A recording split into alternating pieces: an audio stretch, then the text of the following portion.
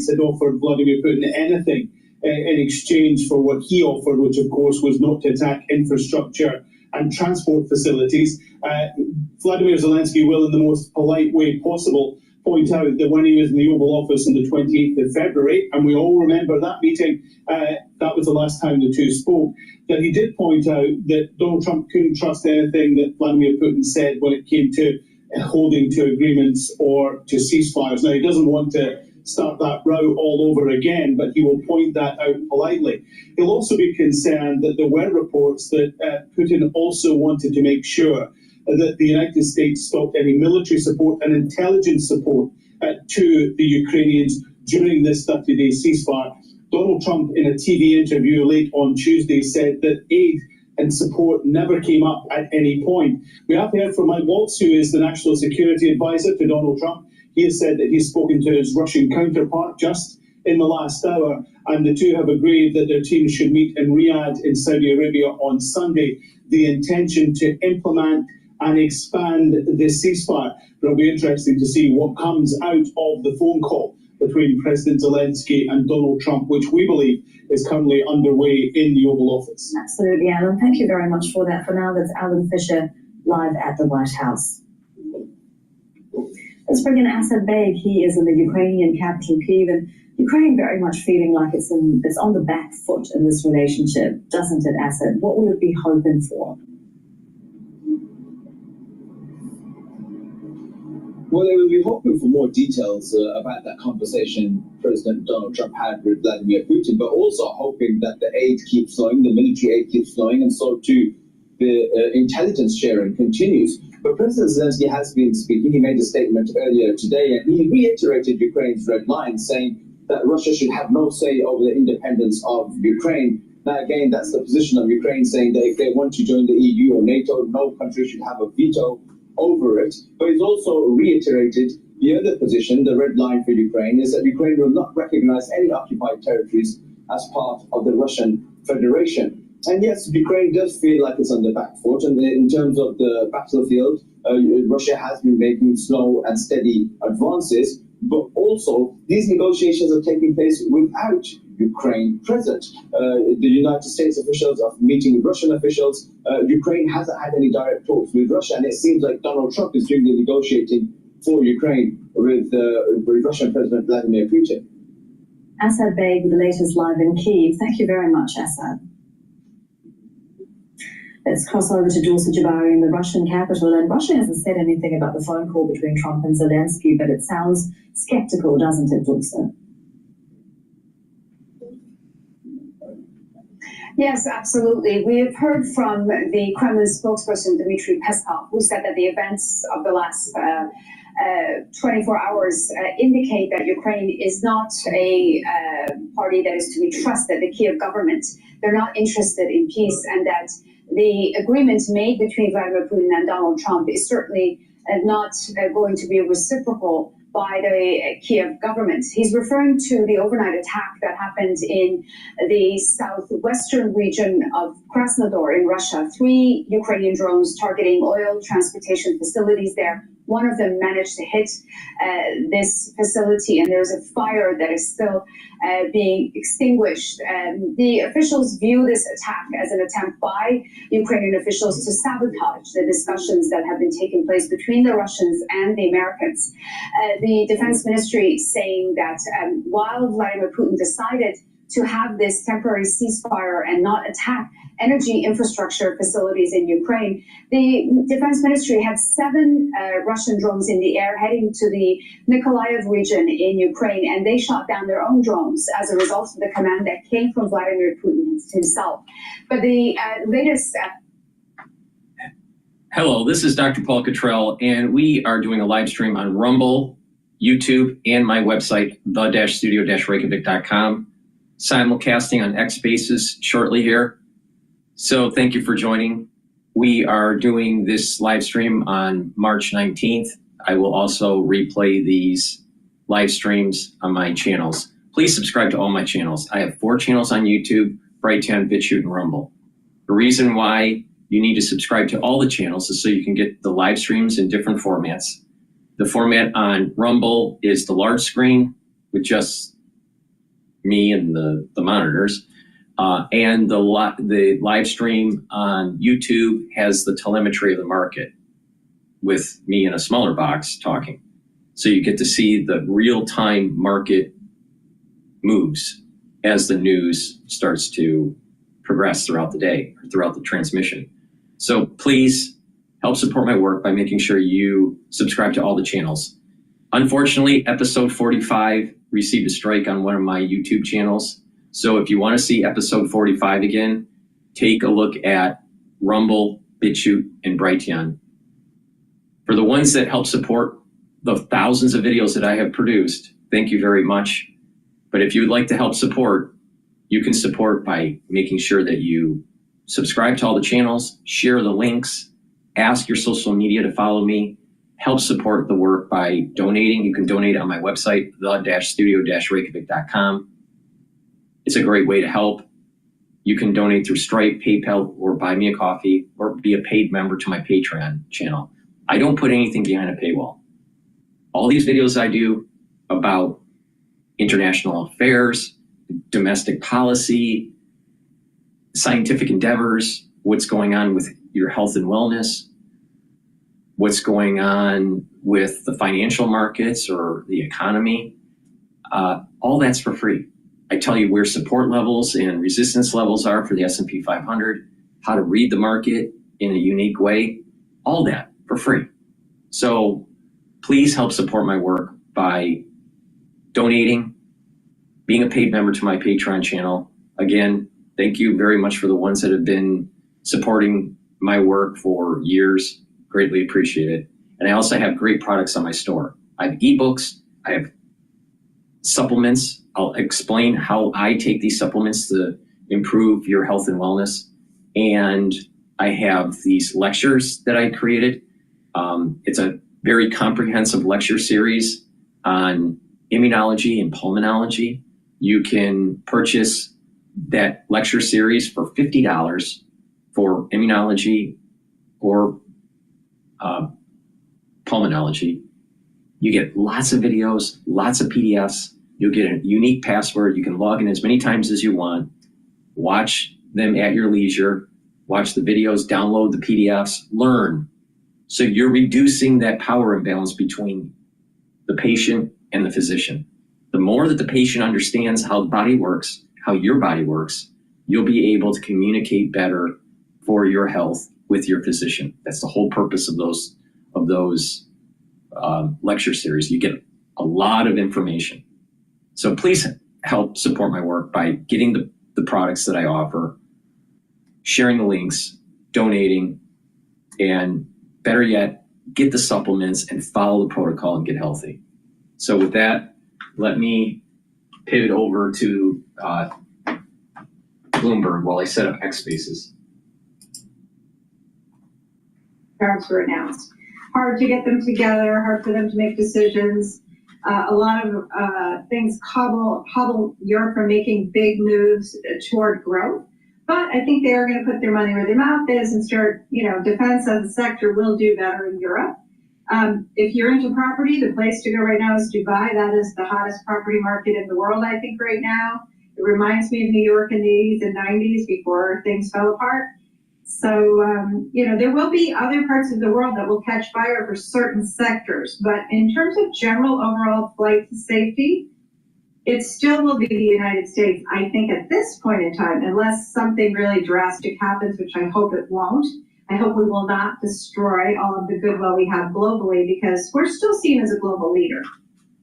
Carol, thank you so much for joining us. Always appreciate getting your perspective on these markets. Carol Pepper is the founder and CEO of Pepper International. Let's get right over to Michael McKee. It is Fed Day. And again, complete coverage starting at 1:30 p.m. on Bloomberg Radio and Television. Tom Keene, John Farrell, Lisa Barmans will bring that to you. Michael, all right, before we go to Tom, before we go to them covering that, let's go over where the market is. The market for the S&P 500 is at 5,651. The VIX index is at 20.85, so it's still elevated, but it is going down right now. But when the Fed goes towards their decision at 2 o'clock, we'll probably see a little bit more volatility in the market. Euro USD is trading at 1.089, so slightly stronger for the USD compared to yesterday. BITO ETF for Bitcoin long is 18.7. I believe Bitcoin is trading at about 83 or 84,000 right now. I'd have to look. It's not on the dashboard. The oil is trading at $66.88 a barrel. And the USD Japanese yen is trading at 149.9. It peaked in intraday trading at, it looked like about 150.14. So there is a little bit of weakening of the yen. So that is usually my first indicator if there's stress in the market or not. Now, if the yen is weakening, then most likely we're going to actually see a little bit of a positive movement in equities. And we're seeing that, since the open. So we'll see what happens with the Federal Reserve. But as the Federal Reserve makes their decision, you'll start seeing a little bit more volatility in these big spikes for the candles on the dashboard in real time. This is all real-time data. All right, so let's go to Bloomberg here. Take later on today by Fed Chairman Powell. He's been very good, I think, at just kind of talking the talk and then not getting himself or the Fed in trouble. What could be a mistake? Would it be strong commentaries on tariffs? Well, that could be one thing. I think he'll be well prepped not to do that. But what he might do that Wall Street might take as a sign of something is say something like he said before, which is the Fed is well prepared to do whatever it takes to keep the economy on an even keel and inflation moving down. Maybe that would be taken as something of a Fed put. There's been sort of a chorus on Wall Street of we're missing the Fed put, and maybe that might move markets in a way that the Fed isn't particularly appreciative of. But the less he says for him and for the Fed at this point, the better. Mike, do you know what your question is yet? So for those of you who don't know, Mike always asks that question. Like, I'm not selling a bill here. Like, people do their notes and the economists send their notes out and they always wind up putting the answer to Mike's question. Do you know what it is yet? I've told people that I could ask my sort of all-purpose question for the Fed, given what's going on these days, and just stand up and say, Mr. Chairman, what the? Beyond that, we'll obviously want to ask about whether they feel they're going to be able to get ahead of any adjustments in the economy because they just don't know what the president's going to do. Now, they might announce that they're pulling back, pausing temporarily the QT process because of the debt ceiling. They hinted at that in the last minutes. Whether they do it this meeting or the next meeting, that might be coming. So no questions about that, but it's not particularly controversial. All right, Michael McKee, thank you so much. We appreciate that. Michael McKee, International Economics and Policy Correspondent, Bloomberg News. He's down in Washington, D.C. for the Fed meeting today. Again, the same goes at 2 p.m., press conference at 2:30. All right, so a lot is going to be happening for the international markets, and we're going to be covering some other stuff, too, at the same time. So this is going to be a busy day for me. Please help support my work by getting the products that I offer. I have structural nano silver soaps. So you can get it in peppermint. You can also get the structural nano silver soaps in lavender in the new packaging, very high quality. Get a couple bars or a few bars for your household. Use discount 5 and you get $5 off. I also have lemongrass, structural nano silver soaps, and charcoal tea tree. Very high quality. Get a few bars for your household. Go to my store, the-studio-reykjavik.com. Use discount 5, all caps, number 5, and you get $5 off any order. Any order. All right? Another thing that's really important to take, it's the first pillar of my core protocol, is max 14 or max 35. Take a teaspoon a day, swish it in your mouth, gargle 20, 30 seconds, improve your epithelial lining and your mucosal layer in your oral cavity and in your oral pharynx, and help boost up your immune system. Take it every day. If you're not feeling well, take a tablespoon or 2 a day. Same thing. You put it in your mouth, swish it around, gargle 30 seconds, 20 seconds, and then swallow. So please go to my store, get the Max 14 or the Max 35. And that's part of the first pillar to help boost up your immune system. All right, let's go to CNN's breakdown of the Putin's message to Trump.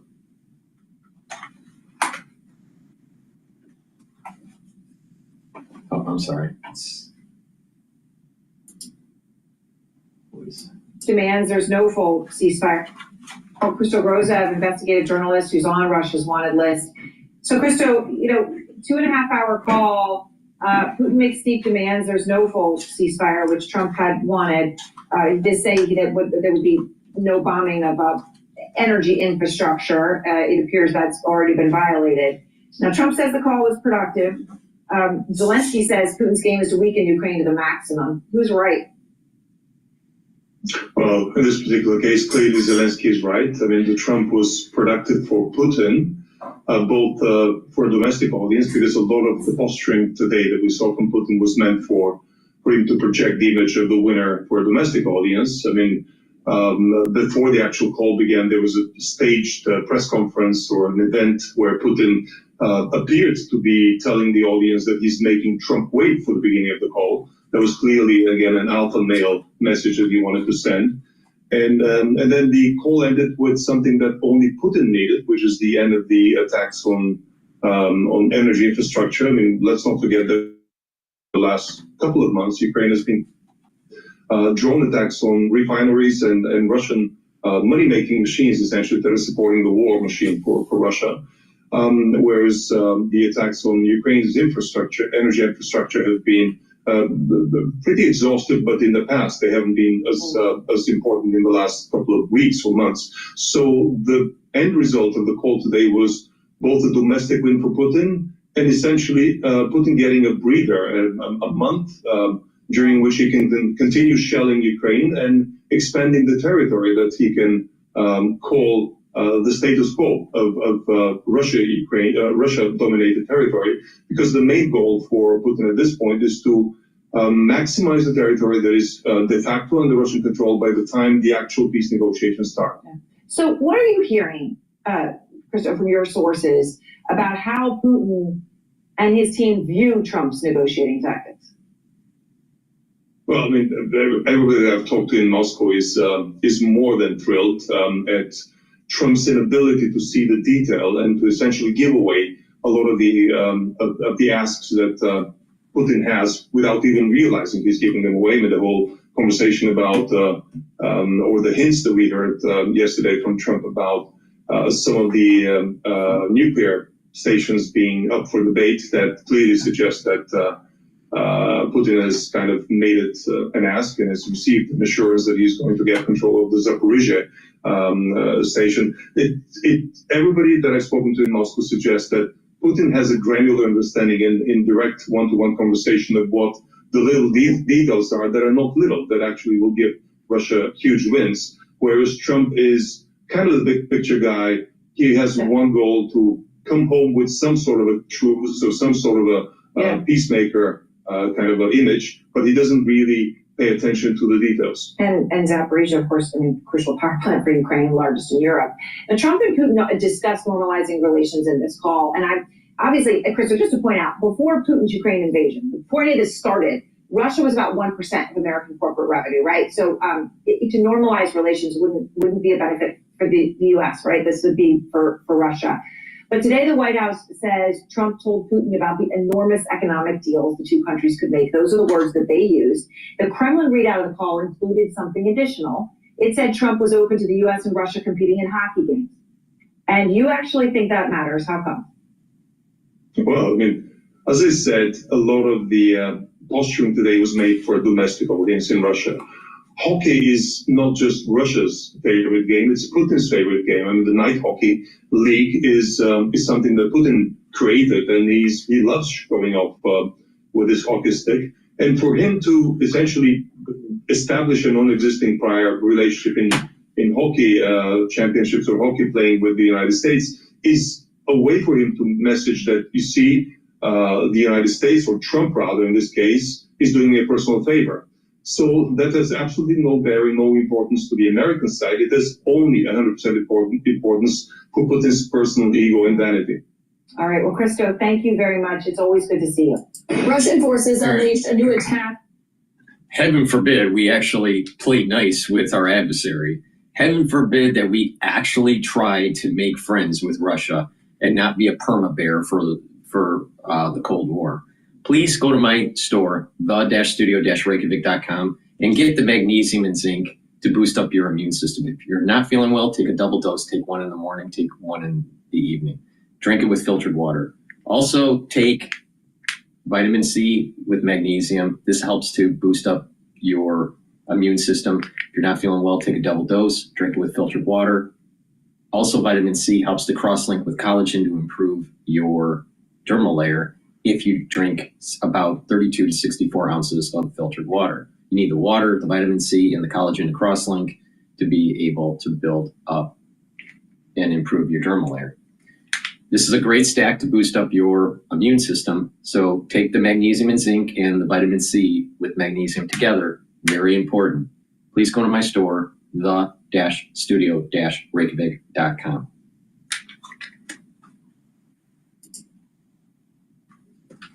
Cities in Ukraine in the dead of the night after that nearly 2-hour phone call that happened earlier between Presidents Trump and Putin. A call that ended without Russia agreeing to a 30-day pause on all fighting, something that Ukraine had agreed to. The Russian leader did agree to lay off hitting targets like Ukraine's energy grid or its power plants. But of course, important to note with that spares Putin's energy infrastructure as well. And when you look closely at the two readouts that we got today, one from the White House and one from the Kremlin of the call, the differences are obvious. For example, the Kremlin says that it pointed out that a complete cessation of providing Kyiv with foreign military aid and intelligence must become the key condition for preventing an escalation of the conflict and making progress towards its resolution, aka no more military aid or intel sharing to Ukraine. But the White House didn't mention that demand to stop military aid from the call, and Trump said tonight they didn't talk about it. No, we didn't talk about aid, actually. We didn't talk about aid at all. We talked about a lot of things, but aid was never discussed. My sources on all of this are the former Deputy Director of National Intelligence, Beth Sanner, and the former NATO Supreme Allied Commander, Admiral James Stavridis, who has a new book called The Admiral's Bookshelf. And it's great to have you both here. Beth, when you look at this and the two different readouts here in terms of what this looks like, what does it say to you that one mentions stopping military aid, Trump says they didn't talk about it, and just in general, what were your takeaways from the 2-hour call? I mean, look, we are looking at the very top of the iceberg, right, in terms of these readouts. We're only getting maybe, 0.01% of what this 2-hour call was, half for translation, but nonetheless, we don't actually know what happened, do we? So I don't know if that's true or not that they didn't talk about that. I think that there was probably quite a bit that was discussed, but I think that the main thing I take away from this is that there is one person who's driving the terms of this negotiation. It is not Donald Trump. It is President Putin. Because if we were taking us back a week ago where we left Marco Rubio saying we're going to present Russia with an unconditional ceasefire and we'll see which one of these countries is a problem for peace. Well, we just found out, but instead he got praised. So these are all Putin's terms. Admiral Stavridis, how do you see this in terms of, Trump said tonight the next step is a full ceasefire, but do you believe the Kremlin appears to be any closer to that from that 0.01% of the readout that we got, as Beth put it? Yeah, I think Beth's background that the CIA is showing, and I think she's right, which is to say Putin is kind of playing rope-a-dope here. He's going to try and do everything he can to appease Donald Trump, but at the same time, he really does not want to give up what he perceives, I think correctly at the moment, is a military advantage. So what is he going to do? He'll agree to what is frankly a kind of a minor ceasefire sliver of, okay, I won't go after infrastructure, I won't go after electric grid. We'll see. He's launching missiles right now. On the other hand, the big ceasefire, that's still a chimera glimmering off in the distance. Putin is just playing the table right now. And Admiral, what does it mean for the fighting on the ground, actually, with what Russia did agree to in terms of, I mean, Ukraine had actually been making progress on that front, on hitting Russia. So what does this mean for what happens on the ground right now? Well, let's start with that terrible 5 days where the U.S. ceased supplying weapons, but I think more importantly, Beth will agree with this, with supplying intelligence. That's like taking a boxer in the ring and dropping a full court mask across his or her face. You can't fight if you can't see. So I think as long as we keep the intelligence flowing, we can keep the Ukrainians in the game right here, both on the ground and in the air. The key is going to be whether or not Putin ultimately decides he wants to get to a ceasefire. So far, I'm not seeing anything that makes me confident of that. Well, Beth, on this front, I mean, when you look at this and knowing, as someone who studies Putin and what he does and his tactics, do you think he's just trying to stall for time here? There's stalling, but there's also positioning. One of the things that I really took away from the Kremlin readout was how much this is framed as two great men who are running great powers, and our role is to have this global responsibility. And so all of this is about rehabilitating Putin, bringing him back into the international community, and being seen at home as being very, very strong. And I think that he is actually succeeding in these ways. Well, is that part of him? When at the end of the readout, they talked about hockey and having the United States and Russia play hockey again, and rearranging those games. I mean, is that part of that? Is that kind of a sports washing of what we've seen happen with Russia? I just keep wondering, who is Ovechkin going to play for? But yeah, sure, it's a sports washing. It's an everything washing. It is, and we're helping because we are equivocating in our statements, Russia and Ukraine, you know, this war should never have started. There is literally zero penalty for Putin saying no. But of course, the talking heads on CNN don't talk about the never-ending encroachment since the fall of the Berlin Wall by the NATO alliance.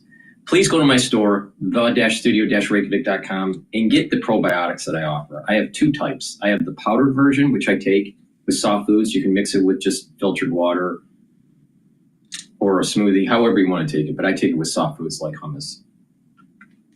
Or you can take it in the veggie cap version, which is more popular. Most people prefer that. It's just easier to take. But if you're taking a lot of different powders like I am, it probably behooves you to take the powdered version. But either one is very high quality as a probiotic. But taking a good probiotic is very important for your gut health. All right. Gut health improves your skin, your hair, your nails. Gut health will improve. Gut biome is going to improve the population in the gut, improve the mucosal lining, improve the concentration of your IgAs, improve your immune system, improve your gut, improve the absorption of your foods in your gut, and you're reducing that inflammation. If you have a bad gut biome, you got a lot of inflammation that's going on, and it affects your body. All right. In addition, you're going to notice that your liver is going to be performing better. Why? Because the communication between your gut and liver is really important. And your liver is a major detox organ, and it performs lots of different functions. It helps produce important proteins. It helps to process, sugars and bile. So it's a very important organ. And if it's healthy, it can regenerate, right? It has a very high regenerative capability. So having a healthy liver is really important. So having a good gut biome and that better communication with the liver is really important. And the gut and your brain, you're improving that communication. So with a good gut biome, what's going to happen is you're going to sleep better. You're going to concentrate better. You're going to have You're going to be less irritable. You'll sleep better. And with all this, you're just going to have a little bit more improved health and wellness when you improve that gut biome.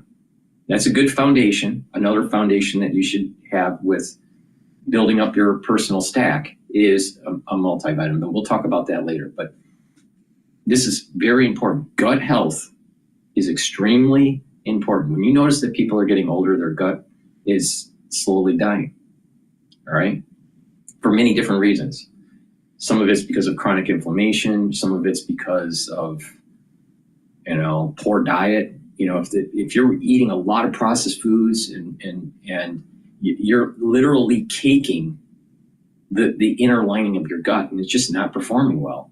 And if you have a mucosal lining that's thin and your IgAs are in low concentration, you're gonna have more inflammation and more disruption of that epithelial lining, and the crypt where your stem cells are to regenerate your gut cells could get mutated and lead to polyps. So you don't want that, all right? You need a good gut biome. But also, once you turn about 40 years old, males or females, you really need to do cancer screenings, do colonoscopy screenings, really important, all right? So, this is a holistic approach, all right? Proper diet, proper exercise, proper supplementation, get that gut biome going, do your screenings that you need to screen. If you have family history, you should be screening earlier. So please go to my store, the-studio-reykjavik.com. Get the probiotics, either in veggie cap form or in the powdered form. All right, let's go to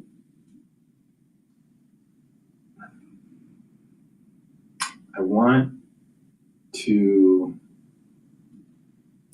maybe Al Jazeera here. No, not Al Jazeera right now. Yeah, of the deadline instead of 2 years, for example. If I want to install a facility for production of electricity. What I want to do is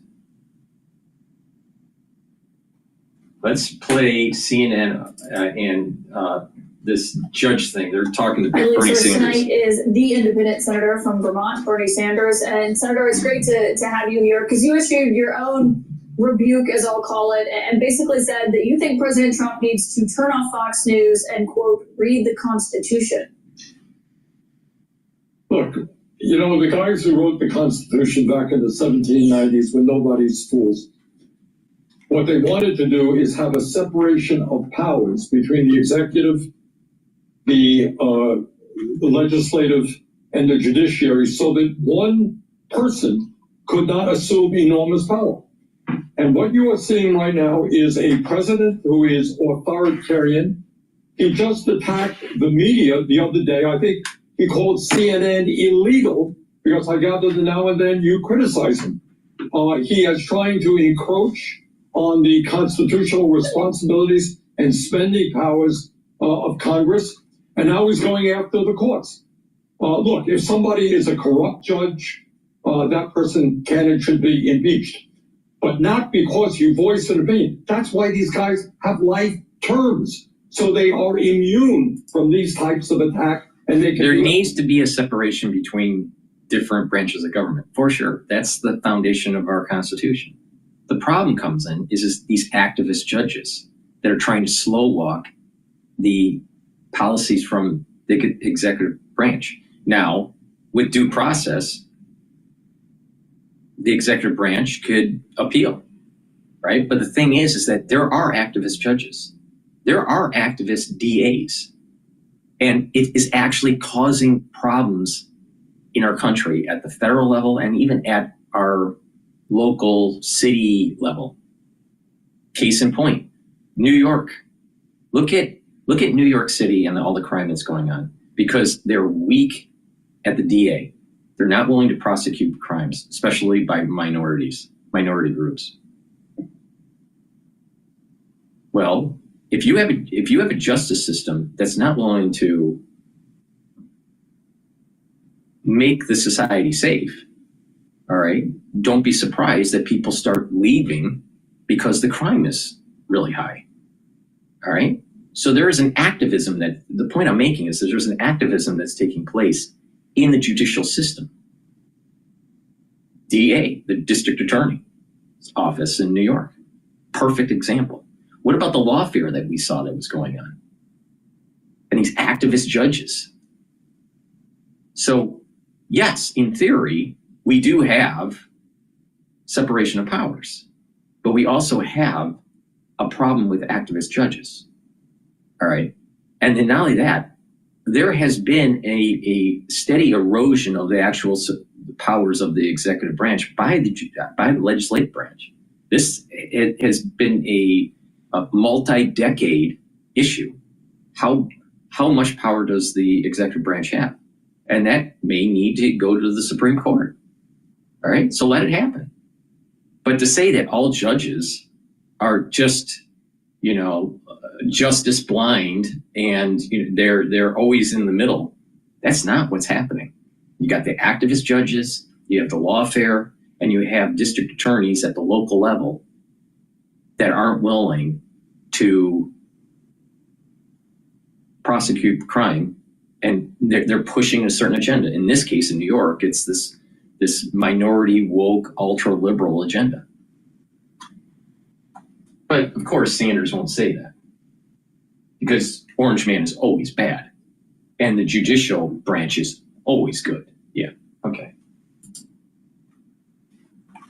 In their judgment, and just the word here. In the last number of years, I'm not a great fan of Chief Justice Roberts. You have had decisions from the Supreme Court on Citizens United, which allowed billionaires to buy elections. One of the worst decisions in the history of the Supreme Court. You didn't see a whole lot of people saying impeach Roberts and members of the court. You had this horrible decision on Roe versus Wade, taking away women's rights to control their own bodies. Again, we live in a society of rule of law. Supreme Court. But if we don't have an affinity to God and country and family, we lose our ethics. And we use terms like, choice, right? For Roe, with this whole Roe versus Wade, Roe v. Wade, all right? That it's bodily choice. What about asking it in a different way? At what point does the unborn have constitutional rights? At what point? At what point is killing a fetus, terminating the life of a fetus, a crime?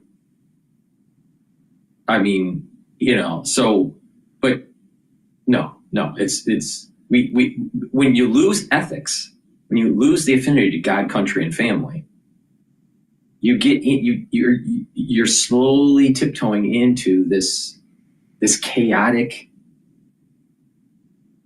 society that just hates life. You listen to like these people that are like ultra libs, and they hate people. They would rather have trees than humans. Or there's this really perverse, illogical hate of humanity with these ultra libs. Now, what is strange about Sanders, and I do think that there is a disparity between incomes, uber wealthy versus the middle class, and that's a problem. I know why it's happening. It's because they put their money in instruments that have scale and they can grow their money very quickly while the middle class is living paycheck to paycheck. All right. That's why it's happening. But the thing is that Sanders, multimillionaire, writes books on why capitalism is failing, yet uses capitalism to be a millionaire. If he thinks capitalism is so bad, then why doesn't he donate, I don't know, half of his money? Maybe half of his homes? He's 5 homes. All right? So why doesn't he chainsaw one home in half and then give the other 2? And just have illegal immigrants live in there? No, he doesn't do that. He doesn't do that. Why not give up some of those millions of dollars and donate it to families that are in need. No, he doesn't want to do that either. He's a hypocrite. It's power. Judges have their power. And it should frighten every American, whether you're conservative or progressive, that you have a president who does not respect our Constitution and wants more and more power for himself. Very dangerous. What does it say that the Chief Justice, who But the Democratic Party tried to use lawfare to actually affect the election of 2024 for power. That doesn't sound like you're following the Constitution. That doesn't sound like you're upholding the social contract with society. Democratic Party. I mean, let's be honest, Sanders. Great point. You have also criticized decisions that the Supreme Court has made with John Roberts as the Chief Justice. But what does it say that he felt the need to come out and issue this rebuke of Trump tonight? Well, I don't know Roberts all that well. I'm not a great fan of his court, but I think he does understand, I suspect, the danger of a president who does not respect the Constitution of the United States and wants more and more power for himself. It would take 67 senators to remove a judge from the federal bench. That would mean that every Republican would have to vote for it, and I believe 14 Democrats. It's not going to happen. Okay, what we have to worry about is this movement toward authoritarianism. Trump admires and loves people. He thinks they're great. They're beautiful people when they agree with him. But if you criticize them... But authoritarianism doesn't necessarily mean just one person. Authoritarianism could mean a cabal of people. Now think about what happened under Nancy Pelosi with the Obama administration. Don't read the bill, just pass it, and then you can read it later. You remember that? You remember that? That was kind of authoritarian. I thought the whole idea of the legislative branch is to debate. No, don't debate. Just pass the bill and then read it later. Oh, because there's a lot of pork in there. That was authoritarian. Now, people need to really pay attention to the arc of history.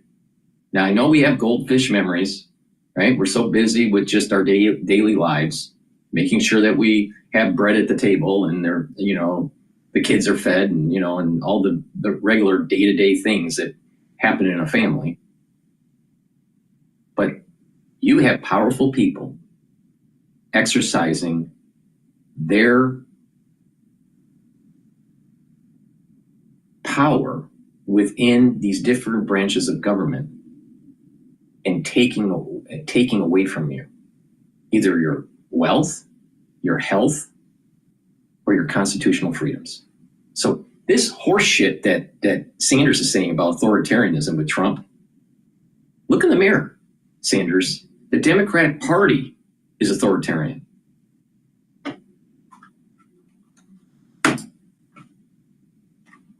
Acting illegally, you should be impeached, you're terrible, etc. You're a left-wing fanatic, whatever he calls people. A very dangerous trend. Look, I don't have to tell anybody that we are living in difficult times, and it's not only this movement toward authoritarianism, it's this movement toward oligarchy, where you have a number of billionaires running the United States government, where you're seeing right now with Musk in. You have lobbying groups that are very powerful, that are funded by billionaires, but also by multinational corporations, where they're like faceless. And Sanders pays attention to them. All these senators, all the representatives, pay attention to K Street. Stop playing this game that you only care about the little person. You care a lot about K Street. You care a lot about the lobbying groups. You care a lot about these political PACs. Not the little person. You ask for the little person's vote, but you have 2 years for K Street. And I don't care if you're Republican, Democrat, he's independent, but he's really a Democrat. But the thing is that, come on, Sanders. So it's not just the well-heeled, but there's an oligarchy that is taking place within the legislative branch where you have multimillionaires minted just because they were able to get a seat in Congress, because they have insider information. They can trade on that insider information, which should be illegal. You try to do that and you would be thrown in jail for like 10 years. But they can do it and they can become millionaires very quickly. Because if you know where the money is flowing before everybody else does, you can easily invest in that company and grow your assets. Now there are apps that are following these people on how they're trading, but there's a time delay, so you don't get exactly the arbitrage that they're playing. But the thing is it's happening. And so you have an oligarchy that's starting to develop, maybe not uber oligarchy, but you have an oligarchy that is developing in Congress. Now, do you think that they're going to vote for the well-being of the American citizen, the middle class, and how you need it, have jobs? They'll do lip service on a stump speech, but what they really care about is their K Street partners, their lobbyists, and how they can position themselves, the representatives, the new oligarchy, to make more money.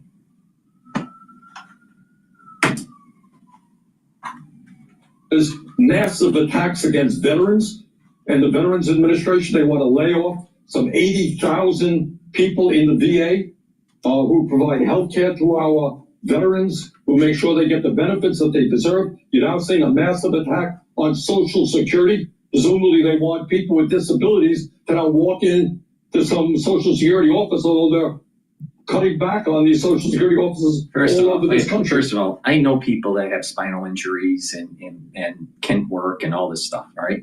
How it works is that they regularly, once a year, have to show that they cannot work because of their disability. And it's really easy. I mean, they show some, CT scans, they show doctor reports, all right? And it's no big deal. And it goes through. But when they do these screenings, they're looking for people that are faking it. And there are a lot of people that fake it. But for the ones that aren't faking it, they get their benefits, all right? Because there's enough documentation through medical services to be able to justify the continued payments that they need. Anyone that's disabled should get their Social Security, for sure. Not just that, it shouldn't be taxed. Not just that, all elderly should get more money from Social Security and not have to live in fear of picking medication versus food, because that's what's happening. People that are geriatric, that are in the geriatric part of society, and their main source of income or their only source of income is Social Security. And as they ail, they need medication for certain types of diseases, and they don't have the money. So what they do is they literally either don't take their medication, so they're non-compliant and makes things worse. Because a lot of times when you're taking like heart medication, you're non-compliant, you're making the problem worse, because your body has to slowly titrate off of the medication or slowly titrate into the medication. And if you're just not being compliant with the concentrational levels, you can exacerbate a heart attack. All right. But they're at a point where they have to pick medication or food because the Social Security isn't funding their high costs of living. And they're just living day to day, and we're living in worry. And all that worry for someone that's retired is adding to the stress and their decline in health. So they should make more money. But they shouldn't be taxed either on their Social Security. And the reason why they don't make as much money and why they're taxed on their Social Security is because a crazy programs that we have where we don't have the money anymore. We don't have money to waste. So we should start with this premise. Our elderly are taken care of medically, and they have enough money to be able to live a decent life. Not live the life of Riley, but a not to live in fear where they're picking medication versus food. And it happens a lot. People don't want to talk about it. But, you know, if you've seen enough patients or you've been around enough people that are elderly, that's exactly what's happening. And then what happens is that when you have to transition them into nursing homes, it's a total scam because you have to sign off on all of their wealth. You have to sign, if they have a home and they get transported into the nursing home, you have to sell the home and the home is transferred to the nursing home. The Social Security is transferred to the nursing home. That's why a lot of people that are buying nursing homes are making a lot of money. They're multimillionaires. So that Luigi that blew away the United Health guy, CEO, his family made lots of money on nursing homes. You know how you make the money on nursing homes? Because of this transfer of wealth. It's a big scam, big scam. Most people don't realize it's happening until you have a family member that has to transition into a nursing home or a hospice. It's a bitch. It's a bitch. And that's what's going on in society. Why isn't he solving that problem? Instead of worrying about Trump bitching about a judge. Because we have a lot of people that are going to be moving in to this, 70s, 80-year-old population. Some of them are in good health and will be okay, but they'll eventually decline. And others are not in good health. So what's society going to do? So we have to take care of our geriatric patients, our geriatric population. And we have to take care of our veterans, 100%. They should, all of their medical care, if you're a veteran, all of your medical care should be free, period. Full stop. But all this other wasteful spending, we need to get rid of it. Need to get rid of it. And there's the realization that people game the system, and there's enough of them doing this that we don't have the funds to give to the veterans that are really in need and to give higher payments to our elderly that need it. So they aren't at the table deciding should they take their beta blocker or should they buy bread. Meanwhile, multi-millionaire Sanders seems to have all the answers.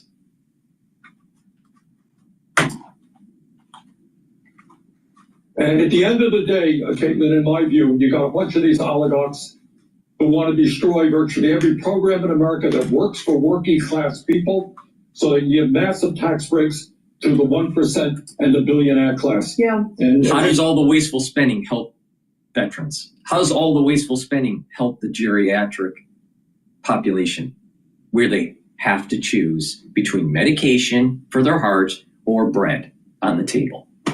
How is it working, Sanders? How? How is it working? Tell me. It's not. It's not.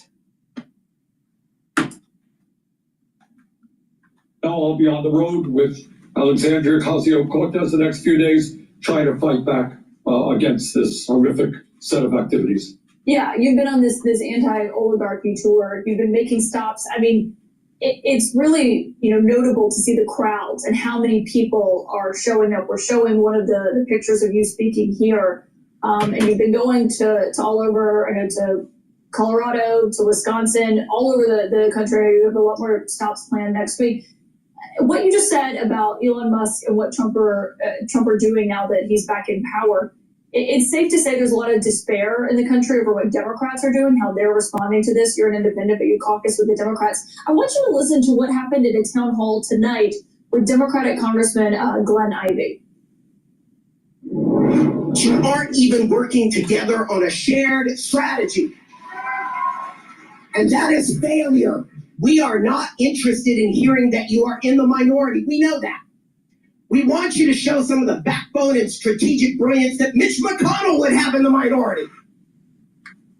Is that what you've been hearing out on the road, Senator? I think there's a lot of discontent with the Democratic leadership, and I think with the entire Democratic Party.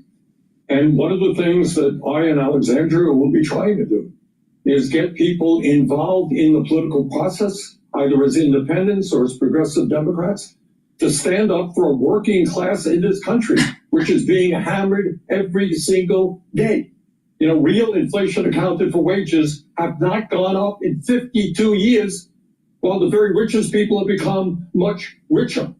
Our healthcare system is broken. Our housing system is broken. Our childcare system is broken. We're not making the progress we need to address the climate crisis that we face. And yet the majority of the American people believe that we should have a government that works for them and not the few, which is what we have right now. So I hope we can rally the American people. But don't forget, the oligarchy is the uber class of wealth, but also there's a sub-oligarchy just below them called your representatives in Congress. To understand the critical moment that we're in and to get them to stand up and fight back, not only against Trump, but in the richest country in the history of the world, we should not be the only major country that doesn't guarantee health care to all people, or pay family and medical leave, or have 800,000 people sleeping out on the street. We're the richest country in the history of the world. We can have a government and an economy that works well for all. When it comes to that effort in the Senate, do you think Senator Chuck Schumer is the right person to lead it? It's not, I know, everyone's beating up on Chuck, and I strongly disagree with them. Strongly. No one is in the caucus more critical of Schumer than I am, but it's not Schumer. It's the caucus. It's not the caucus. It's the Democratic Party. You got to take a deep breath and understand that you have a Democratic Party, you got a Republican Party, which is owned by Musk. Any Republican who defies Donald Trump will be primaried by Musk, unlimited amounts of money. In the Democratic Party, you got a party that is heavily dominated by the billionaire class, run by consultants who are way out of touch with reality. The Democratic Party has virtually no grassroots support. So what we are trying to do is, in one way or another, maybe create a party within the party of bringing millions of young people, working class people, people of color, to demand that the Democratic Party start standing with the working class of this country and take on the very powerful corporate interests that have never had it so good. You've been out on the road hearing that from voters with Congresswoman Alexandria Ocasio-Cortez, as you mentioned. People are saying she should primary Schumer. Do you think she'd be a formidable opponent if she did? I don't want to go. Look, the issue right now is not worrying about a primary 3 years ago, 3 years from now, whatever it's going to be. That's media stuff, Caitlin. That's not what people are worried about. It's Democratic voter stuff too, though. Wake up. What we have got to do now is wake up the American people. The vast majority of the American people do not believe that we should give tax breaks to billionaires and cut Medicaid, cut Social Security, cut veterans programs and nutrition. And our job is to rally the people at the grassroots level, have them run for school board or Congress or the Senate on an agenda that says that we're going to stand up for working class people, not the rich. That's what we've got to do in this moment. And certainly, I mean, we have seen this at your town halls, and for people who haven't been watching where you've been going, I mean, your stops across the country. It's been quite fascinating to see just the audience reaction. Senator, I do want to ask you, because tonight we have breaking news that President Trump has fired the 2 Democratic members of the Federal Trade Commission.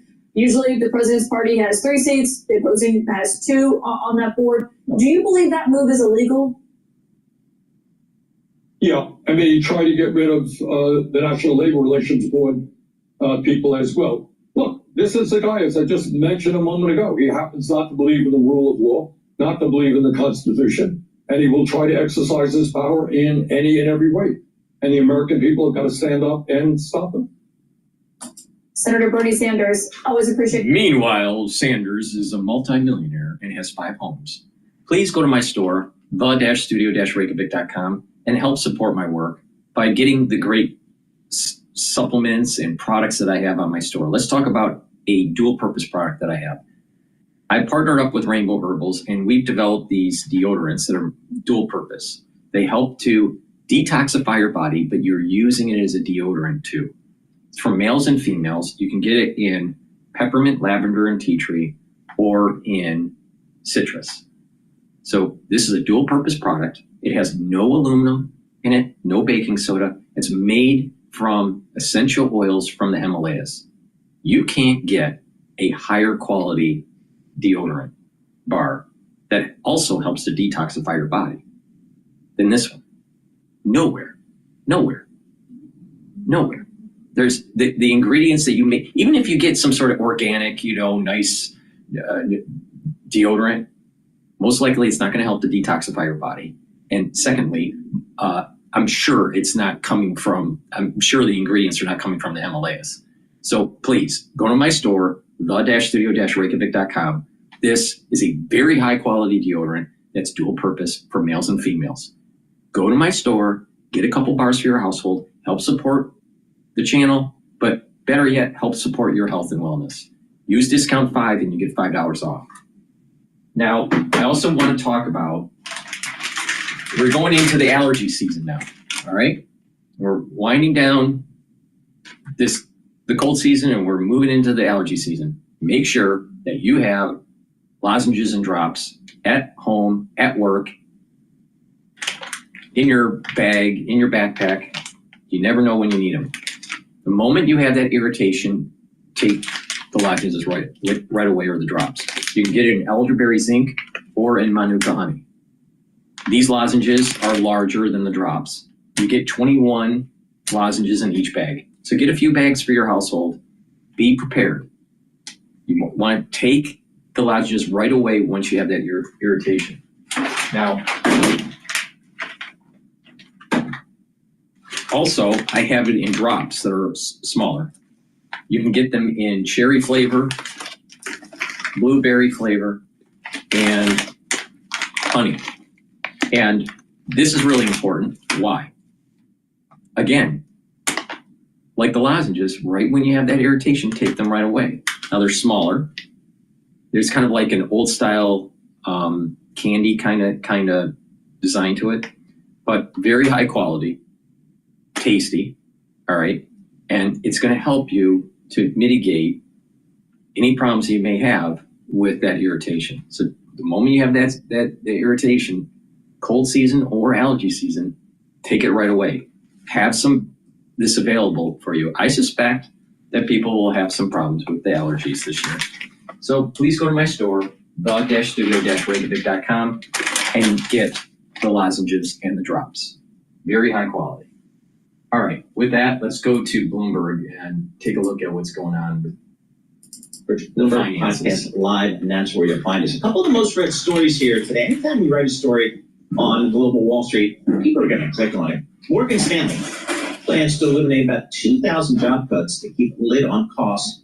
And then our friends over at Citi /executive bonuses tied to the bank's turnaround here. Is there any common thread here? I don't know. Todd Gillespie joins us here. He's a finance reporter for Bloomberg News. Todd, let's start with Morgan Stanley. Is this just kind of the annual culling of some of your underperformers, or is there something different going on here? It's certainly a bit of that, Paul. I mean, this is quite a big cut. I mean, the most recent comparison is something they did in 2000, where they cut 2023, where they cut a sort of similar number of jobs in the thousands. But this certainly seems to be tying together a few different phenomena here. Partly tied to performance, partly the firm reorienting where it's basing some of its workers, and also a small portion of these cuts are coming from AI already and automation.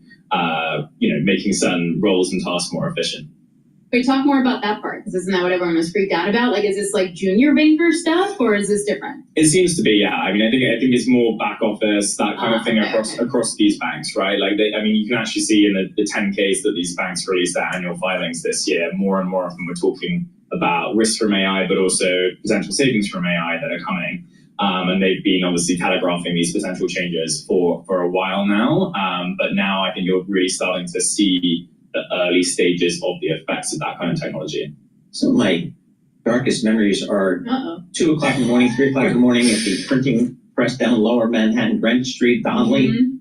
You know, looking at a convertible bond prospectus for, you know, errors and things like that. Oh my God.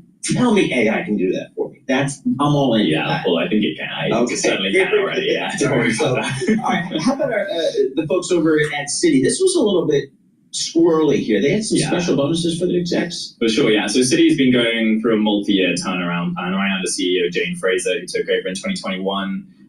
You know, later that year, the board put in place this thing called the Transformation Bonus Program, which basically was trying to tie the top 250 or so executives, their pay to specific milestones, achievements as it comes to dealing with regulators' demands. Remember, Citigroup is under 2 big regulatory consent orders from the Fed and the OCC that were put in place in 2020, and they've been trying to shed these, mainly about back office checks, data quality management, and obviously we know recently some botched transfers that made some headlines, you know, renewed scrutiny over these issues at the bank. And what's clear here is that Citigroup now, this is the 3rd and final tranche of these annual bonuses. And in fact, every year they've been going down in terms of percentage, the scorecard basically that these executives have been getting. In 2022, they got 94% of their bonus payout. In 2023, they got 80%. And now this time they're getting 68%, but that's only because partly boosted by a share price contribution that wasn't present in the previous 2 tranches. Without those, if you're comparing apples to apples, they're down at 53%. So they've fallen from 94 to 80 to 53, basically, if you're looking at, you know, raw performance in terms of how the board thinks that these top executives are doing and getting towards these key, you know, these key milestones that have been set for them a long time ago and are really a key part of what Jane Fraser has staked her tenure on. So that's not good. Like, if you're sitting in that position, you're like, like, what do you do then? What do you do, right? Yeah, I mean, good question. I mean, that's one of the risks of making a bonus program like this is you're being so transparent that it's almost, it's difficult to be like, hey, yeah, we're doing really well when you're not. And in fact, the bank has quite transparently said, sure, we're not doing well enough. They got a fine of about $160 million in July from the Fed and the OCC for basically not improving fast enough. And if you get a fine like that, it's quite hard to, be paying. No, just kidding. Yeah, exactly. It's quite hard to be paying out bigger bonuses on these, on this level. But we also don't know how much the bank is spending on these bonuses. CFO Mark Mason also declined his bonus this year, this transformation award bonus specifically. A lot of the improvements that need to be made are under the Treasury, under regulatory reporting issues that he's responsible for. And so he seems to have sort of taken that on the chin. Well, Jane Fraser, she did pretty well for herself. For 2020, this is 20. I think she got something in the 30s. Kind of Jamie Dimon got the same thing. They're kind of the... Well, Jane Fraser got the biggest pay bump of any of the big Wall Street CEOs. That's the stuff 33% that chased people. Yeah. Like, well, wait a minute, dude. But what was her comp in comparison? It was lower than Jamie Dimon's and such, but I mean, you would expect that from a bank like Citigroup where profitability is much lower. But she got the biggest bump. I mean, she got a 33% bump. That now puts her sort of upper middle of the pack of Wall Street execs from the bottom of the top 6 banks. You can't do that and then cut rank and file. Well, you that can. Stuff is bad. But you can. She's being paid to cut rank and file in some senses. If their bonuses are specifically tied to something that they're not meeting, there's going to be tied to a variety of things, right? Yeah. I mean, Before I let you go, Oppenheimer analyst, did you guys see this? No. Had a really interesting note out today that said that the M&A rebound is likely delayed or canceled, and they're downgrading Carlyle, Goldman Sachs, and Jefferies on this. Yep. That was really worrisome. What are you hearing, Todd? Well, Goldman Sachs themselves, I mean, their equity analyst, David Costin, their chief equity strategist, said a similar thing just earlier this week as well. And, there are competing views across different banks and competing views across different regions, right? There was a bright spot in Europe, potentially, that our colleague Dinesh Nair wrote about just earlier this week. But yeah, I mean, people are still quite worried about this volatility that is coming, particularly on the corporate side of things, I think. The sponsors and the strategics, they've got things to do, cash to unwind, deals to make that they kind of have to do to keep their business model fresh. Corporates, they have that option that they don't really need to do anything now if they don't want to. And if the market's still volatile and geopolitics is in the air, who knows when they're going to, All right, come back. Good stuff. We heard UBS CEO today just at a conference over in Europe saying their calendar is basically frozen. Their clients aren't doing anything. So that's, again, another data point. Todd Gillespie, financial reporter for Bloomberg News. Thank you so much. We appreciate it. Rates ticking up a little bit out there over the last, week or so. And one of the folks, we get movement in rates. One of the folks we like to check in with is Erica Edelberg, Bloomberg Intelligence Chief Mortgage-Backed Securities Strategist. So, Eric, we had a little bit of a tick up in mortgage rates. Noise? Is it something you guys pay attention to in the MBS market? Yeah, this is something I don't know what's going on with Live now, but there's a large police presence near CIA headquarters. So let's just This breaking news. Little information at this moment. We know that police are on scene along with a SWAT team, and according to Fox 5 DC, the bomb squad has also been called in, although it is still unconfirmed whether there is a bomb in the area. There are also reports, according to Fox 5 DC, of a man outside the CIA building. We are continuing to follow this breaking news as the photographer pans in on this very large police presence here in Fairfax County, Virginia. You can see the command posts right there as the photographer zooms in on that. We have seen armored vehicles and tanks, SWAT team members arriving there on scene with lights flashing as the photographer pans in on some of the first responders and law enforcement officers standing by at attention. This is a live look from 2 blocks away from the actual scene itself. So the police have established that 2-block perimeter around the CIA headquarters, as there is what Fairfax County police are calling a, quote, barricade incident. What that means remains unclear. There are reports that there is the bomb squad there on scene. The thing is, this happens right after the JFK files show that the CIA was involved. All right.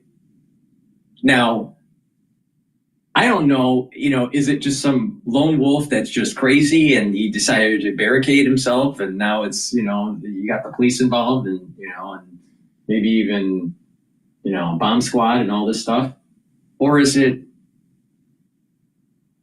the CIA doing an operation on itself to try to get sympathy from the population? I don't trust anything when it comes to the CIA. But it's very suspicious that this is happening the day after the release of the JFK files. 2-minute break here on Live Now from Fox, continuing to follow this breaking news and a number of other live events happening right now. We'll be right back. I'd like to know a little bit more about what's going on there, but it sounds like it's some sort of false flag type stuff to get sympathy for the CIA. Because you got to remember, what did I say?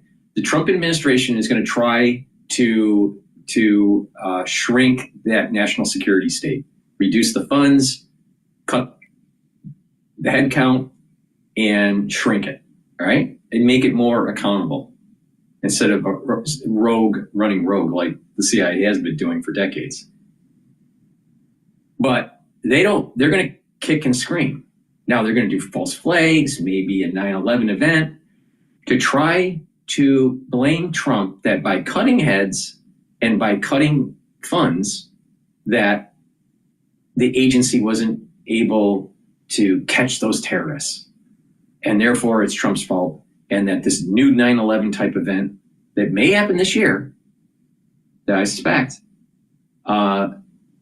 could be blamed on the Trump administration, and that they go to Congress and ask for more power and more money and to re-inflate the national security state. So is this the beginnings of it? Maybe. Please go to my store, the-studio-reykjavik.com. Get the multivitamin that I have. It's easy to digest. You need multivitamins and minerals as cofactors for your enzymatic activity. Your enzymes have a certain 3-dimensional structure. Now, when you have the proper concentration of of vitamins and minerals, they'll attach as cofactors to these enzymes and change the shape of the enzyme and work more efficiently in the cell. That's what a cofactor does. So take this multivitamin, have the proper enzymatic activity for your cells. It has a great base for the different vitamins that you need. And that's a great foundation to start this health protocol that I want you to build up for yourself. You can follow what I'm doing, or you can build up and customize it based on what you want to target. But I'm gonna show you one stack that's really good for you. So the multivitamin, it's great for overall health, but not just that, enzymatic activity. Really important. Take this multivitamin every day. It's easy to digest. Now, also, olive leaf extract is a dual purpose supplement. It helps bring down inflammation, so that's going to help your immune system, but also bringing down inflammation helps your vascular system. And olive leaf extract helps to bring down LDL levels and increase your HDL levels. That means it's improving your total cholesterol profile. And with less LDL is oxidized. That means less plaque buildup. So taking these two together as a stack, you're getting the enzymatic activity that you need for overall health of your tissues in your cells, right? And olive leaf extract to help with your cardiovascular health and your immune system. So this is a good stack to start with. All right. Please go to my store, the-studio-reykjavik.com. Use discount 5 and you get $5 off.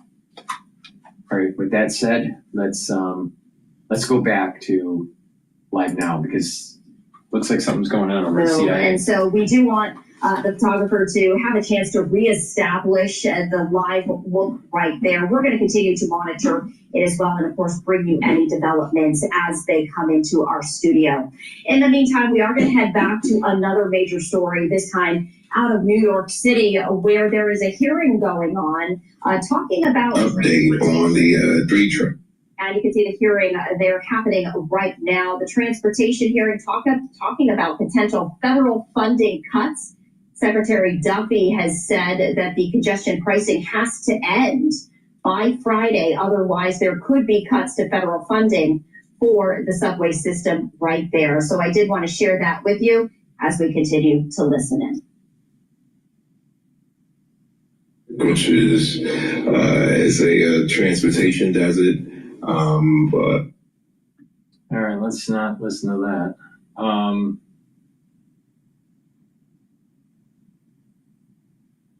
All right, I want to go to Bloomberg, but they're on a commercial break.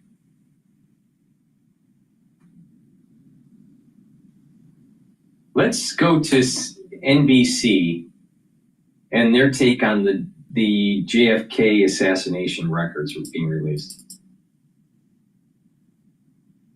Thanks for breaking news tonight. The long-awaited release of the new JFK files about an hour ago, posted on the National Archives website, are what the Trump administration says are tens of thousands of never-before-seen memos, some intelligence reports, troves of top-secret documents. We are talking more than 1,100 PDFs, and President Trump has promised full transparency, no redactions. And we've been sifting through so many of those pages after the DOJ lawyers have been working all night to do the same. One detail that has been debated for decades, the single bullet theory. That is the official account that one bullet caused a number of wounds in both JFK and the governor he was riding with, the path of that bullet, and doubts over who was responsible for firing this shot has fueled so many of the conspiracies we've heard over the years.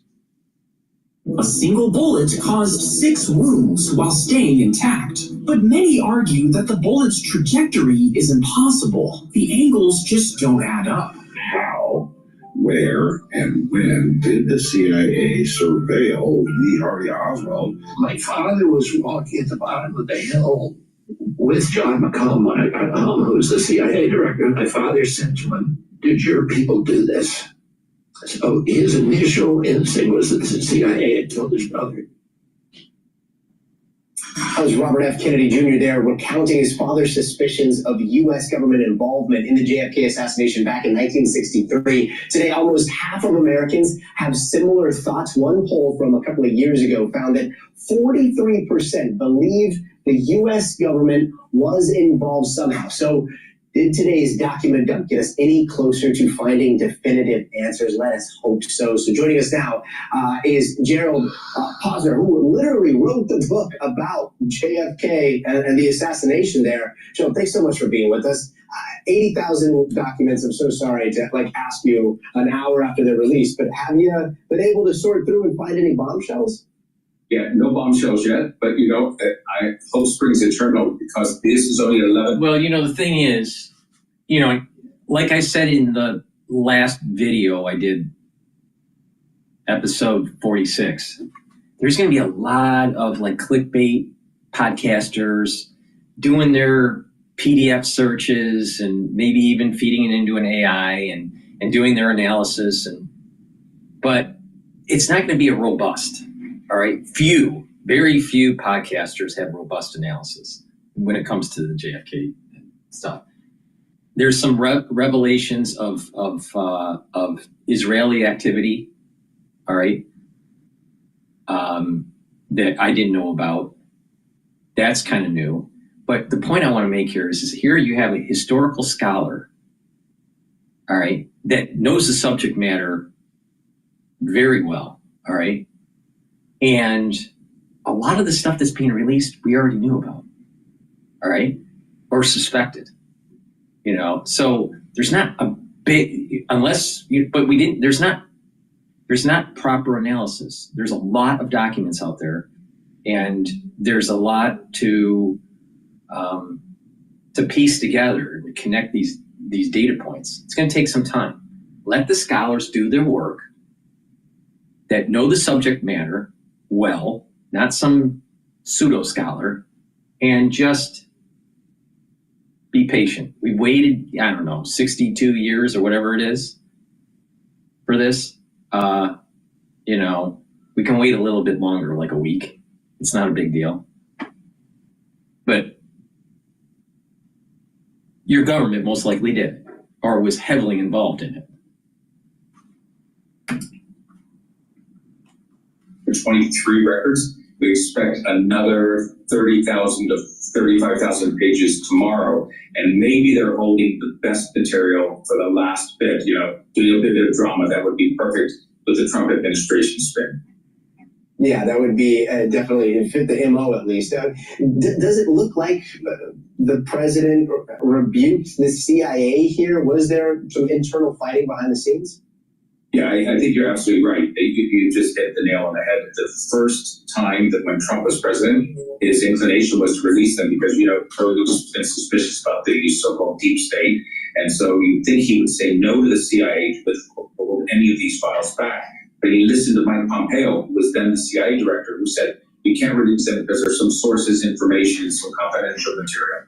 That's one of the reasons I don't think you see Pompeo on Trump 2.0. So now Trump is ready to go. He wants the files out, and we're finally getting them. They should have been done. Biden could have released them as well. So, I'm glad that they are out. And now that they're out, do you have any predictions as to what we might see here? So, my predictions, less a lot of people, if you ask them, what do you think you're going to do? I used to have a lot of respect for Pompeo. All right, especially after I listened to the audiobook of his memoirs, America First. All right. But he was a major player within the Trump administration that prevented Trump to do this in his first administration. Pompeo was trying to hide CIA involvement with the JFK assassination and the high probability of Israel or individuals that were Israeli being a part of the assassination. Now, what exactly they did, I don't know. I'm not going to pretend I'm an expert at JFK. I don't really honestly care about the JFK files. I'm thinking about how do you solve Alzheimer's disease, all right? But, I'm not, I don't really fucking care about the JFK files. But the thing is a lot of people in the United States do because it's all about bread and circus. But the thing is that just focus on the scholars, let them do their work.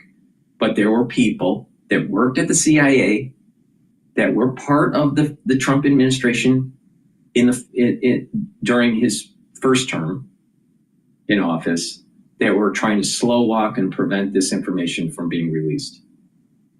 And it's important to have it released, but let the scholars do their work. And so they can, but I don't think there's like, you're not going to see on a page that's going to say, this person did it. It's a mosaic of data points, and it's going to take some time to get it. And some sort of super sleuth, using AI isn't going to do it. All right. Just let the scholars methodically take a look at what's going on and have them have their opinion. But most Americans, they're all about bread and circus, and they'll do the clickbait, and they'll just go to that, like Steven Crowder. You really think that he's a person to go to about like the details of what's going on here? No, he's got a podcast that needs eyeballs so he can monetize you. It's ridiculous. And sell you his mug club. But all right, so let's continue. But Pompeo, I used to have some respect for, but he was towing the line of the deep state. Even though he had lots of good rhetoric about America First and blah, blah, blah, but he knew his bread was buttered with the national security state. And he protected the national security state more than your constitutional freedoms and your access to what your government has done. They think they're going to find the second shooter of the assassination. They're going to find evidence of the CIA plot that Oliver Stone is really more of a historian than we all think. I don't think that's going to happen, but I do think there's going to be material here that will be embarrassing to the CIA. Information about how they had spied on Oswald when he visited Mexico City only 6 weeks before the president was murdered, and that they may have learned how unhinged he was in visits he made to the Cuban and Soviet missions. Then the question becomes, if they knew he was that unstable, why did they report that back to the FBI when he comes back into America only literally 5 weeks before Kennedy is killed? The FBI would have had him as a top priority. Maybe the assassination could have been prevented. So just to clarify here, does it sound like, the big conspiracy, at least in your perspective, might be like a cover your ass kind of thing where, the CIA may not have been forthcoming because they had him on the radar, they were watching him, and they trailed him to Mexico and they didn't stop him. Is that accurate? Right. And that makes sense. This is the same thing that happened, as you know, at 9/11. The CIA and FBI don't. There's also an alternative theory to this that I'm surprised the scholar hasn't mentioned, that there were actually two Oswalds. Oswald was a project, and there were two attempted assassination that is known or thought to be known on JFK. One was in Chicago that was foiled, and it was a different Oswald. The Oswald is a project. And that's the reason why Oswald said he was a patsy. And it was all CIA.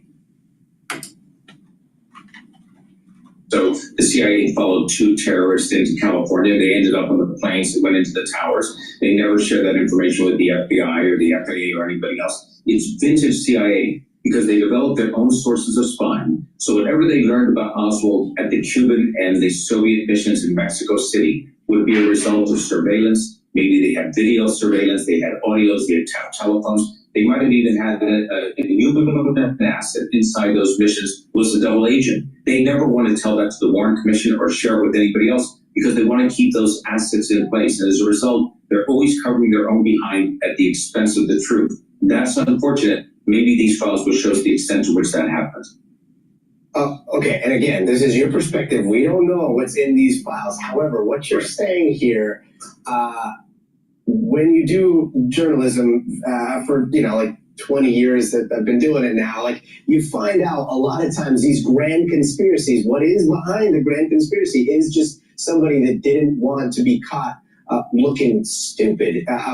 This does seem like the root of many other modern day conspiracies. I'll tell you, anyone that doesn't talk about the Oswald project and that other assassination attempt that I believe was in July or June, I think it was July or June in Chicago, that was foiled by the Chicago police. Is not really paying attention.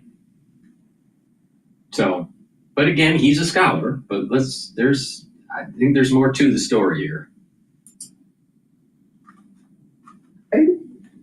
No question about it. As a matter of fact, in the Kennedy assassination, even the FBI was guilty of it because Oswald himself had dropped off a note at the FBI Dallas headquarters telling an agent who was on the Oswald file, hey, lay off of me, don't stop bothering my wife, Marina. I'm going to report you to the superiors. And we never seen that letter because the FBI agent destroyed it after the assassination and then later just testified to what the contents were. So, this is typical of what happens. So that Oswald file is a project. That's the point I'm making.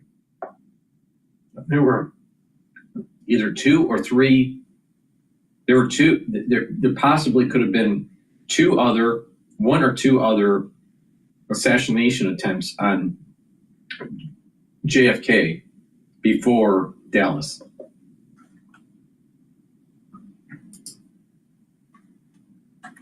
Like Oswald's arrested for killing the president, and the FBI and the CIA, instead of immediately turning over everything they have, they start to look through the files and think, okay, what's going to be embarrassing? What should we hold back? And remember also, the CIA was not telling the Warren Commission that they were in a partnership with the mafia to try to kill a head of state, Fidel Castro. So that was all a secret that they kept as well. This type of cover-up has led to an erosion of public trust. No wonder. I mean, I think that Oswald alone killed Kennedy, but no wonder so many people disagree with.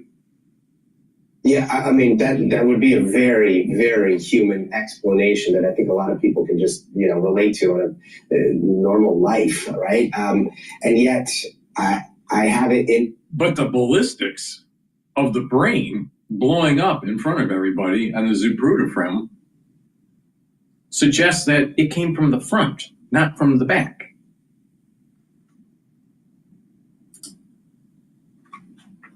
And, the single bullet theory, for me, and again, I'm not a physicist, but like the trajectories, and there's a lot that you have to process for that bullet to actually kill Kennedy, embed itself in the governor after doing so much damage. And then there's the possibility that there was another bullet that was found there. You were saying that Lee Harvey Oswald acted alone in your mind. Like, how do you reconcile that? And is there any chance that we're going to see anything that sheds light on this in one way or another in all of these tens of thousands of documents?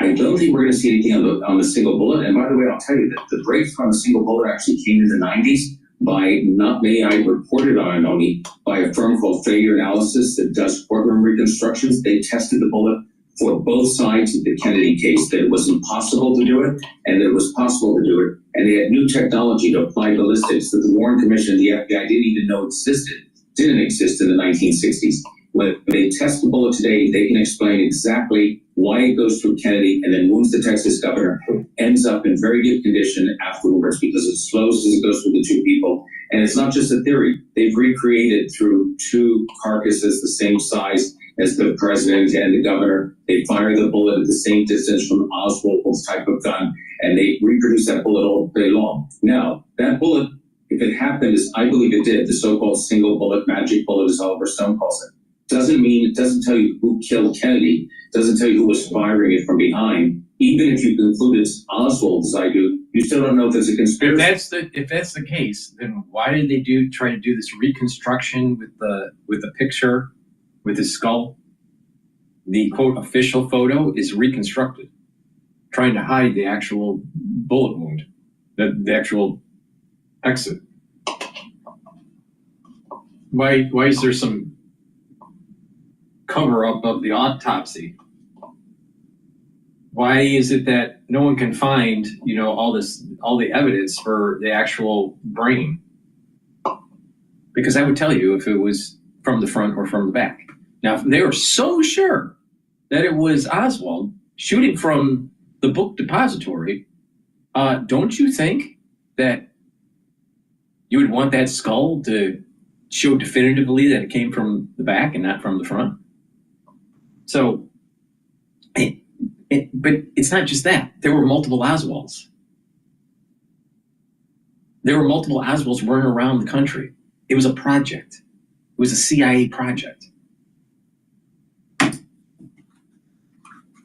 He could have been doing it for somebody else. And so it's a multi-layered case. If the bullet is important, and if the single bullet couldn't have happened, you've got a conspiracy from the get-go. But even if the single bullet happened, you still have to do a lot more investigation to determine conspiracy or not.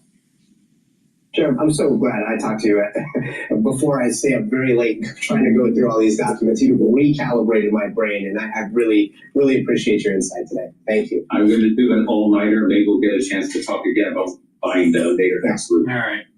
We'll be. Looks like he's not focused on the multiple Oswalds and the other two attempts on his life. I think it was in July and September. One was supposed to be in Chicago and another one in DC, but the one in DC was canceled, and then the Chicago one, they were caught by the police. And so look it up. All right. Let's go to, I want to go back to Bloomberg here. Yes, he determined that the controls at TD Bank were the most lax of any of the banks that he used. And so he was able to bribe tellers to be able to put large sacks of cash into the bank. And the bank was supposed to follow federal regulations to ask a lot more questions than they did. For instance, if someone wants to put more than $10,000 in cash into the bank is supposed to file a report called a currency transaction report, which alerts the Treasury Department to this deposit. And in hundreds of instances, TD Bank did not file accurate currency transaction reports about the deposits made by David C. and the people he was working with in this criminal enterprise. And so that allowed C's organization to launder more than $500 million, even though the regulations were in place and the bank knew what it was supposed to do. It failed to do so. And more than 24 people have now been criminally charged as a result of the investigations stemming from TD Bank. David C. has pleaded guilty. He's awaiting sentencing. And there's several bank insiders who've also been criminally charged by the Justice Department. All right, we really appreciate it. Thank you so much, David. David Barakas, a Bloomberg legal reporter, joining us on that big take. Definitely check it out in the Bloomberg terminal. Also, Bloomberg.com/big take, the money laundering scams that cost TD Bank billions. Wow, that's something. You know, having learned about this on various television shows, the hard part of being a criminal is laundering the money. I think. I mean, how do you take all those, singles and fives and tens and put them into a bank and write checks and do all that kind of stuff, ATM cards? Israel Defense Forces have begun a limited ground operation in the center and south of the Gaza Strip. Breaking news from Bloomberg. According to Citi, is pricing in a 1.2% move in either direction today on the Fed meeting, which would be higher than average. Usually we're about 0.8% swing to either side. So this could be a mover, but like I mentioned earlier, it's really not that big, starting to really pick up. Yes, it is. It's again, we'll have full coverage starting at 1:30 p.m. Wall Street time. Tom Keene, Jonathan Farrow, Lisa Baramos, the Bloomberg surveillance team, starting 1:30. We'll take you right through the 2:30 press conference. Yep, and then I'll pick it up with TV with Scarlet Fu. All right, for our listeners in the U.S., here is a reminder. You can listen to us via satellite radio on Sirius XM Channel 121. Access the world's only global audio business network, coast to coast, 24 hours a day. Bloomberg Radio on Sirius XM Channel 121 is presented by Oracle. Stay tuned for the latest market news and industry research. Looking at balance of power is coming up next with Joe Matthew. Again, the market right around the highs of the session, the S&P of 0.8%, tech, consumer discretionary, and energy, all leading the way higher. Happy Fed Day, everyone. This is Bloomberg.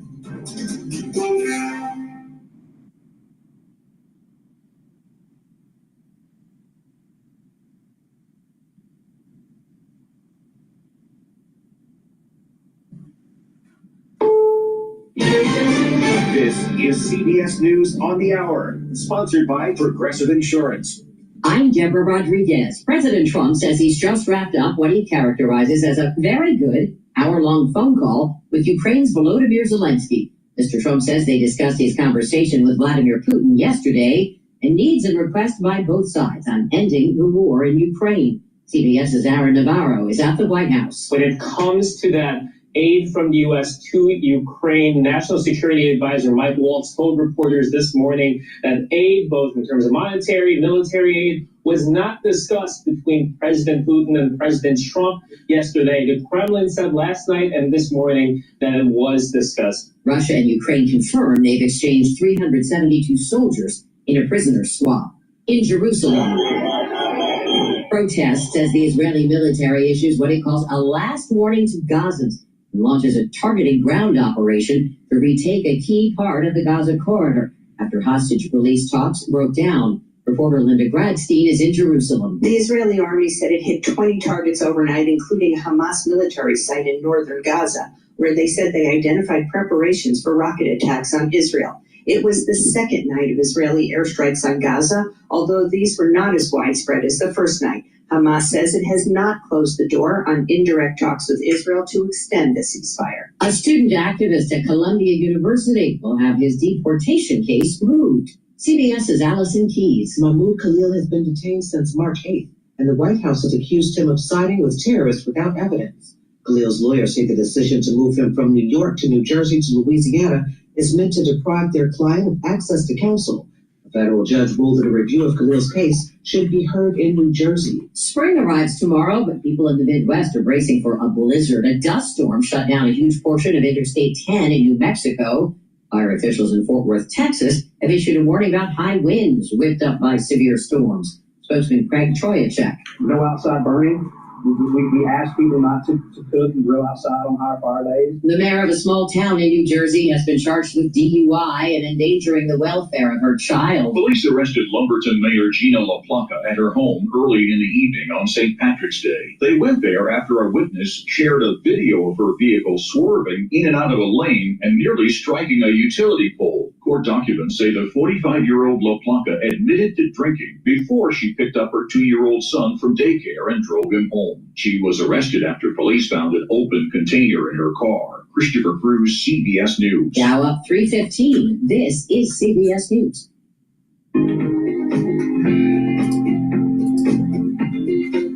All right, as they're going through their commercial break, please go to my store, the-studio-reykjavik.com. We're going to be going to Balance of Power soon here. And this is Fed Day, so there's going to be some market movement based on their Fed rate decision. Please go to my store and get the ashwagandha root. Ashwagandha root is a great way to control your blood glucose levels and also to control your cortisol levels. By controlling your blood glucose and your cortisol levels, you're going to reduce inflammation. That's important for your immune system and your cardiovascular system. Turmeric is a great antioxidant. It's going to soak up free radicals, but it also brings down pro-inflammatory cytokines. So it's going to bring down that inflammation. Also, very important for your immune system and your cardiovascular system. And taking lignans, it's a powder. This helps with your endocrine system, but also with your immune system. This will bring down inflammation and soak up free radicals. So when you stack them together, taking the turmeric and the lignans together, you're soaking up free radicals and bringing down inflammation, helping with your immune system, your cardiovascular system, and your endocrine system. And taking the ashwagandha root will also help to bring down inflammation and boost up your immune system by bringing down that cortisol levels and bringing down and controlling your blood glucose levels.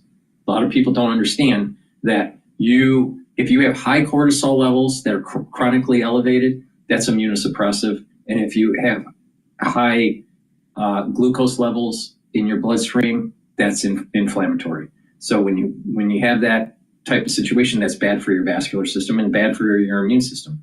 So what you really want to do is stack this. Take the turmeric, the lignans, and the ashwagandha together. It's a very powerful stack to help with your vascular health and with your immune system. please go to my store, the-studio-reykjavik.com. Use discount 5 and you get $5 off on any order. This is a great stack. It's part of the third pillar of my core protocol.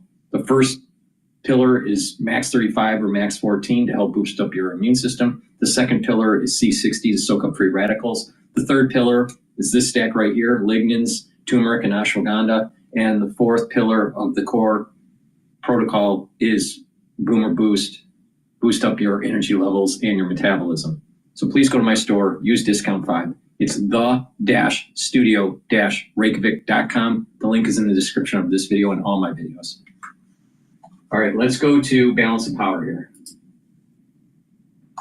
Strategy in Ukraine with Dr. Rebecca Grant at the Lexington Institute. She's with us in studio at the table coming up in just a few, and we're going to dig into the mounting legal challenges against the Trump agenda, immigration, the DOGE, and beyond. With our political panel, Republican strategist Maura Gillespie is with us alongside Democratic strategist Roger Fisk. We've got a great program teed up for you, and it all follows, of course, a look at Wall Street. It's Fed Day, and we set the... We're live streaming on Rumble. We're live streaming on my website, the-studio-reykjavik.com, and on YouTube. The YouTube live stream and my website has the market telemetry. We're simulcasting on X Spaces, so please join on X Spaces if you'd like to ask a question live, or just type it in the chat, and I will try to answer any questions, or just tell me your opinion about what's going on in the news. This is an interactive show. Please participate. All advancing, stocks are climbing, bonds are falling, the dollar outperforming most major currencies as traders brace for a Fed rate decision and, of course, the outlook. So right now, the S&P up 51, up 0.9%, 56.65 where we stand. The Dow up 342, up 0.8%. Nasdaq, the composite index, up 1.2%. The Nasdaq 100 index up 1.1%. And the Russell 2000 index up by 0.9%. 10-year right now, 4.30%. The 2-year, 4.07%. Gold flat on the day, $3,034 the ounce, holding close to a record. West Texas Intermediate crude up 0.7%, $67.35 a barrel. And Bitcoin now surging back above $84,000, $84,600, up by 3.2%. As for what to expect from the Fed, Michael Cushman is Chief Investment Officer for Broad Markets Fixed Income and Morgan Stanley Investment Management, and he was a guest this morning on Bloomberg Surveillance. But the Fed has to, I think, not deviate from its data-dependent kind of view. We have to wait and see. I think there's a lot of debate whether or not they'll attach a higher weight to growth risks versus inflation risks. Should they just stay still where they are, two rate cuts priced in the dot plot this year? Should they tilt it to 3? Wait and see indeed. Again, 2 o'clock Wall Street time when it all happens. Stock analysts at Cantor Fitzgerald, that's the firm long led by now Commerce Secretary Howard Lutnick, have upgraded their rating on Tesla. That is the car maker run by White House advisor Elon Musk. Tesla shares up now by 4.6%. Balance of power continues right now. Back we go to Washington. Fed Day. We'll say it again. Once again, your host here is Joe Matthew. You got it, Charlie. Great to see you. Thank you so much. Welcome, yes, to the Fed Day edition, the Wednesday edition of Balance of Power on Bloomberg Radio, on satellite radio channel 121, and on YouTube, where you may as well dial it up right now. Keep this thing going right through 2 o'clock because we have a lot of news coming your way in the next 2 hours. Yeah, Fed Day, 2 p.m. Our special coverage starts, as always, at 1:30 p.m. Eastern Time, as we'll send things back to New York for special coverage, and we'll bring you the news conference. I just bumped into Michael McKee. He's down here in the Capitol and on his way to the Fed right now. Now, we're not fooling around today. We start with breaking news. Redhead on the terminal. If you're with us on YouTube, you see it on the screen.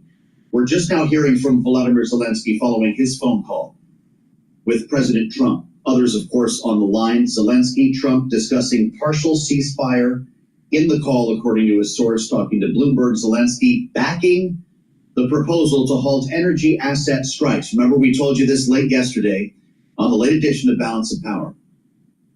President Trump, President Putin, of course, on the line together talking about not a full ceasefire, but an energy infrastructure ceasefire to last 30 days The bombing and shooting can continue otherwise. That's at least where we are right now. Now, this call was not as long as the call with Vladimir Putin yesterday. It did conclude, we can let you know, and we've heard from Donald Trump since then. President Zelensky was speaking earlier in Helsinki, setting the tone, if you will, for this call. Here's what he said. Today I will have contact with President Trump. We will be talking to him about the details of the next steps. We've had very good meeting in Jeddah with our teams, and I think everything has been going well, except for Russia, which is always unhappy when something is going in the right direction. We will discuss the details about the next steps, and I think I will hear from him the details of his conversation with Putin. Fast forward to Truth Social. Donald Trump, this is 31 minutes ago, just completed, he writes, not I or we, just completed a very good telephone call with President Zelensky of Ukraine. Lasted approximately 1 hour, much of the discussion based on the call made yesterday with President Putin in order to align both Russia and Ukraine in terms of their requests and needs. Donald Trump writes, we are very much on track, and I will ask Secretary of State Marco Rubio, National Security Advisor Mike Waltz to give an accurate description of the points discussed. The statement will be put out shortly. Okay, we're waiting for that statement now, and I want to bring in Brett Bruin, the President's CEO of the Global Situation Room. This is, of course, a voice of reason on the program and a voice of experience, having spent time as Director of Global Engagement in the Obama White House. Brett, it's great to have you back. The way I'm reading the language, this is very curious the way this is written, makes you wonder if Donald Trump was actually on the call, or was he watching Rubio and Waltz talk to Zelensky? What do you make of this? Well, it's very un-Trumpian, and quite frankly, Joe, I think what we witnessed last night after Trump had built expectations sky high was, a classic walk back. He did not get Putin to sign on to that Jeddah ceasefire deal. He did not get Putin to declare that peace was his main objective. In fact, Putin put out what was a pretty alarming list of demands, including that the U.S., the West, stop supplying not just military aid, intelligence, that Ukraine couldn't even recruit for its military. I mean, this is Putin putting his cards on the table and saying, look, my objectives are the same as when my troops crossed over into Ukrainian territory. Do you have, as the diplomat inside of you, Brett, the ingredients for a peace deal here or not? Well, look, I am always, as you said, Joe, up for diplomacy. I'm always encouraged when people are talking and not just shooting. But at the same time, there is good peace. There is peace that sows the seeds of stability and security. And then there are peace deals that sow the seeds of the next conflict, that worsen existing conflicts. And everything that Trump has been talking about is the latter. He's been talking about ceding ground to Russia. That incentivizes not just Putin, let's be clear about this, but Xi Jinping, Kim Jong-un, and a whole host of other aspiring autocrats to say, you know what, I actually could take some territory from Nepal or from Bangladesh, and that would be really dangerous, really destabilizing. Interesting take on this. You remember the conversation right on the campaign trail.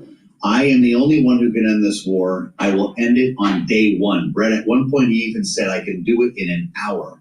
What do you think President Trump has learned in this process so far?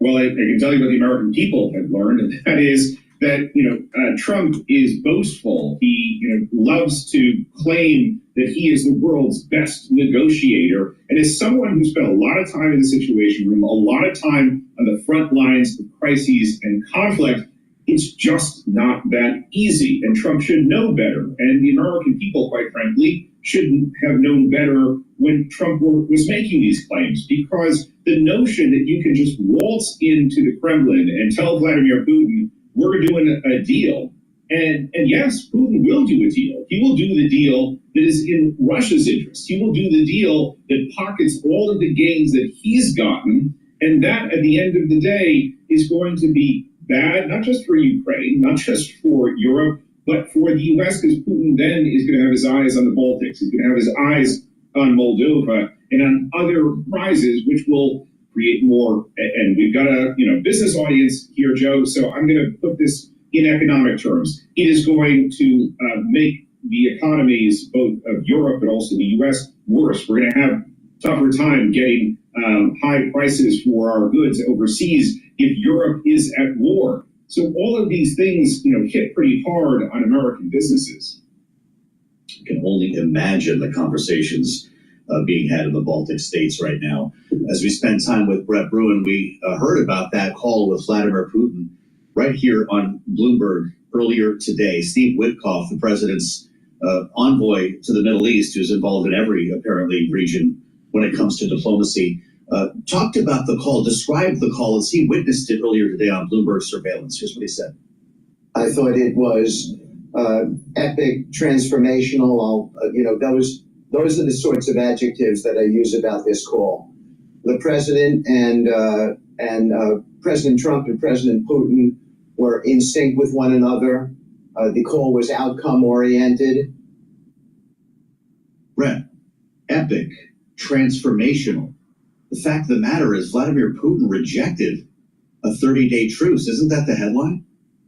Yeah, I think Witkoff is spending a little bit too much time both drinking the Kremlin's Kool-Aid. Last night, I want to go to live now here because they're playing more video on this CIA headquarters. We have another photographer on the other side of this that has seen sort of a command center that's been set up as well, and he's noted where the drones have launched from, and we also can tell you that a robot has been involved. But the sort of exact nature of what is going on is not fully known right now. We just know that this is active and ongoing, and you can see the sort of remaining staging that's happening among some of the first responders who are here right now. So we, again, are hoping to hear something from the CIA in due time to be able to sort of give more depth and context about what exactly is happening right now. But certainly, as you know, this is just a huge and important location that's usually very well safe and secured, that right now is the focus of this active and ongoing police response that's happening. And David, I know because there's such limited information right now, it is a developing story. Have you heard maybe if there's going to be a press conference or a news conference from law enforcement officers sometime today?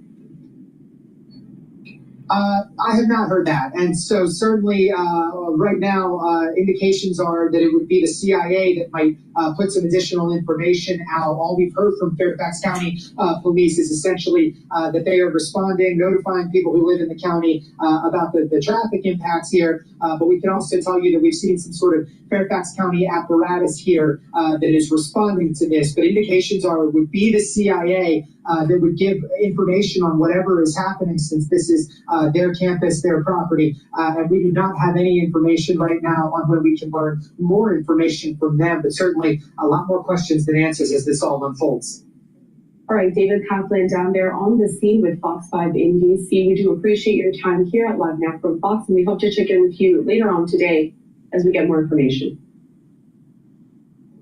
We'll be here. In the meantime, I do want to bring us back out to this post on X from Fairfax County Police. Now, this was a little earlier today and does discuss some of that traffic impact that David was talking about. In this post, they say this, that traffic alert, Dolly Madison Boulevard is shut down in both directions between Georgetown PK and Seville Lane in McLean for a barricade incident at CIA headquarters. Our Special Operations Division is on scene assisting. Please follow police direction. So again, we're going to keep an eye out on this and see if we get any new information. And as David said, we are expecting for the CIA to really be the focus and kind of bringing us all of those details as soon as they're available to share. At the same time, we want to head over to another live event that is just getting underway here. It's a daily briefing from the United Nations. Let's go ahead and listen. All right, we're going to go back to Bloomberg. But before we do that, let me talk about another stack that will help to detoxify your body, help with your bone health, and your cardiovascular health. So let's start with detoxifying your body. You got to start with making sure your water is filtered, making sure you reduce your exposure to processed foods, improve the quality of food that you're eating, and look in your house and and try to mitigate exposure to chemicals like paints and cleaning supplies. If you have to have them, put them in layered tubs or containers to reduce the degassing, because even in small concentrations, you're breathing them in, and that's affecting your immune system or your endocrine system. So take zeolite every day, and what that will do is it'll bind to heavy metals, toxins, and chemicals to be able to excrete them out, urinate them out in about 6 to 8 hours. Should be taking this every day. You use 2 small drops underneath your tongue and drink filtered water. Do that every day. Now, some people prefer a little bit more intense detoxification once or twice a year. To do that, take 5 small drops, drink the filtered water, and do that every day until the bottle is done, and then do that once or twice a year. Please go to my store and get the zeolite. You can take this every day, and it's really important to stop your exposure. And that exposure is mainly in your food and in your water and in the chemicals that are around your house. So reduce that exposure. Now, let's talk about bone health for a second. Now, to help with the bone health, take calcium or drink milk, right? Drink milk or take calcium supplements and get the vitamin D3. This will help to absorb that calcium. This also helps with gene expression and helps to get rid of cells that need to go into apoptosis. So the vitamin K2 couples with the D3, and it'll help with calcium absorption. You do some resistance training, and what will happen is you're depositing more bone matrix. Really important. So please go to my store and get the D3 and the K2. Really important. All right. Now, D3 and K2 also helps cardiovascularly. And how that works is that it's helping to prevent new calcium deposits, and over time slowly pull the calcium deposits away from your plaque. All right. So D3 and K2 helps with your bone health and your cardiovascular health. To add to the cardiovascular health, take the nattokinase. That's fibrinolytic. It's going to break up clots. It also helps with your lipid profile. It'll bring down LDL levels and increase your HDL levels. Lower LDL levels means less oxidized LDL. That means less plaque formation. So please go to my store, the-studio-reykjavik.com. Help with your bone health and your cardiovascular health with the nattokinase, the D3, and the K2. It's a great stack. And then add the zeolite to it, and you're detoxifying your body on a daily basis. So please go to my store, the-studio-reykjavik.com. Use discount 5 and you get $5 off any order. All right, let's go back to Bloomberg here. Wherever you get your podcasts. In fact, we go to Washington. Once again, your host, Joe Mann. All right, Charlie, many thanks to Charlie Pellet at World Headquarters in New York, about an hour away from the start of our special coverage on this Fed Day, 1:30 p.m. Eastern Time. We're a bit truncated. We're the fastest show in politics, even more than usual today. And of course, we'll be back with a late edition of Balance of Power at 5 p.m. Eastern. But we do have news for you. If you were with us at the top of the program, the redhead crossed the terminal. The call has ended between President Trump and Volodymyr Zelensky, and we have a little bit of a sense of what they discussed, with more headlines crossing. Zelensky, Trump discussed the partial ceasefire and the call that we came out of the Putin meeting with yesterday. Zelensky backing the proposal to halt energy asset strikes. Remember, this was the energy infrastructure ceasefire, not the full ceasefire that Ukraine had accepted. It was about an hour-long call, a bit of a curious post on Truth Social. It's hard to tell if the president himself, if Donald Trump himself, had a lot of interaction with Volodymyr Zelensky. As he says in the post on Truth Social, I will ask Secretary of State Marco Rubio and National Security Advisor Michael Waltz to give an accurate description of the points discussed. He says at the top, just completed a very good telephone call with Zelensky of Ukraine. No I, no we. And so I'm curious to hear more. They are promising a statement, a readout from the White House, and we'll get that on an official level for you here coming up shortly. We'll let you know what's going on here. And it, of course, follows all of this, as I mentioned, the phone call with Vladimir Putin. It was right at this time yesterday. We were standing by for the readout on what was a much longer call than we saw today between Trump and Zelensky. Steve Witkoff, the president's special envoy to the Middle East, deeply involved in this negotiation spoke about it earlier today on Bloomberg Surveillance. Listen. What was agreed between the two presidents was, and it was at President Trump's suggestion, that there be a cessation of attacks on energy infrastructure from both sides and civilian infrastructure for that matter. Also, working towards a Black Sea moratorium on hits on naval vessels and freighters carrying grain and things of that sort, and ultimately that would evolve into a full-on ceasefire. Okay, but what this does not mean is a stop in the fighting between Ukraine and Russia. In fact, it was a hell of a night in Kyiv, as we've learned from reporting. Agence France-Presse says Russian forces launched 6 missiles and dozens of drones at Ukraine overnight in a barrage that authorities say killed 1 person, damaged 2 hospitals, 145 drones. The Ukrainian Air Force says it downed. So I just looked at the Doge clock, and they've found savings of 115 billion so far. Huntington Institute, welcome back. It's great to see you. I've got a lot of questions for you about what this deal might bring forth. But the reality at the start here is that we do not have a ceasefire, and even this energy infrastructure ceasefire hasn't been signed, and so the fighting at this moment continues.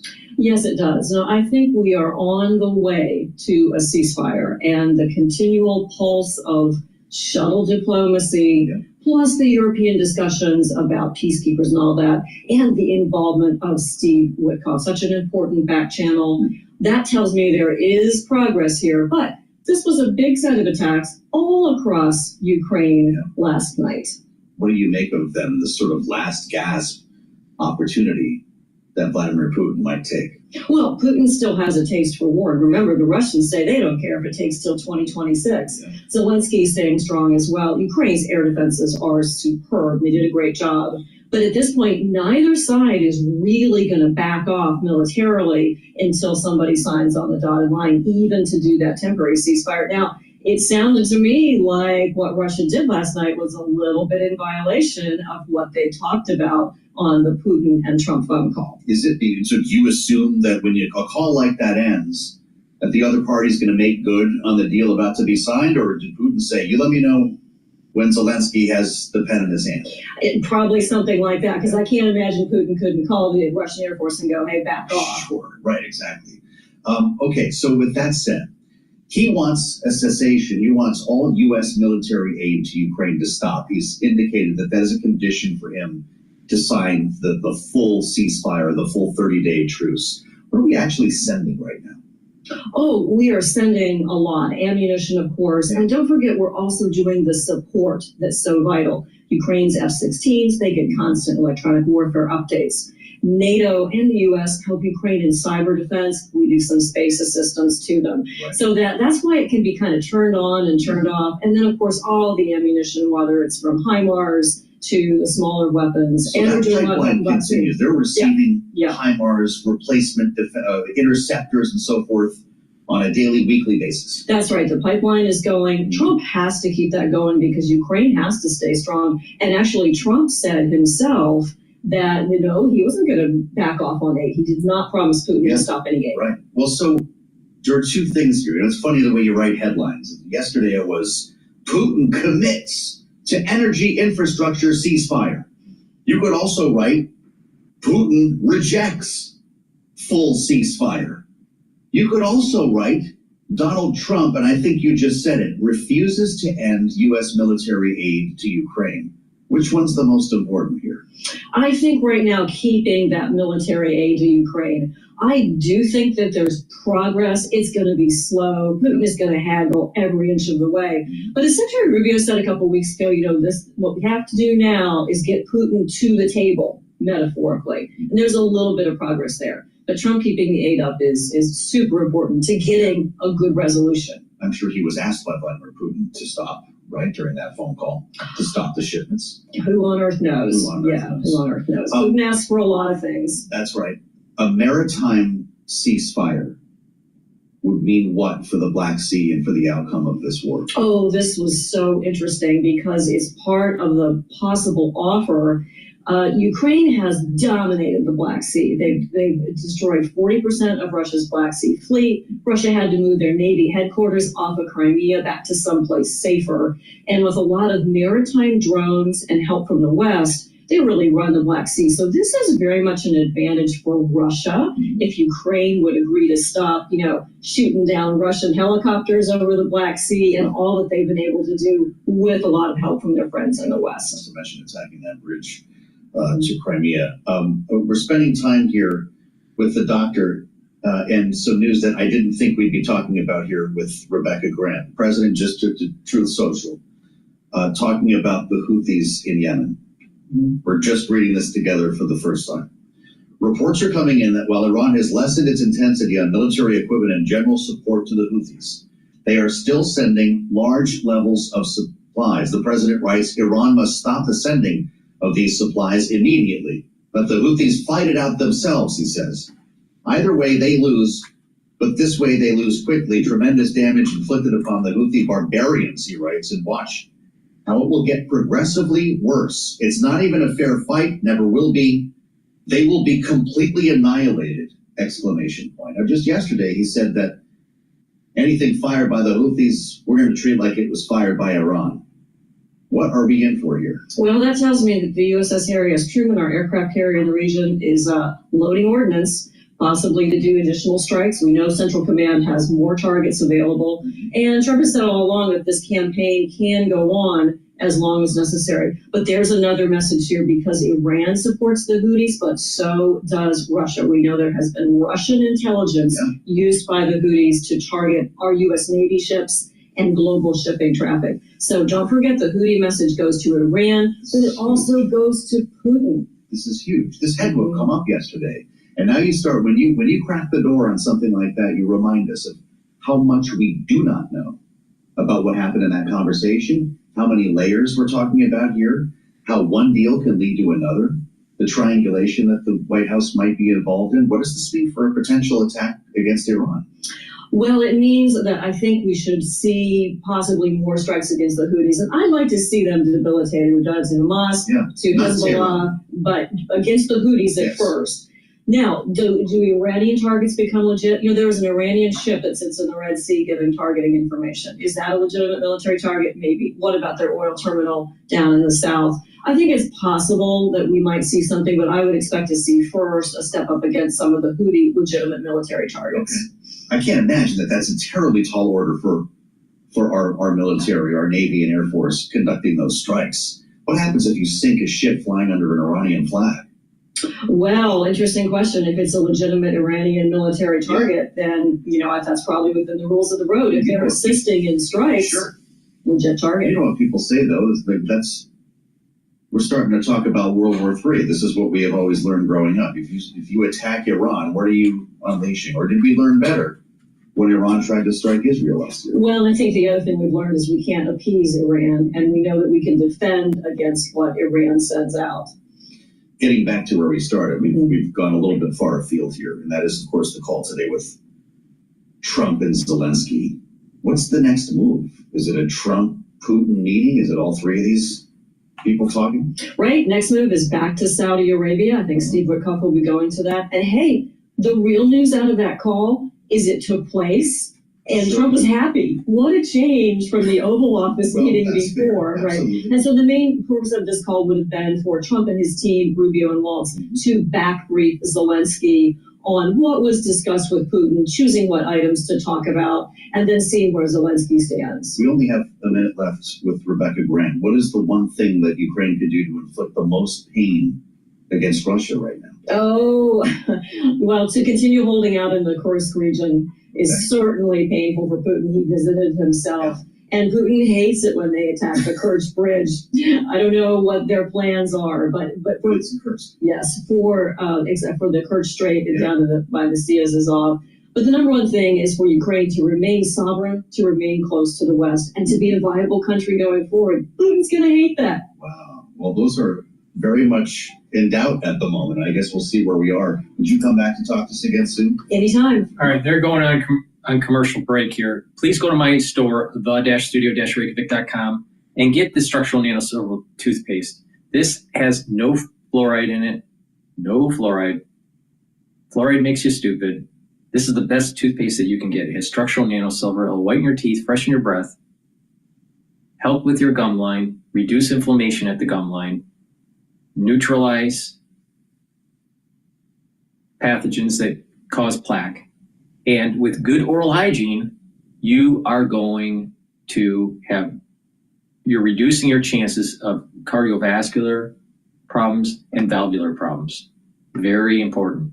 When a lot of people don't know this, that with poor oral hygiene, especially when you get into your geriatric years, you can exacerbate problems with your vascular system or valves for your heart. That's bad, really bad. So go to my store, the-studio-reykjavik.com, get this very high quality toothpaste, get a few tubes of this for your household. Use discount 5, you get $5 off. And let me tell you a great stack here. So one stack would be to take the toothpaste every day, use the toothpaste every day, and then improve your sleep with a supplement like Goodnight Formula. Goodnight Formula has tryptophan, melatonin, GABA, and passion flower, and a few other ingredients. Take a look at the label that's on my store, the-studio-reykjavik.com. But Goodnight Formula will help you to have that 3 cycles of deep sleep and REM cycle sleep that you need every night to be able to consolidate memory, detoxify your central nervous system, and to be well rested in the morning. When you're sleep deprived chronically, what will happen is that you're not consolidating memory, you have garbage collecting in your central nervous system, and poor sleep can lead to early onset of dementia. So please, as part of a holistic anti-aging protocol, one of the things that you need to do is to have good sleep. Not too much sleep, but having not enough sleep is bad too. You'll age faster. Part of the reason is that you're not detoxifying, you're not consolidating the memory, but with Goodnight Formula, you're detoxifying your central nervous system and consolidating the memory. That's really important. Also, when you are sleep deprived, your cortisol levels are up. When your cortisol levels are up chronically, that's immunosuppressive. That means that you're aging faster. Cortisol ages the body faster. Plus, your immune system is down. So get a good night's sleep. It's part of an anti-aging protocol. But take the Goodnight Formula every night as tryptophan, melatonin, passion flower, and GABA. This is a great way to help with your brain function and just to be well rested. Another supplement that you should be taking that's really important for your body, especially when you're 40 years of age or older, is Myotrol. Myotrol has flavonoids, lignans, and polyphenols to help gene expression for building and maintaining muscle. It also helps with mitochondrial health, so you'll have more ATP. You need lots of ATP to maintain muscle. Now, when you get older, you start to atrophy. Part of that is that you're less active. Another part of it is that your gene expression is less for building muscle. So you want to boost that up. So taking Myotrol every day, do some resistance training, and you're going to maintain and build muscle. Very important. This stacks really well with also Gladiator barley. Now, I'll talk about Gladiator barley throughout the broadcast. But Myotrol is great to take once you turn 40 years of age. If you're an athlete, young or older, taking Myotrol will help with your sport. Because by taking Myotrol, you're going to be able to build the strength to improve your performance in your sport. So take this if you're an athlete, or even if you're not an athlete and you're 40 years of age, you should be taking Myotrol every day. Do some resistance training to maintain and build muscle. So a great stack to improve your memory and your energy levels, detoxify your central nervous system, and to be well rested is the Goodnight Formula.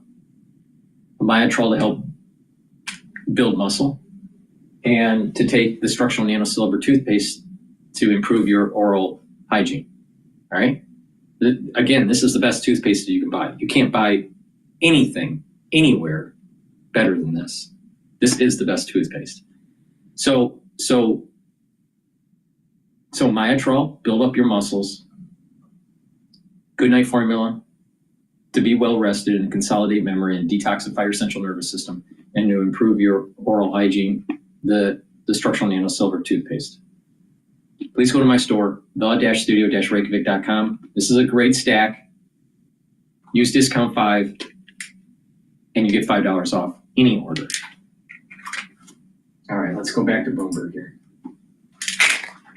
Up 167 points. The 10-year at 4.30%. The 2-year, 4.07%. Spot gold, little change to $3,034 the ounce, up 5 cents right now. West Texas Intermediate crude up 0.6%. WTI 67.29 a barrel, and Bitcoin up 3%, 84,530 on Bitcoin. The Mortgage Bankers Association this morning reported low rates are up for the first time since January. And with that story, here's Bloomberg's Vinny Del Junex.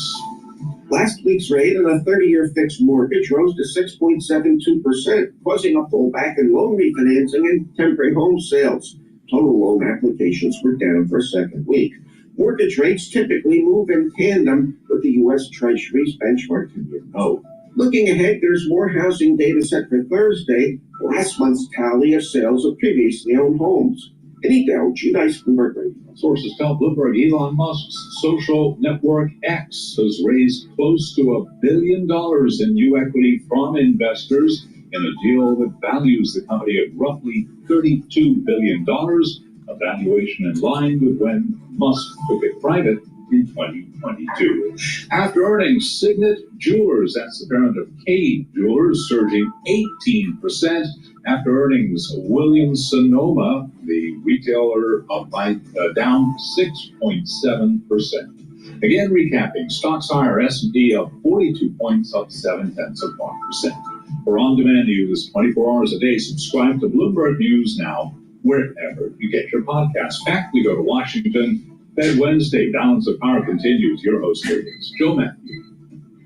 Keeping us trained on Bloomberg's top story today, Fed Day, yes indeed, about 45 minutes from now. Thank you, Charlie. We'll start our special coverage across all of our platforms, Bloomberg Radio, of course, our global television audience on YouTube as well, where you can find us right now. You may as well get in there. We've got a lot to talk about. Search Bloomberg Business News Live. As I say, 1:30 p.m. we'll turn our attention to our special Fed coverage with an important announcement at 2 p.m. and we'll bring you the news conference as well. Until then, we're talking geopolitics largely today in Washington because President Trump did hold a call earlier with President Zelensky, this following, of course, yesterday's call with Vladimir Putin, which lasted a lot longer, and the president had a lot nicer things to say than he did after this one. Though he did call it a very good telephone call, not a perfect call with President Zelensky, which he has a history of. Lasted approximately an hour, he says. Strangely, he writes that Secretary of State Marco Rubio and National Security Advisor Michael Waltz will give an accurate description of the points discussed. We're still waiting for those. And there will be a readout, presumably a statement at some point. The president says will be put out shortly. We did hear some comments from President Zelensky saying that he is open to the idea of this partial energy infrastructure ceasefire, even though Russia bombed Kyiv all night. 145 drones, more than 70 missiles. And there were attacks across the nation here because there is no real ceasefire as we speak. One of the other big stories we're following here, the legal answer to some of the Trump agenda. There have been a series of setbacks this week, remembering that the White House has continued to say, Trump has said it himself, did so last night on Fox, Caroline Leavitt as well. We will always obey the courts. And we will enjoy our opportunity to appeal. This follows news that Elon Musk has been found to have, in multiple ways, violated the Constitution. Much of this has to do with the actions that he took at USAID. And a ruling here by Judge Theodore Chang of the U.S. District Court for the District of Maryland, the first time a judge has moved to rein in Elon Musk and his Department of Government Efficiency directly. The president talked about it on Fox last night. Listen. I never did defy a court order. And you wouldn't interfere? No, you can't do that. However, we have bad judges. We have very bad judges. reminding us of a whole different court order, remember, to turn the plane around, when a group of alleged Venezuelan gang members was flown out of the country to El Salvador. Judge said turn the plane around. The White House didn't do it because they say the plane was over international waters and they were under no obligation to do so. There's another one. We can put a third log on the fire here. Trump transgender troop ban blocked by judge during suit. There's another federal judge here temporarily blocking the president's EO banning transgender people from the armed forces. So that's what we're at today. And of course, the Doge is still busy doing a lot of other work, shutting down, for instance, the Department of Education. We've seen probationary workers who were fired reinstated.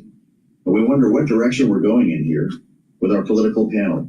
Maura Gillespie is with us, Blue Stack Strategies founder, our Republican strategist alongside Democratic strategist, Roger Fisk, former special advisor to President Obama. Great to have you both here. Maura, what's going on? Because there have been a lot of questions about Congress kind of losing its teeth as a check against the executive. The courts have been awfully busy. Who's winning?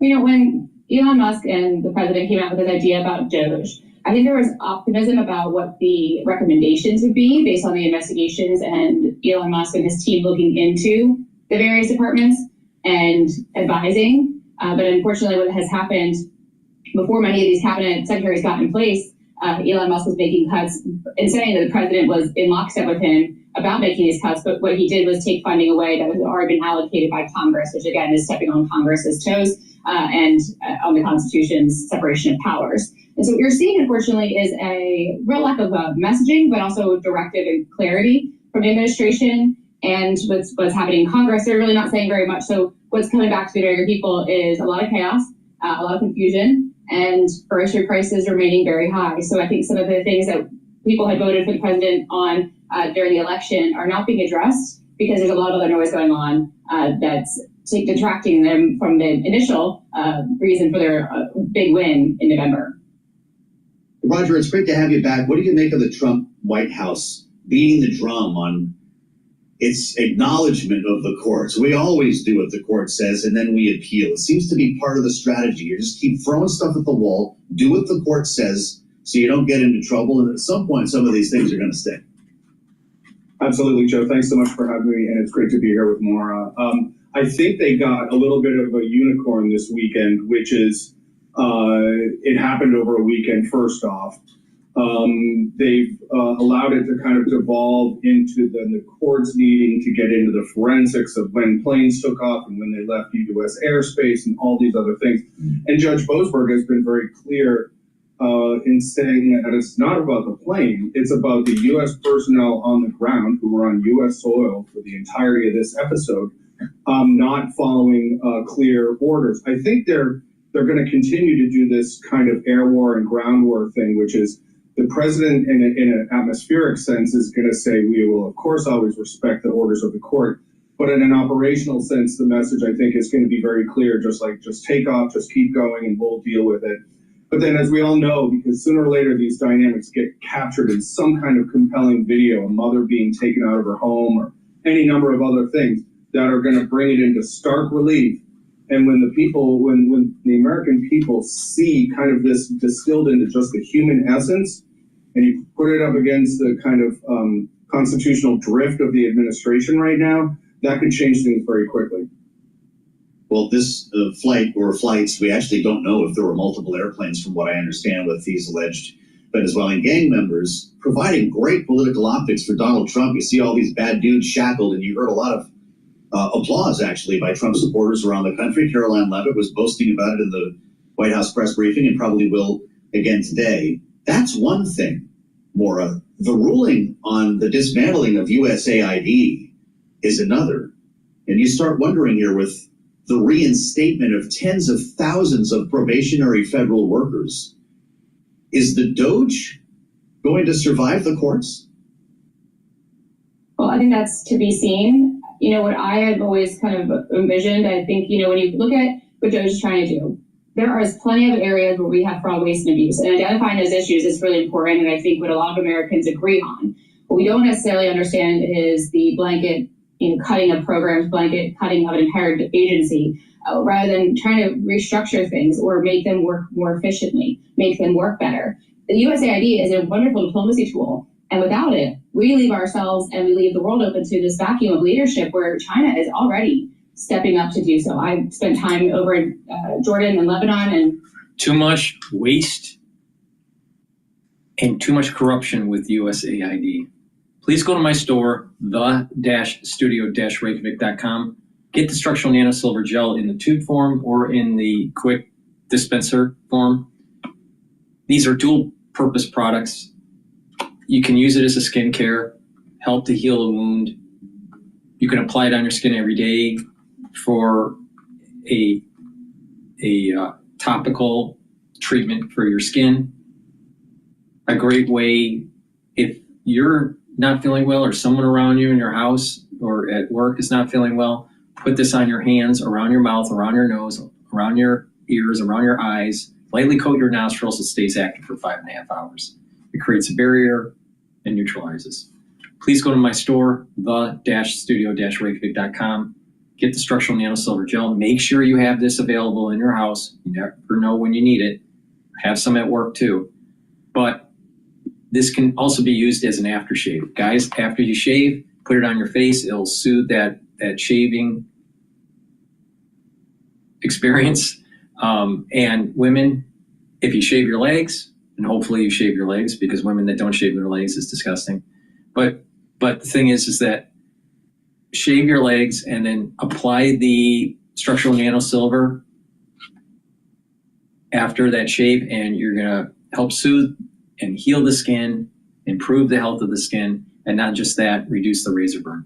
So please go to my store, the-studio-reykjavik.com, and get the structural nanosilver gel. Use discount 5 and you get $5 off.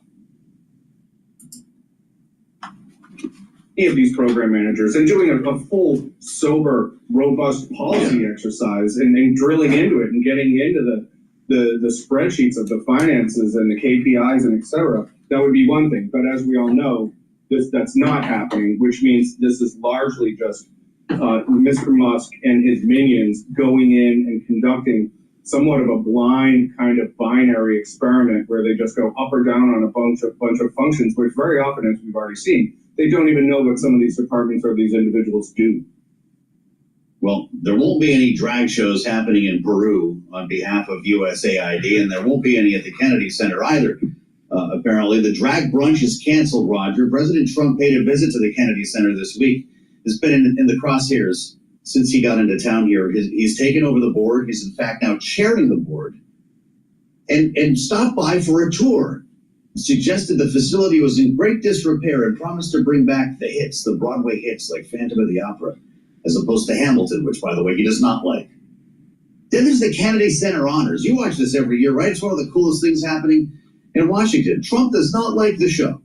In fact, he said in audio obtained by the New York Times, quote, "I didn't like it, I couldn't watch it, and the host was always terrible," unquote, knowing, of course, that hosts have frequently criticized, well, at least at times, Donald Trump. So he has an idea. This, again, is part of his story. He's talking to other board members or the members of this board, the Kennedy Center, as they're walking around. He's floating ideas. You know, who the heck would host the show? Who would host it if it weren't some of these folks we've seen before? I think Queen Latifah did one recently here, and then it hit him. What if he were to host the Kennedy Center Honors? Listen. I will agree for Zero to be the host. I don't want to do it. I have enough publicity. They'll say, Trump wants to be the host. I don't want to. But I want this thing to be successful. And Maria, I think you would say, Laura, you would say, let's see, I'm going very quick. A king of ratings, right? Whether we like it or not, that king of ratings. The king of ratings, Roger Fisk. Don't make him do it. But he's ready for the job. Will you start the drafting of Donald Trump Kennedy Center Honors? I don't think there needs to be any drafting. They'll just wake up one day and decide. And then from there, it's only just a hop, skip, and a jump to a fundamental name change. I can only think that at some point he flew over and said, "What's that?" and thought to himself, "Wouldn't that be a great hotel location or something?" Because this will be the death knell of this. And in a couple of years, it'll be coated in gold.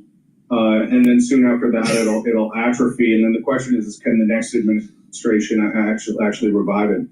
The fact of the matter is, Maura Gillespie, you're saved by the bell. I don't have to. The fact of the matter is, it will have amazing ratings, and that is the way this is going to end up going down. He's going to host it, right? They're going to have the biggest ratings of all time because no one will be able to stay home or not watch it. All right, I want to go to Cash Jordan. He just published a video today.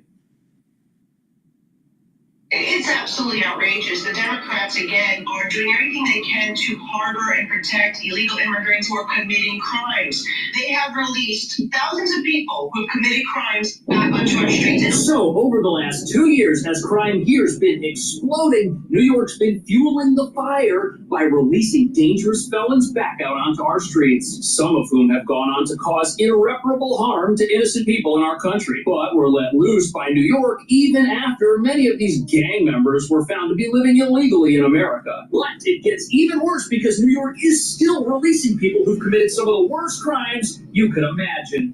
Several of the 6 migrant squatters released without bail, they are now back behind bars. They were part of a heavily armed group of migrants, but 6 were set free by a judge while the other 2 were being held due to prior arrests. But some of those 6, they also had prior arrests.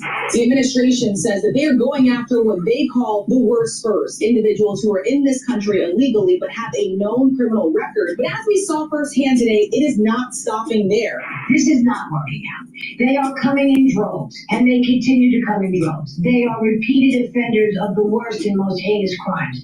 We've got gang members that have infiltrated our city, taking our city over. They hurt the future of New York City. Adams says President-elect Donald Trump's win made it clear that Americans want a secure border and are in favor of Trump's border policies. But Adams is still refusing to comment on possible mass deportations. If you watched the hearing the other day, the Democrats were criticizing Mayor Adams for any type of cooperation. Obviously, I believe he hasn't cooperated enough because all the detainer requests have actually been denied up until this year.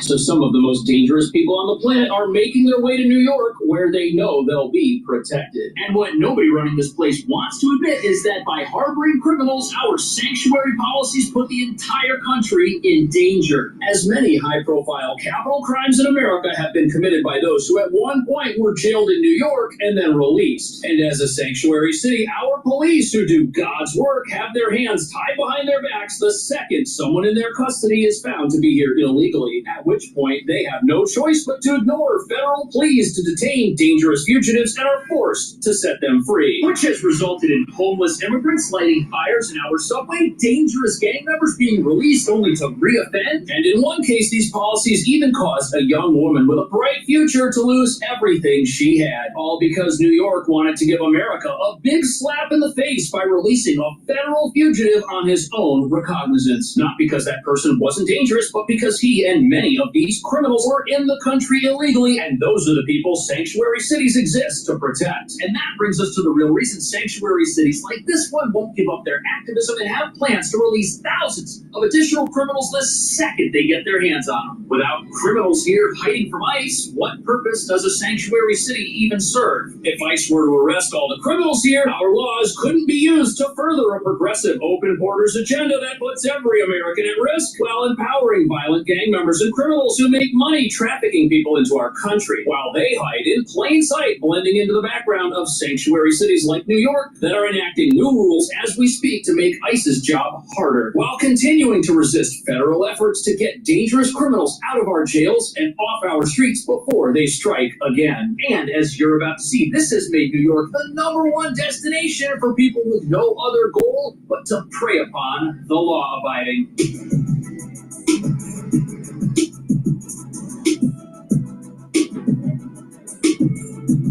So here we are at a local police precinct, and the cops here, they've got such a tough job. They're already persecuted by local progressives just for getting up in the morning and putting on their uniforms. But they've also got to surrender and stop doing their jobs entirely when a criminal is located and it turns out that person's not supposed to be in the country. And these backwards policies have given us a criminal population larger than the entire populations of some cities and towns in America. Nearly 60,000 migrants with felony convictions or pending charges are living in the Big Apple, and more than 1,000 of those are suspected gang members.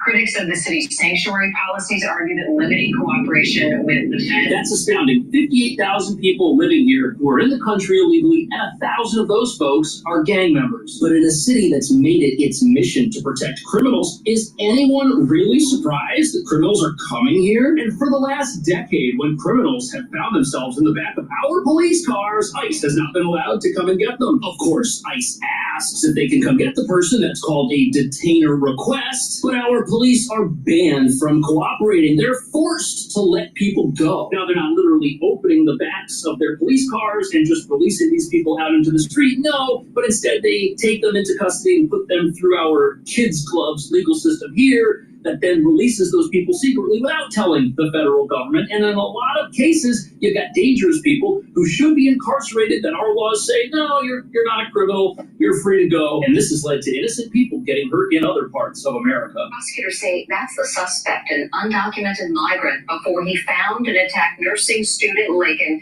who was out on her morning jog. The trial in Georgia continued today with video being played allegedly showing illegal immigrant Jose Ibarra lurking around a University of Georgia apartment complex. It shows the man going to the door of a student apartment. Then he goes to the back of the building to peek inside the ground level after a full hour. So this is an incredibly tragic story, but what you need to know is the culprit, he was first arrested and held in New York City, and then he was let go, in spite of the fact that he was dangerous. And after that happened, he then went on to do the unthinkable to someone who was innocent, which never would have happened if this were a law and order city that wasn't protecting the bad guys. But sadly, with 60,000 criminals choosing to make this their home, this isn't the only story of its kind. And as you're about to see, our laws even release people who the police catch with illegal weapons. 3 were taken into custody by ICE agents. Authorities say they were part of a heavily armed group of migrants. 8 were arrested last week,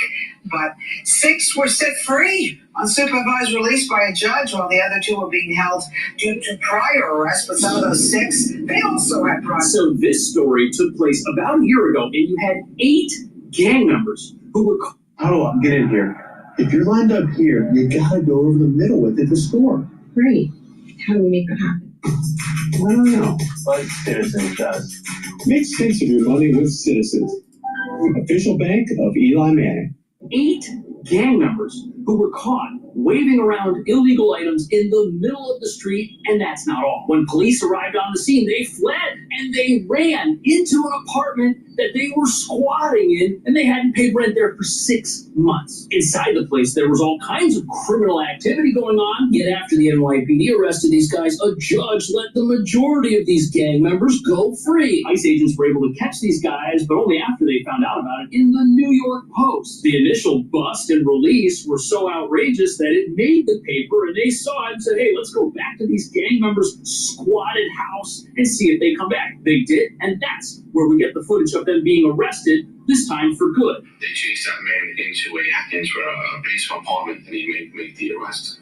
That man was out on an attempted murder from Yonkers months prior, and he's an asylum seeker. He's a migrant. So as it turns out, one of these criminals was charged with attempting to seriously hurt someone in another part of this state, and he was still free. And the others were all out on this thing called supervised release. And supervised release is when non-law enforcement community organizers supervise criminals between when they're released and when they're supposed to come back to court. Yet it looks like these community organizers either didn't do their job or were incapable of supervising armed gang members who went right back to their old tricks the second they got free. One of the guys that got arrested was first caught shoplifting and then released. Then 3 months later, he gets arrested again with an illegal weapon and also gets released. And the worst part about all this is that the federal agency tasked with keeping everybody here safe doesn't find out about these criminals, who they are, or where they might be until it's already too late. Well, now some of them have been arrested by ICE. ICE came in. Now, usually NYPD cannot, because we're a sanctuary city, cannot notify ICE. But, you know, it was the front page of the New York Post yesterday. ICE didn't need any notification.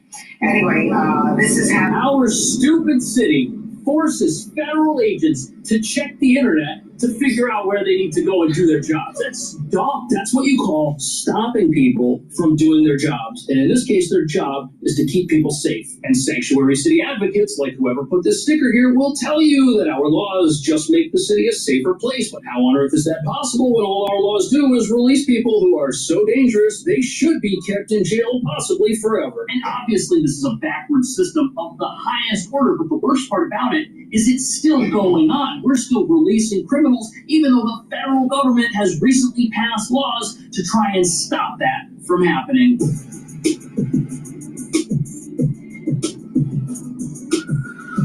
So probably the most significant development in the battle over the border, illegal immigration, and all of the crime sanctuary city policies we promote is the Laken-Riley Act, which was just passed. And it requires the Department of Homeland Security to detain anybody in the country illegally who's been accused of committing a crime. Now, you'd think that a law like this would be common sense, but not in New York City, where we release people who are accused of committing crimes all the time. But sadly, many New Yorkers are righteously offended by the idea of putting somebody in jail when they're accused of a crime and they're not supposed to be here. The Constitution is for Americans. Adams also making it clear that he would be open to deporting migrants who commit crimes, not just those who are convicted of their crimes. Meanwhile, immigration advocates are blasting Adams for his comments. So Mayor Adams, he's 100% right. The Constitution is for Americans. It doesn't apply to somebody who happens to find themselves in America after they broke the law to get here. This is total 100% common sense. But statements like that have led to calls from local progressives for the mayor to step down, with some people claiming he just doesn't represent New York and that by throwing away our sanctuary city laws, he's made the city less safe, even though the very people making New York City less safe do it again and again, repeatedly. And these local activists, they would prefer criminals stay out on the streets where they can do whatever they want, possibly committing more crime, than for them to be in jail where they can't do any of that. Mayor Adams is wrong. He's ripping a page out of Trump's playbook and stoking fear and spreading misinformation. I'm sorry, but the only people spreading misinformation are those who think that releasing criminals who are dangerous makes our city and our country safer. It doesn't. But because these people hate President Trump and are still shocked Vice President Harris was never made President Harris, they decided to embrace insanity in the form of compassion. And they claim that by opposing deportations of criminal illegal aliens, that they're standing up for immigrants and immigrant communities, regardless of their immigration status. But sadly, the only community they're standing up for is the criminal community of 60,000 people who are living in our city illegally. Since President Trump got reelected, the song remains the same.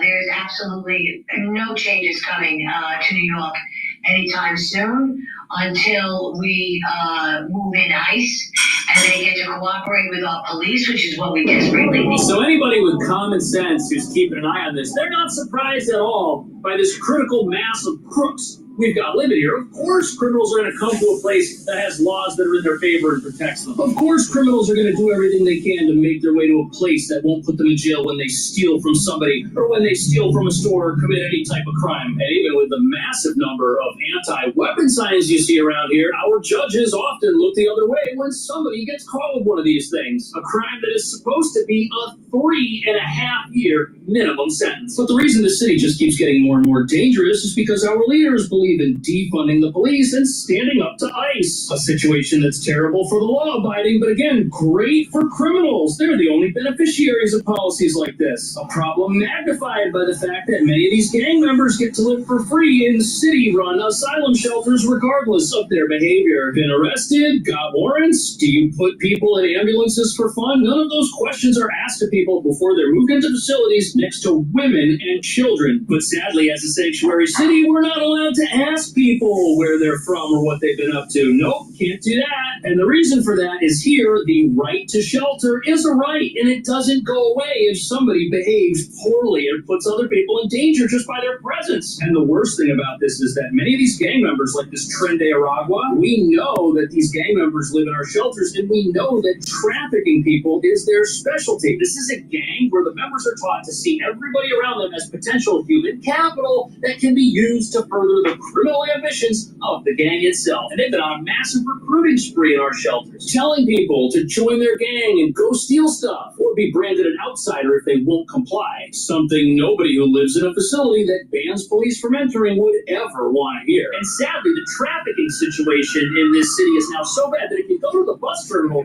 where many people first arrive from the southern border, you'll see signs all over the place warning people about trafficking and telling people that if they see something, they should say something. Why would those signs be there if this wasn't an ongoing problem in our city? This is not working out.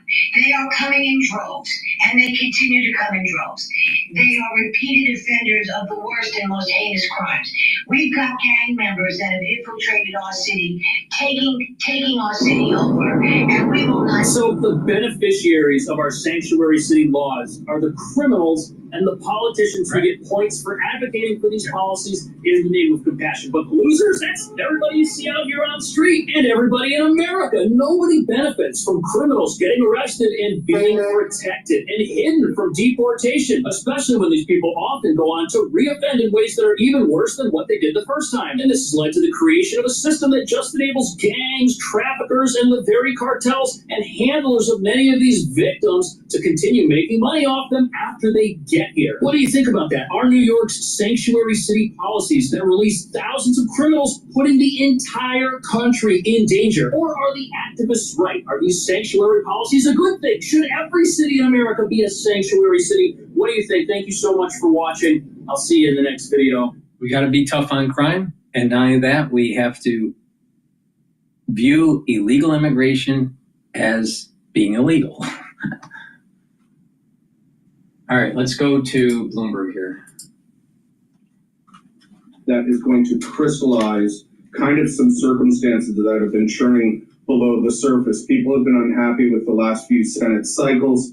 So I think there's going to be an appetite for more leadership. And as you're already seeing, for example, with Senator Schatz from Hawaii, people are willing to be very out there in terms of talking about their aspirations when it comes to the next generation of leadership with the Democrats in the Senate. Enter Glenn Ivey, the Democrat from Maryland, the gentleman from Oxon Hill, deep blue, right outside of Washington, D.C., Maura, at a town hall last night. Quote, I think he had a great long-standing career, did a lot of great things, but I'm afraid it may be time for the Senate Democrats to get a new leader, unquote. How loud will these calls get from other members on Capitol Hill? Will they make a difference? They should. The Democratic Party is in need of leadership, right? They've struggled, as was just pointed out, that for cycles now without having a strong voice and a strong leadership presence. And I think Dean Phillips during the last election, presidential election, called this out. He said it's time to pass the torch. And that was refused to do so until June of last year when Joe Biden was forced out of the race by somebody like Nancy Pelosi, who, by the way, will be 85 later this month, who has a net worth of almost $250 million. And she's ruled with an iron fist. She's somebody who has had a long career, but is still pulling the strings in leadership but not necessarily putting herself out there as much. But she certainly picks her moments.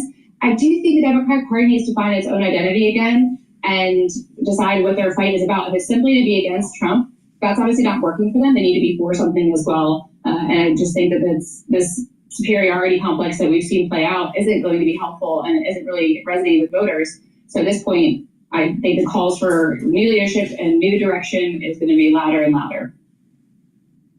Well, and this obviously stands in contrast to something Joe was alluding to earlier, which is that you currently have Republican members of Congress who are holding town halls back home in their districts and essentially getting shouted out of these places where they are speaking. We saw that most recently with Chuck Edwards of North Carolina, but there have been numerous other examples. Are Democrats doing Republicans a huge favor here, Maura, by having an unorganized opposition to something that clearly is a vulnerability for the people currently in the majority?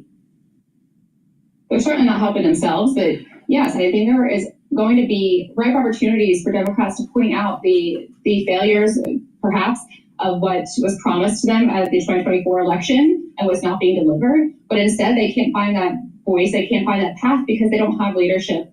And again, like I said, they've kind of operated from this moral superiority standpoint that isn't resonating and comes across as arrogant.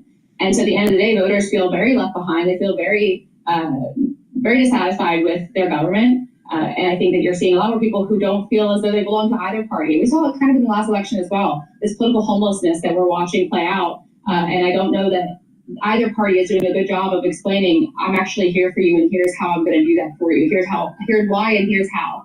We're not seeing that. And I think as we get closer to the midterms, that's going to be a bigger problem for both parties, truly. Well, let's name names here, Roger, because it's easy to talk about kicking somebody out. It's a lot more difficult to replace them with someone who can get the support of the Democratic caucus. Everyone's looking at AOC. This is the whole conversation right now in Washington, which leads me to believe that that may not be very likely. The conventional wisdom is rarely the direction we're going in here. Let's be honest. Chuck Schumer's going to be sitting in that chamber a couple of years from now, isn't he? I don't know that that's as clear a certainty as you might think. We live in an age, and you can look at everything from the Iowa caucus, for example, which at least on the Democratic side is all but completely toppled, where anyone who thinks that there's some fixed cultural icon that's impervious to the trade winds, I think that doesn't realize how rapid the change can be in this particular day and age. And so I think it wouldn't take much for someone to come out and declare a candidacy now, for example, and then for concurrent with Senator Schumer being primaried as another example, to bring about a situation where he himself shows himself the door. And that's just the era that we live in. The age of cultural icons being able to withstand attack after attack after attack is over. Well, so when we consider the battles that are still ahead, knowing Congress will be coming back into session next week, Roger, they're expected, at least on the Republican side, to start dealing immediately with budget reconciliation and that whatever that architecture ultimately is going to look like. What does Chuck Schumer or Democrats as a whole need to do to counter that, knowing that it's expected to be a party line thing? They don't really have a role. Yeah, I mean, being in the minority in either chamber is very, very difficult. There's the performative nature, as we've seen in committees like the Judiciary or Oversight, where, for example, you could make some headway with Chairman Comer being so concerned about Hunter Biden and his connections with China, and then here you have the same Oversight Committee absolutely refusing to bring Mr. Musk in front of it, who's having a much larger material impact on the trajectory of this country. And by any measure has much more business dealings with China than possibly any other human being alive. So they can make some headway in those performative levels, but and then trying to compile the resistance into some kind of not just an opposition as a reactive, but weave it into some larger fighting for people in a kitchen table sense, very similar to how Senator Slotkin did the response to the address to the nation. That's, I think, the challenge that's ahead of the Democrats for the remainder of the year and on into next year. That's Roger Fisk. She is Maura Gillespie. Great panel today. Thank you so much both for the insights as we count down to our special Fed coverage. Heather Boucher is on the way in next on Balance of Power here on Bloomberg TV and radio. All right, as we're transitioning to that, I want to just play a clip of the CIA headquarters surrounded by police. As we are following breaking news out of the DC area, I want to head back live to Fairfax County, Virginia. This is a live look right here, and you can see that the photographer now panning in on a drone right outside this scene right here. This is a live look near a large police presence near the CIA headquarters. Right now, the photographer panning in on that drone right here. But take a look at this. This is just 2 blocks away from the CIA headquarters in Fairfax County, Virginia. you can see just how many police officers and vehicles are stationed there right now. A very large police presence, currently just 2 blocks away from CIA headquarters in McLean, Virginia. This is the very latest. As you can see, there does appear to be a SWAT team alongside county officials as they gear up along with other officials. A bomb squad, according to Fox 5 DC, also appears to be on the scene, although it is unconfirmed if there is a bomb in the area. There are reports also of a man outside the CIA building. This, of course, has raised concerns, and you're taking a live look at an armored vehicle, one of the tanks right there, used in SWAT situations for, of course, security purposes, lights flashing as it is gearing to drive down this road. This is a live look from about 2 blocks away from the CIA headquarters, a 2-block perimeter right here. And of course, traffic shut down in this area. We also wanted to share this alert from Fairfax County Police right here, as they have issued a traffic alert indicating that traffic has been shut down on Dolly Madison Boulevard in both directions between Georgetown Park and Seville Lane in McLean for a barricade incident. That is what police in Fairfax County are calling this, a barricade incident at the CIA headquarters. The Post also goes on to say that the Police Special Operations Division is on scene assisting. It also says, please follow police destruction. So another live look here at the scene 2 blocks away. This is a live look from 2 blocks away as SWAT team members and police have established a perimeter around the CIA headquarters. We do know that Fox 5 DC is on the scene gathering details of this breaking news. Little information at this moment. We know that police are on scene along with a SWAT team, and according to Fox 5 DC, the bomb squad has also been called in, although it is still unconfirmed whether there is a bomb in the area. There are also reports, according to Fox 5 DC, of a man outside the CIA building. We are continuing to follow this breaking news as the photographer pans in on this very large police presence here in Fairfax County, Virginia. You can see the command posts right there as the photographer zooms in on that. We have seen armored vehicles and tanks, SWAT team members arriving there on scene with lights flashing as the photographer pans in on some of the first responders and law enforcement officers standing by at attention. This is a live look from 2 blocks away from the actual scene itself. So the police have established that 2-block perimeter around the CIA headquarters, as there is what Fairfax County Police are calling a, quote, barricade incident. What that means remains unclear. There are reports that there is the bomb squad there on scene. Unclear as to whether there is a bomb, whether this is a precautionary measure, and there are also reports of a man outside the building itself.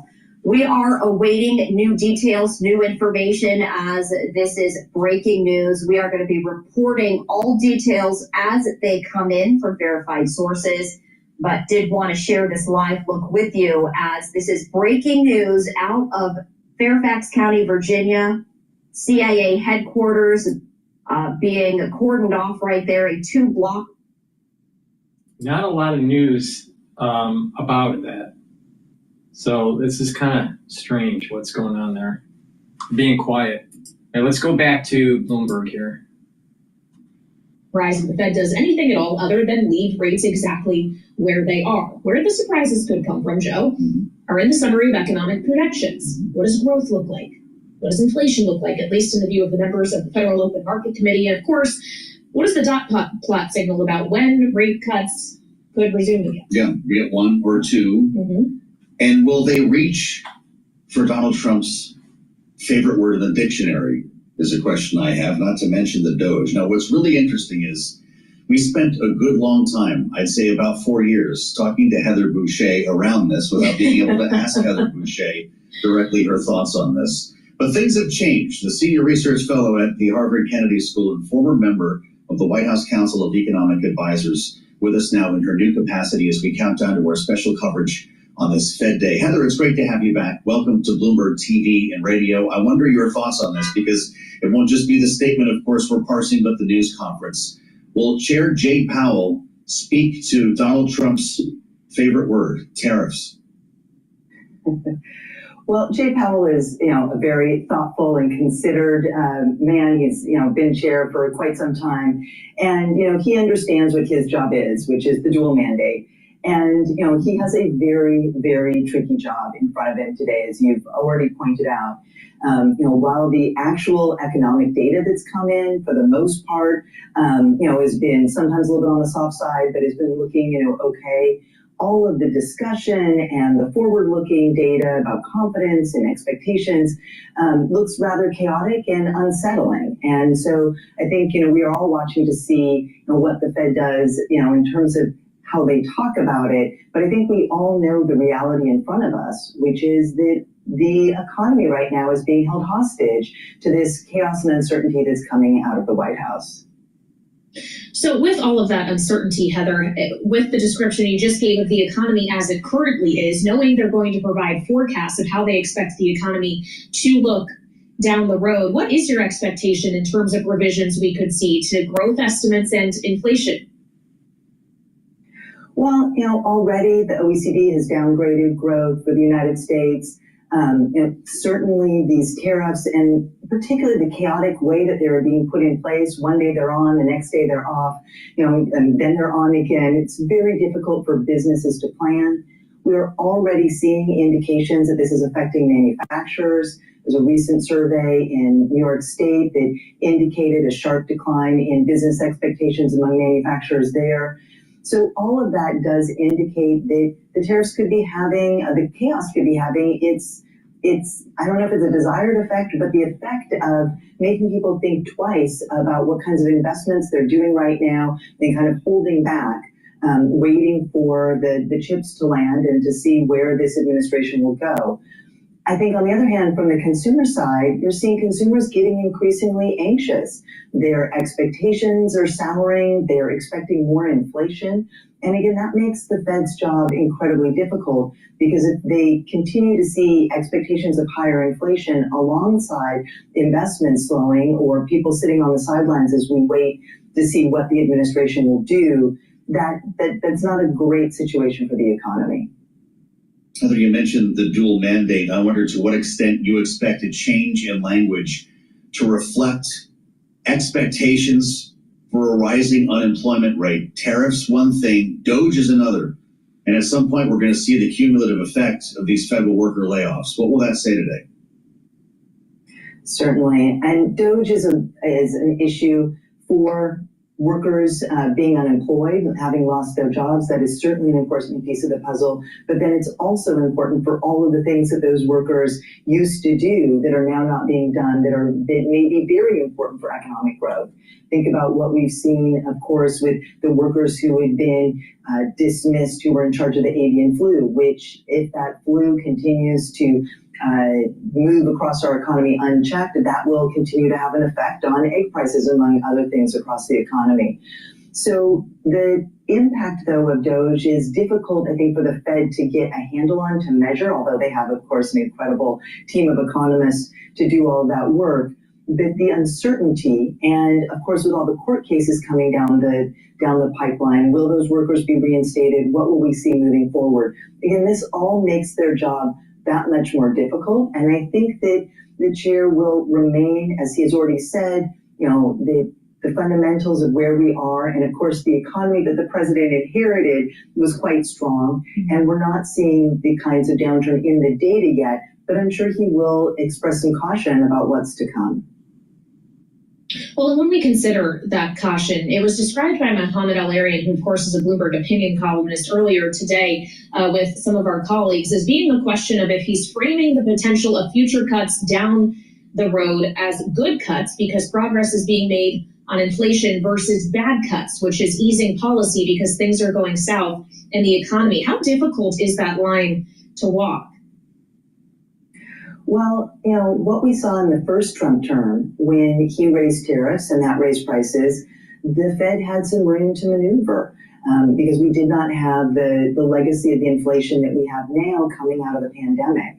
So now they are still working to get the inflation rate back down to their target rate. And at the same time, the tariffs are likely to raise prices for consumers. But they're also seeing people cutting back. Again, with Doge, you're seeing, these effects on employment. So, the word that I think people are going to start wondering about again is this word stagflation that we were all, of course, talking about at the end of the first Trump term. That was the word on everybody's lips. That's where we were concerned about the economy being. What will Jay Powell say about stagflation in our remaining moment, Heather? He's surely to be asked about it in the news conference. I'm guessing, I don't know, I don't have a crystal ball, but I'm guessing he won't say the word. I'm guessing that he will continue to, indicate that, because they rely so heavily on the data, that the decision that they are making today is about the data that's already, in check, and they will remain cautious about where things go down the road. All right, well, he definitely has a tough road ahead of him just about an hour from now. Heather Boucher, thank you so much. Former White House Council of Economic Advisors, member during the Biden administration, now at the Harvard Kennedy School. We appreciate it as we're counting down here to that decision less than half an hour from now. And the dot plot especially, as the market is very likely to be paying attention to whether or not cuts are going to materialize in a more material way this year than was expected even just a few months ago. Just to set the baseline here, watching the markets before we get into our special coverage, we're going to kick things to New York in just 1 minute with Tom Keene, Jonathan Farrow, and Lisa Abramowitz. The S&P 500, Kaylee, up 24 points. Not a huge rally, but holding positive. All right, before we switch over to the Fed countdown, the Fed rate countdown here, please go to my store, the-studio-reykjavik.com. Get the ubiquinol. This is the most bioavailable form of CoQ10 that you can get. Ubiquinol is an antioxidant, so it's going to help soak up free radicals, help the health of the mitochondria, boost up your energy levels.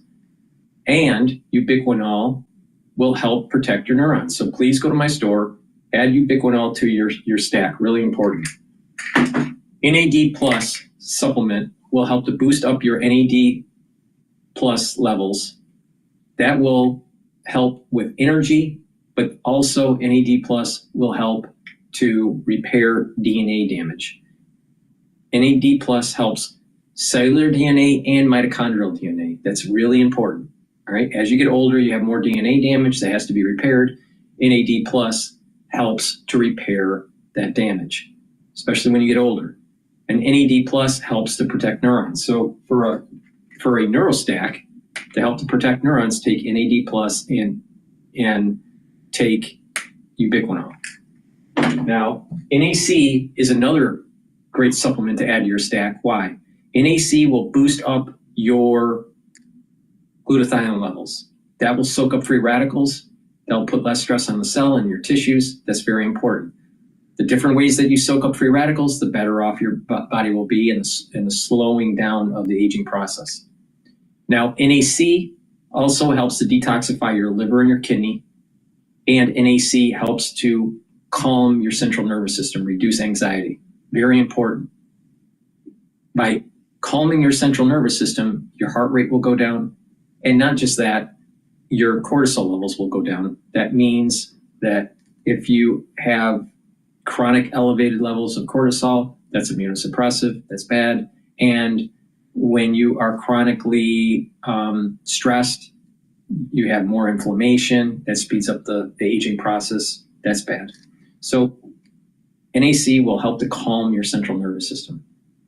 So please go to my store, the-studio-reykjavik.com, and get the NAC. NAC also has an added benefit. It helps with lung health. So please go to my store, the-studio-reykjavik.com. A great stack would be the NAC, help with lung health, reduce anxiety, boost up those glutathione levels to soak up free radicals. The NAD plus to repair your DNA damage and to be neuroprotective and add energy. And ubiquinol, soak up free radicals, add energy, and help to protect your neurons. So this is a great stack. Please go to my store, the-studio-reykjavik.com, get the ubiquinol, the NAD+, and the NAC.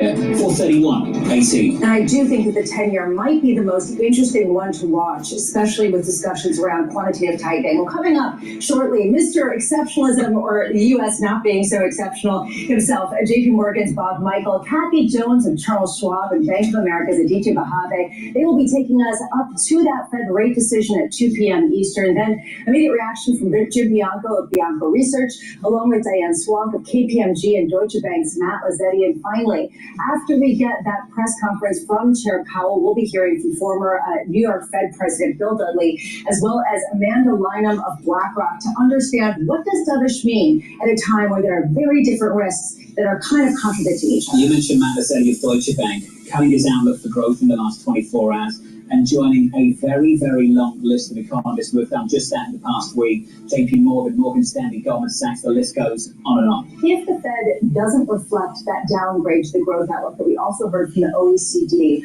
what does that mean in terms of just how much they are really reflecting the growth concerns? Does it actually suggest that they're somewhat more hawkish? Joining us now to discuss, I'm pleased to say, we can kick off this afternoon's program with Bob Michael of JP Morgan Asset Management. Bob, good afternoon to you, sir. It's good to see you. Good to be here. Let's just start with broad-based expectations for this one. What are you looking for? What an extraordinary Fed meeting. This is one that in 2031 you're going to want to play the tape of and listen to what they talked about.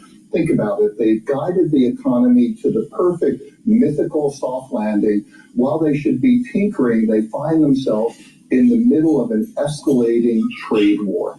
That's the situation they've got to deal with. I wouldn't want to be in that room with them. I think you're right. We're going to see the outcome in the dot plot. They're going to acknowledge that stagflation is a real possibility. Growth will be dialed down a bit. Inflation will be dialed up a bit. Let's watch where they put unemployment, because that will tell us how they think businesses are going to respond. We think that ticks up a couple tenths. We were talking about the Fed put and this question about how much the Fed will be inclined to rescue this market from growth concerns.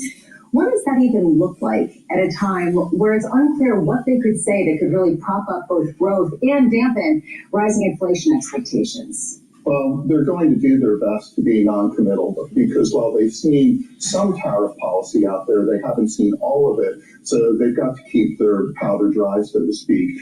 I think the one thing they're looking at is the level of unemployment. That's going to tell them how businesses are responding to the tariffs that are already in place and how they're thinking about the tariffs that could be coming down the road. I think if they start to see unemployment tick up over 4.5%, they're going to have little choice but to come in and start cutting rates. We have the charts for the Fed decides by 100% agree. If I go back to 1991-92, if I go back to 2002, if we go back to what you enjoyed at JP Morgan in 2007, when the unemployment rate moves, it really moves. Is that where we are right now? I hope we're not there yet. I hope that businesses are being patient. They're going to wait to see what the actual policy looks like. Right now, it's tariffs on, tariffs off. It's difficult to plan. But if they start to worry and they start to pull back hiring, then I think that becomes a big problem. Just what is the offset? And you alluded to this. You might get a sign of how the Fed thinks about this in the forecast. How do you think the Fed will be navigating some of these changes to policy that we've seen over the past few weeks? I think that they're probably as confused as most of us, trying to figure out, are these lasting? I think they're looking at inflation expectations. Is that starting to tick up? That would really begin to worry them. For now, that's not actually happening. So I think they're trying to... Important distinction. Can I jump in? Sure. Market-based inflation expectations, the things that you can tell the world about in just a second. Perhaps that's true. Survey-based expectations of the consumer, you, Mitch, etc., they have started to climb, and they've started to climb dramatically. We've seen this Federal Reserve respond to that in the past. Why won't they now? Well, what you're saying is people aren't stupid. They realize with tariffs coming along that businesses are going to pass some of that on to them. They're going to pay higher prices and they're going to adjust their consumption because of that. I think the Fed is in a tough spot because while they see that, I think genuinely that inflation could be transitory. It could be there for a year and then it could pass. They've already used transitory. They can't use that again. I think what they're more concerned about is how businesses respond to a drop in consumption. And if they start to pull back, then they've got to respond and cut rates. I guess what John's trying to get at to some degree is which data are they looking at, the soft data or the hard data? Are they looking at the sort of more rapidly moving sentiment indicators from not just UMich, but others, as well as company guidance like Delta? Or are they looking at the figures that are released by the government at very periodic levels? Well, they took their hand a while ago that they're looking at both. When the data, the hard data itself was pretty stable, we looked at their forecasts and they had already started to adjust them. And he admitted that there are some members of the FOMC that were already thinking about how policy would interact with the economy. So I think it's a good Fed. I think they're looking at both. As I said, it's an impossible decision. The tension in the room is going to be very high. The 10-year yield, if we see some lessening of nominal GDP, does the 10-year yield lead nominal GDP down, or does it follow nominal GDP down? I think it will lead. I think that there will be a flight to quality in the Treasury market. Where's your level on that? Where's your signal point, your trigger point where the level of the 10-year yield where that touches? I think we could go through 4% to 390 in a material slowdown. Where the market starts to begin worried about unemployment rising. That's great, John. You can get into 8,000 square feet. You think rates are going to come down that much? I need rates at rock bottom. I need like 1% interest rates again. That's not going to get it done. Yeah, mortgage rates just rose again for the first time in about a month, but whatever. Bob, I do want to ask though about that 10-year yield, how dependent it's going to be on any kind of discussion of quantitative tightening and potentially pausing it or starting to slow the amount of treasuries that it's letting roll off its balance sheet. So let me just say, I hope the Fed doesn't change rates this year. I hope the 10-year stays where it is. I like yields where they are. That can bring in a lot of investors to the bond market. I'm a bond guy. Come on in.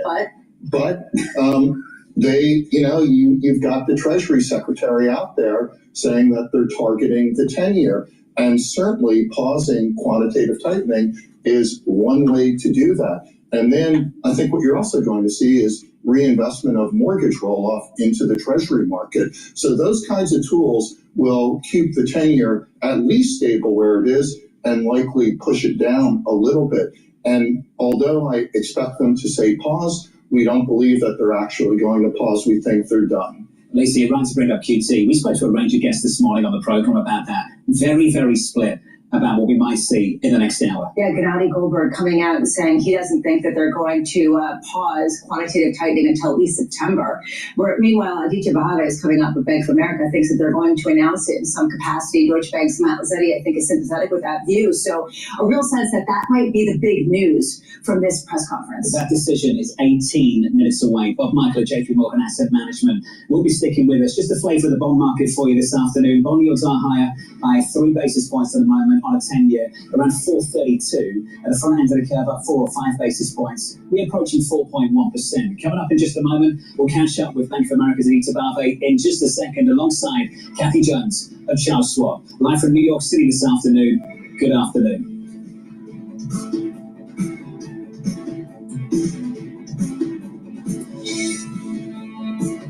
All right. While they're going on commercial break, we'll talk about collagen. Collagen is a supplement that you should be taking every day. It's a powder. You get a big scooper in here. Take 1 scoop a day, mix it with soft foods or with milk or a smoothie or with filtered water. It's up to you. I mix it with soft foods, but take 1 scoop a day. Now, it's a dual purpose product. It will help with your hair, your nails, your skin, but also your joints, your muscles, and your bones. Okay? So let's talk about the skin first. For collagen to help with the skin, what you need to do is also take vitamin C and drink filtered water. Drink about 64 ounces of filtered water. If you can't drink 64 ounces because it's too much for you, drink 32 ounces of filtered water. But you need the filtered water, the vitamin C, and the collagen to cross-link to help with the dermal layer. And take that every day, 1 scoop a day. But also, if you're doing resistance training, what you'll notice is that you're strengthening your joints, and you're also strengthening the muscles, your tendons, your ligaments, and you're helping with your bone structure. So please go to my store, the-studio-reykjavik.com, get the collagen peptides. This has an amino acid profile that's shown on the screen here. If you want to see the label in more detail, go to my store, the-studio-reykjavik.com, and take a look at the collagen product. I also have a skincare box called the Anti-Aging Skincare Health Box, beginners or advanced. The beginners, you get the collagen, the structural nanosilver gel, and vitamin C. And in the advanced box, you get everything that the beginner's box has, but you also get C60 and resveratrol to help with the basal layer. So the structural nanosilver gel helps with the topical layer. The collagen and vitamin C cross-linking with the filtered water that you drink will help with the dermal layer. And then the basal layer is improved by the C60 and the resveratrol. The basal layer is the layer that produces new skin cells. So please help support my work by purchasing the very high quality products that I offer, stack them the way I'm telling you to stack them, and improve your health and wellness. It's a holistic approach. So please go to my store, the-studio-reykjavik.com, take the collagen and do some resistance training and improve your bones, your joints, your musculature, and also your skin at the same time. So use discount 5 and you get $5 off any order. If you get an anti-aging box or a longevity box, they are designed at a discount compared to purchasing the products individually. So it behooves you to actually buy an anti-aging box or a longevity box and apply discount 5 to it, and you get even more savings. So please go to my store, the-studio-reykjavik.com, and get the collagen. At a seismic shift in German politics, where suddenly they are embracing fiscal spending, and that has completely changed the game. At the same time, that people keep going to gold as a potential diversifier. Okay, so we're live streaming on Rumble. We're live streaming on YouTube with the dashboard, the market dashboard. You can watch either version on my website, the-studio-reykjavik.com. The link is in the description of this video. I'm doing a simulcast on X Spaces. If you'd like to ask a question or just listen in, please do. The link is also in the chat. Hoist those suitcases up. Do you know how that would be terrible? TK's got experience. He's the only one around this table with experience of carrying gold bars into London Heathrow. I can see that. Joining us now is Kathy Jones at Charles Schwab, Bob Michael of JP Morgan Asset Management still with us. Kathy, welcome to the program. Decision just around the corner. What are you and the team focused on going into this one? Well, I think we'll be looking very closely at the dot plot. I don't expect the median estimates to change, but there is some risk that given the rise in inflation expectations we've seen in some of the data, that those numbers shift up. And that would be a big shock if we went from expecting 2 rate cuts this year to just 1. So that's something I'm keeping an eye on. I don't think it's a high probability, but inflation expectations are something the Fed's really focused on. And when you look at the surveys, not just the consumer surveys, but the things coming out of the various regional Fed banks, you're seeing a lot of concern about tariffs, price pressures, growth pressures at the same time. And I think the Fed takes those surveys very seriously. So I'm a little concerned that we get this kind of stagflationary signal from the Fed that the market's not really prepared for. Kathy, the Fed has a couple prongs that they could pull today. One of them is indicating how many rate cuts they're expecting on average, potentially with assuming and suggesting among Fed members later this year. And then there's quantitative tightening as a balance sheet that has come down substantially from the all-time high, allowing them to roll off the maturing debt and not reinvest it. If they stop allowing that debt to roll off their balance sheet. Would that be more supportive to markets than anything they could do with the front end of the yield curve? I don't think so. I mean, when we look at quantitative tightening, we don't really see a good correlation with movement in the market. And I think it's a bit more technical than that when they consider ending QT. So it does free up some liquidity at the banks. I'm sure a lot of people will take some excitement from that or view that as a bullish sign. But I really don't think that outside of freeing up a little bit of liquidity with the debt ceiling hanging over us, that's really going to be a big signal for the market. Okay, Joe, 10-year real yield, 2.00%. Nice convenient number. What does that signal to you, and where will it be 6 months, 12 months out?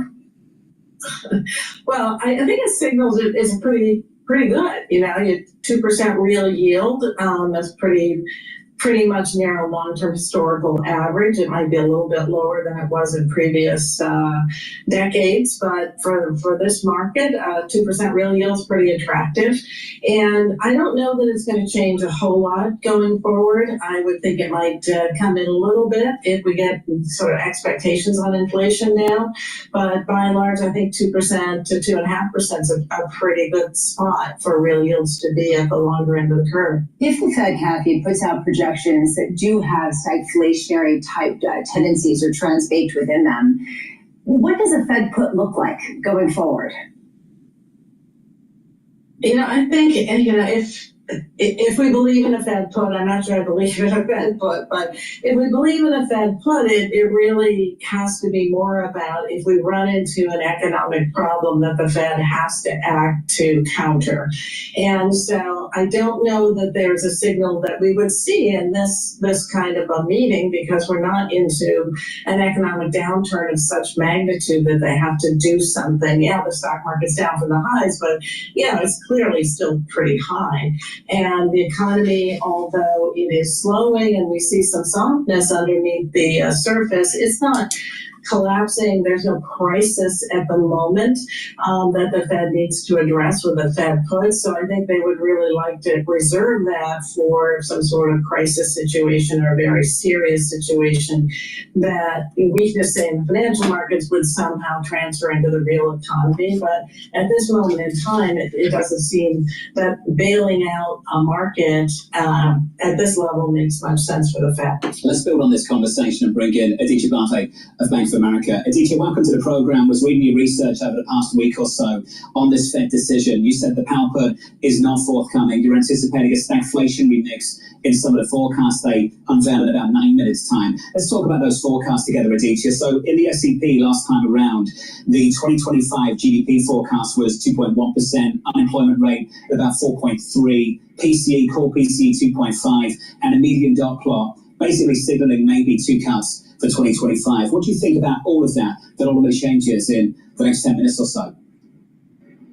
Good afternoon. Thanks for having me. So we expect growth to be marked down a little bit to 1.8%. I think they can do that without getting particularly political, because they can just say, look, this is just a reflection of the expected weakness in first quarter GDP, right? And then on the inflation side, equally, just as a reflection of the last 2 months of data, which really have been quite disappointing without any tariff impact, we think they can go up to about 2.7% on the core PCE. We don't expect the dots to change, so they stay frozen at 2 cuts for this year. But if you really want to see what they're thinking, where they don't want to tell you what they're thinking, look at the distribution of risks. We think the distribution of risks at the back of the S&P will show a meaningful shift towards weaker activity and higher inflation. Which raises the question of how they can respond to this. This is the nightmare of central bankers around the world. Stagflationary-like kinds of trends. How do they message that they want to support an ongoing recovery while countering some of these trends, while remaining non-political?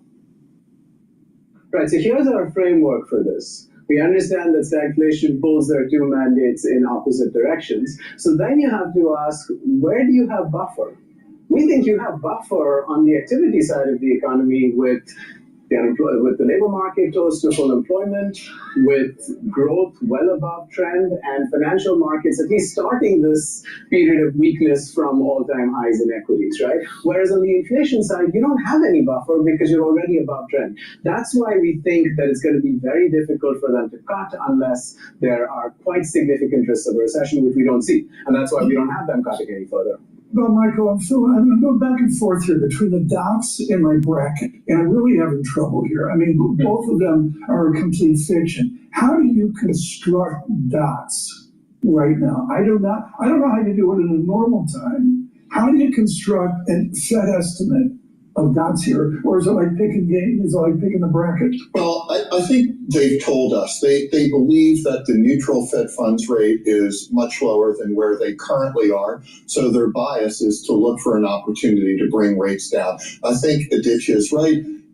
I disagree with them all year. They may not cut rates, but I think over the next couple quarters, they're not going to have an opportunity to cut rates, but they're going to bring them down. We're going to see that in the dots. Is the dispersion going to widen today? To me, that would be the shock. I just don't see that. But is it the spread of the dots today? Yeah, I think it has to. I think there will be those who are hawkish that will be concerned about inflation, and there will be those who are dovish that will be concerned about rising unemployment, and that's the opposite pole that Aditya talked about. Just gauging how market participants, TK, feel about this over the last couple of weeks or so, the hawkish risk here, and I'm sure Bob, you might agree, the hawkish risk here going into this meeting is that you downgrade your growth outlook. You have to push the unemployment rate up for the next year or so, and the median dot stays the same and still signals 2 cuts. That would be a hawkish development, and that's the risk for this Federal Reserve. They do nothing, they try to do nothing, the rest of the world changes around them, and doing nothing, the meaning of that changes. Is that the hawkish risk going into this one? I'm not so sure that's entirely hawkish. I think the market is more or less expecting that. I think if they bring down rate cuts to 1 dot, to 1 cut, that would be particularly hawkish. That would worry me. And then I would be concerned that they're actually not expecting inflation to be temporary. They're not looking through it. They're concerned that it will be entrenched at these levels. On the flip side, Aditya, I'd love your thought on this. If they are somewhat dovish and they do feel like, or they give the sentiment that they are more concerned about weakening growth than inflation, does that lead to a massive sell-off at the long end of the yield curve? I think that's going to be very positive for risk. So let's start with that. And, on the long end, it's mixed because it also depends on what happens with QT and so on. But that I think would be a very, very encouraging thing for risk assets. Although nothing that they've told us to date suggests that they're going to go in that direction, right? I mean, all they've told us is we don't know what's going to happen, and essentially, therefore, we are frozen where we are. Well, Bob, you're nodding, but I wonder, at a certain point, we talked about how after they cut by 50 basis points, we saw a huge rise in 10-year yields, and people said, oh, they made a policy error. Well, why wouldn't this sort of fear of doing that again prevent them from taking a more dovish tilt, at least in the near term? Because I think back then the market was very excited that they would be on a path to 3%. And then you started to see how the election was going to evolve. You saw the policies coming out of that, and people quickly reversed. We're going to 3% to, you know what, we'll probably stay in the 4 somewhere. And that got priced into the market, and the Treasury market adjusted to that. I think it was that simple. I think actually the Treasury market's in pretty good tune with the Fed. The Fed's in pretty good tune with the data. The question is, what will the data be 3 to 6 months from now? The sentiment, or will it all have changed? My head hurts with the dots discussion. Kathy Jones saved me here. With the unusualness of the moment, what do you do with a portfolio duration or maturity? How do you nudge that? Which way do you move? We're pretty much hugging the benchmark. So for us, the benchmark is the ag. It's around 6 years. You get a 460, 465 yield on that, all investment grade, high quality. I think it's a pretty good baseline. If you're a risk taker, maybe use a pop in yields to extend duration a bit, because we do see the economy slowing down in the second half.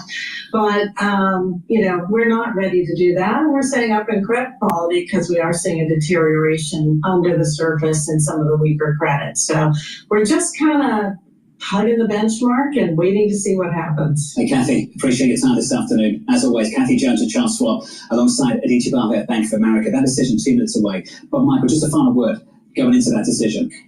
What I heard from Kathy is they're buying bonds because, like us, they're seeing net inflows to the bond market. So you can be neutral, you're still buying bonds. I like the bond market here. We're buyers on backup in yields and credit spreads. I imagine you're not alone saying that. Is there this wall of money that people talk about? Sounds a little cliche, but is there a wall of money waiting for any backup in bond yields?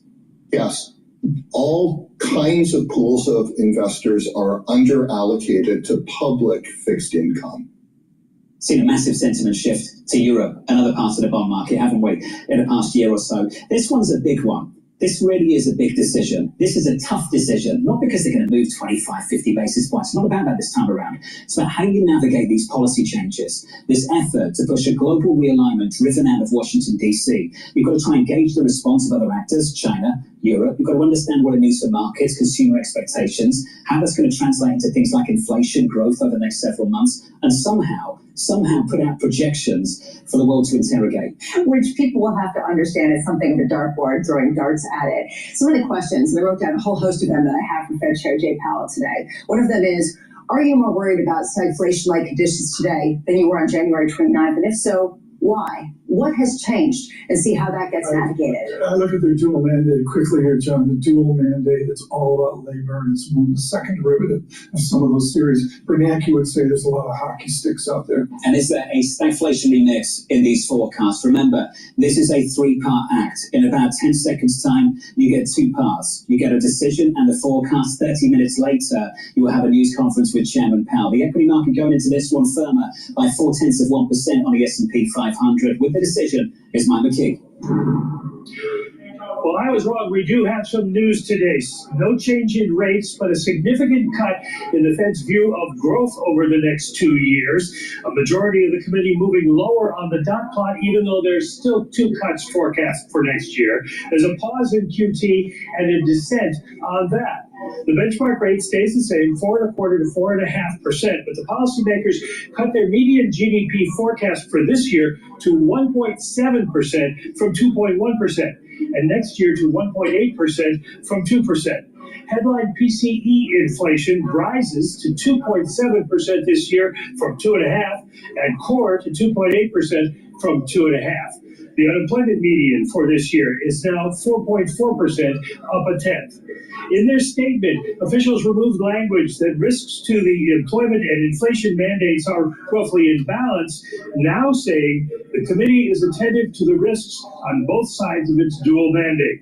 They emphasize that by saying uncertainty around the economic outlook has increased. That's reflected in the dot plot. 8 members now see 1 cut or 2 cuts or fewer. The median stays at 2 cuts with 2 more for 2026. The Fed, beginning in April, will slow its balance sheet runoff to $5 billion a month from $25 billion for treasuries. It will retain the $35 billion cap on mortgage redemptions. They don't attribute the change to anything, not to the debt ceiling, but we would expect Chair Powell to talk about that in his news conference. But the change in the runoff drew a dissent from Governor Chris Waller, who approved of the no change in policy rates, but dissented on the idea of slowing the balance sheet runoff. Mike McKee, there's so much to work through here. Appreciate your time, sir. Apparently stagflation is bullish. We'll get to that in a moment. We are firmer in the stock market by 0.6% on the S&P. On the Nasdaq, we're up by 0.8%. Mike went through the forecasts and the revisions. Let's do that again, because these are significant changes. Let's focus on 2025 and look at the median projection. The change in real GDP. The projection now, 1.7%, down from 2.1% previously. Those forecasts made back in December. Unemployment up to 4.4%. The previous forecast was 4.3%. Core PCE, 2.8%. The previous projection, 2.5%. And the median dot, unchanged. So, Lisa, what we've got here is the Federal Reserve essentially saying inflation is going to be higher than we thought it would be.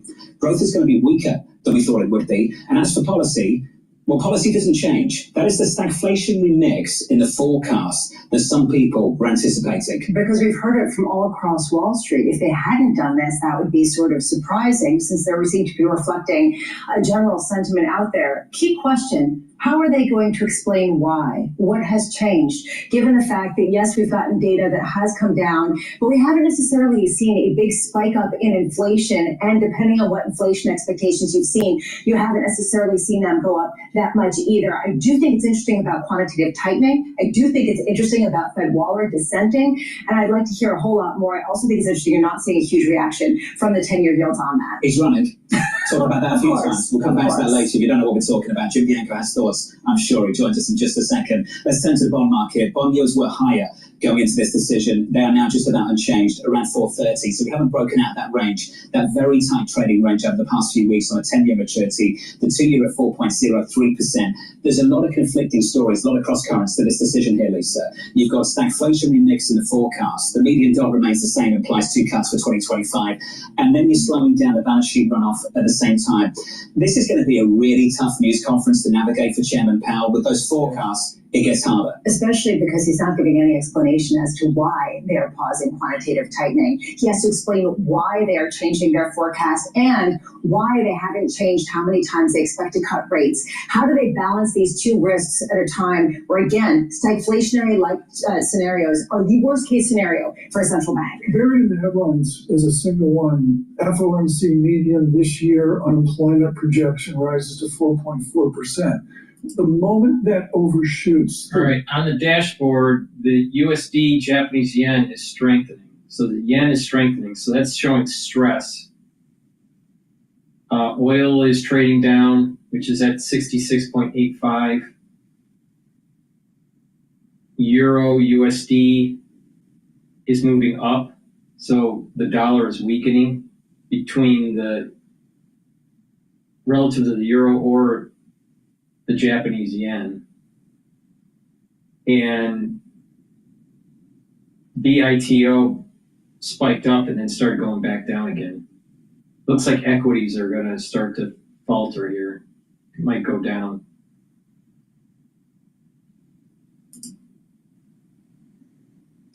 Interest rate cuts. On the surface, looking at that alone, and I know there's a lot more going on here, that's a hawkish decision from the Federal Reserve. On the margins, this is them saying that they need to prioritize inflation just as much as unemployment rising to 4.4%. And that right now, the market's grappling with at a time where inflation is as much of a risk to asset prices as is potentially downward growth. And look at John, a message just in from Drew Mattis of MetLife. He's getting closer to being a net buyer of treasuries again. I told him to call Bob Michael. Bob Michael's with us now from JP Morgan Asset Management. Bob, we gave you some time to go over this one. What are your thoughts? This is a dovish Fed. When I look at how they changed their expectations, they lowered GDP by more than they raised inflation. That's tip number one. You look at unemployment, they're worried about how businesses will respond. So they raised unemployment. That's tip number two. And then they said, I believe, uncertainty around economic activity increases. Think if you're in corporate America and you hear that, what do? You stop spending and you hold all the capital you can. This is a very dovish Fed. Put your interest rates where your mouth is, not you, Chairman Powell. What if they kept the median dot unchanged? What's that about? If they are that dovish, if you're downgrading growth, shouldn't you back that up with a lower median dot? Well, I think that they're comfortable with the 2 dots where they are. It's 2 more rate cuts. I'll take it. Jim Bianco of Bianco Research, and getting on the conversation. Jim, I'd love your thoughts on this situation. We talked about it, lots of cross currents, lots to process. Where do you stand on what we've just heard? Yeah, I agree with a lot of what Bob was saying about that nominal GDP came down. In other words, they cut their real growth more than they raised the inflation rate. But I think ultimately, I've termed this the meeting before the meeting. I think the most important meeting for the Fed is going to be the May 7th meeting. All right, they cut their forecast. We've got the histrionics of the 10% correction. We're all talking about tariffs. If we get to that May 7th meeting and they do not find a reason to cut rates, they're not going to find a reason to cut rates this year, unless something else comes that we don't expect. And I think when you look at the market right now, at least the initial reaction in Fed Fund futures and the like, is that they're not going to cut rates at that May 7th meeting. So we'll have to see what transpires in the press conference that kind of gets us going there. Because I want to emphasize it again. What more would they need to see at May 7th that they already haven't if they go to that meeting and they don't cut it? So this is the meeting before the meeting. There's also a question about just how much inflation expectations are going to tick up and what the signal is from them pausing the quantitative tightening program. Jim, it's in the weeds. We've heard from Kathy Jones. That's just a technical adjustment. It's not going to make that big of a difference. Does it represent something more to you? Yeah, only in the extent that a lot of the quantitative tightening, the rolling off the balance sheet was that they weren't buying mortgages to the extent that they used to. And that has become a bit of a political football for the Fed. In the era of high mortgage rates, they seem to be backing off and trying to support lower mortgage rates. Well, now they're trying to do that by, so I think that there is going to be, some issues with that. There's going to be some discussion about why they did it. I hope he's asked. And I'd like to hear a good explanation for it, because obviously it wasn't a unanimous decision. Fed Governor Waller dissented from it. Jim Bianco, to give you a victory lap on the last time the White Sox won 3 games in a row, you nailed transitory inflation. You nailed the stickiness of it. If we get inflation to come in with this low growth estimate, how will the Fed respond to that?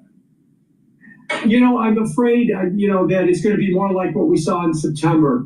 That when the Fed, I'm in the camp that when the Fed cut rates by 50 basis points in September, the bond market looked at it and said, look, you're not serious about inflation, so we're not serious about the bond market, and yields went up.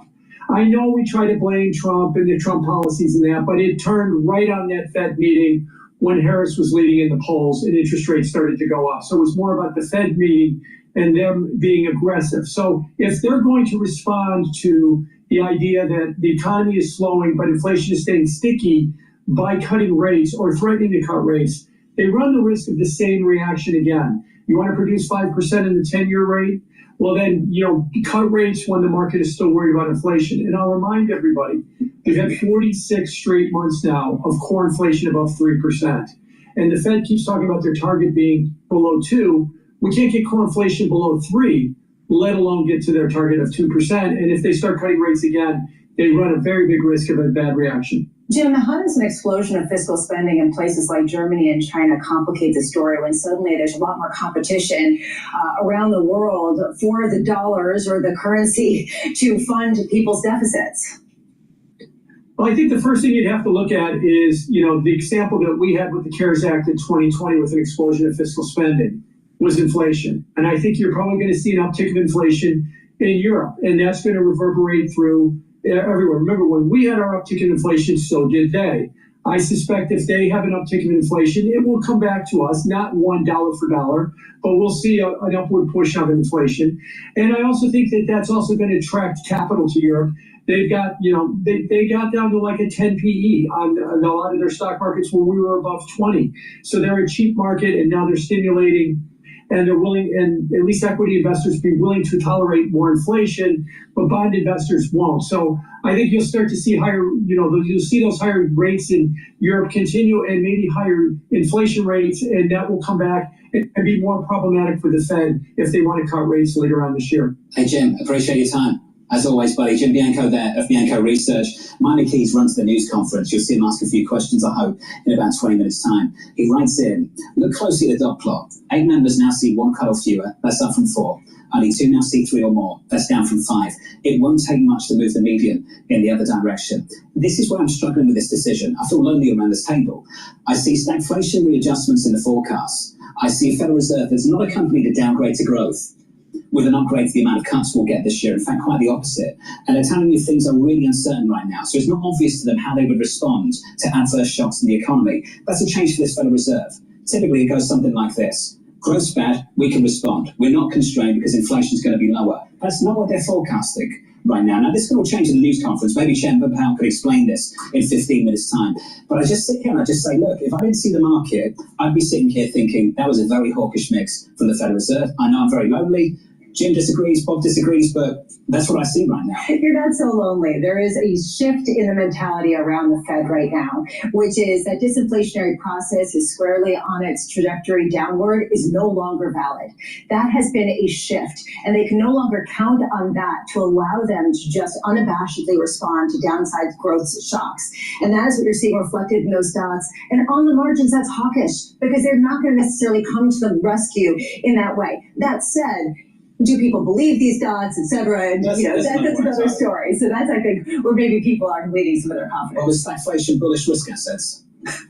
No, it's not. It's a pernicious ingredient into risk assets. So, what can you take away from the fact that this is a stagflationary mix to the adjustments of the forecast from the Federal Reserve, and they seem to be very uncertain about what to do with policy? Well, when was the last time they were in this position? It's an expected stagflationary environment, and we're not in it now.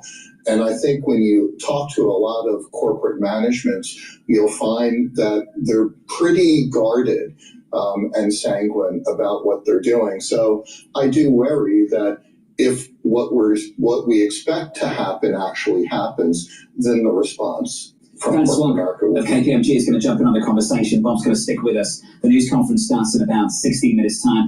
Dan, you've had 14 minutes to pore over all of this. What jumps out for you? I actually am on your side of the equation here. I think this was much more hawkish, and the Fed not quite going to one rate cut, but the number of people who are expecting one rate or less cut this year going up, that gives you that sense of the dispersion of risk and the challenge of corralling the cats in a very uncertain environment. We've seen several Fed presidents come out and evoke the 1970s as a cautionary tale. This is a stagflationary forecast, not a horrible one, a very mild bout, but the uncertainty factor is really true. I think what you're going to see Chair Powell do is separate the balance sheet issue because excess reserves are starting to get to that point that they really need to slow down quantitative tightening so they don't have a hiccup and some kind of seizure in the Treasury bond market. They don't want a repeat of that September 2019 event, and that's what they're hedging against. They still want to run off their mortgage portfolio. They don't want to hold mortgage bonds. Their mortgage bonds, they're going to roll off when people buy those homes because nobody wants those right now. They're not just going to easily roll off in a very stagnant and stuck housing market. But I see this as a much more hawkish kind of tone from the Fed.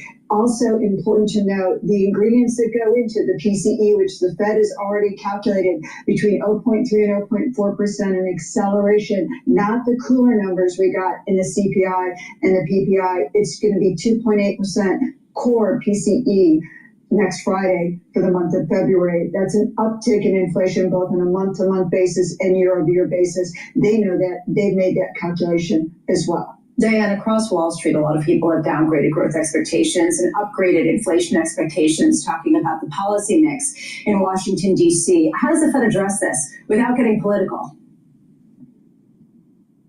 Well, that's why you're seeing so much uncertainty, and they just say, we're not going to front run any policies. This unfortunately leaves them in this data dependent mode, and we don't know what the decision rules are on what kind of unemployment and what kind of inflation number are going to make them pull the trigger in one direction or the other or stand hold. They'd rather stop short on rate cuts and wait for policy and to see how that plays out through the economy. That's going to be a very pregnant pause. I don't think there's any chance that they cut in May. I think that's a very low probability. We do not have a cut this year until early 2026 because of the underlying upward pressure on tariffs. Now, much we'll find out, more information on that on April 2nd. And then, of course, it matters in terms of how it actually plays out. The Fed does not want to front run this. I think that's the most important message that Jay Powell is going to try to point out, that he's only going to react to whatever happens in the economy that keeps him out of the political fray. And Dan, we talked to a lot of people in fancy zip codes who tell us things are slowing down, whether it's Morgan Stanley or UBS today.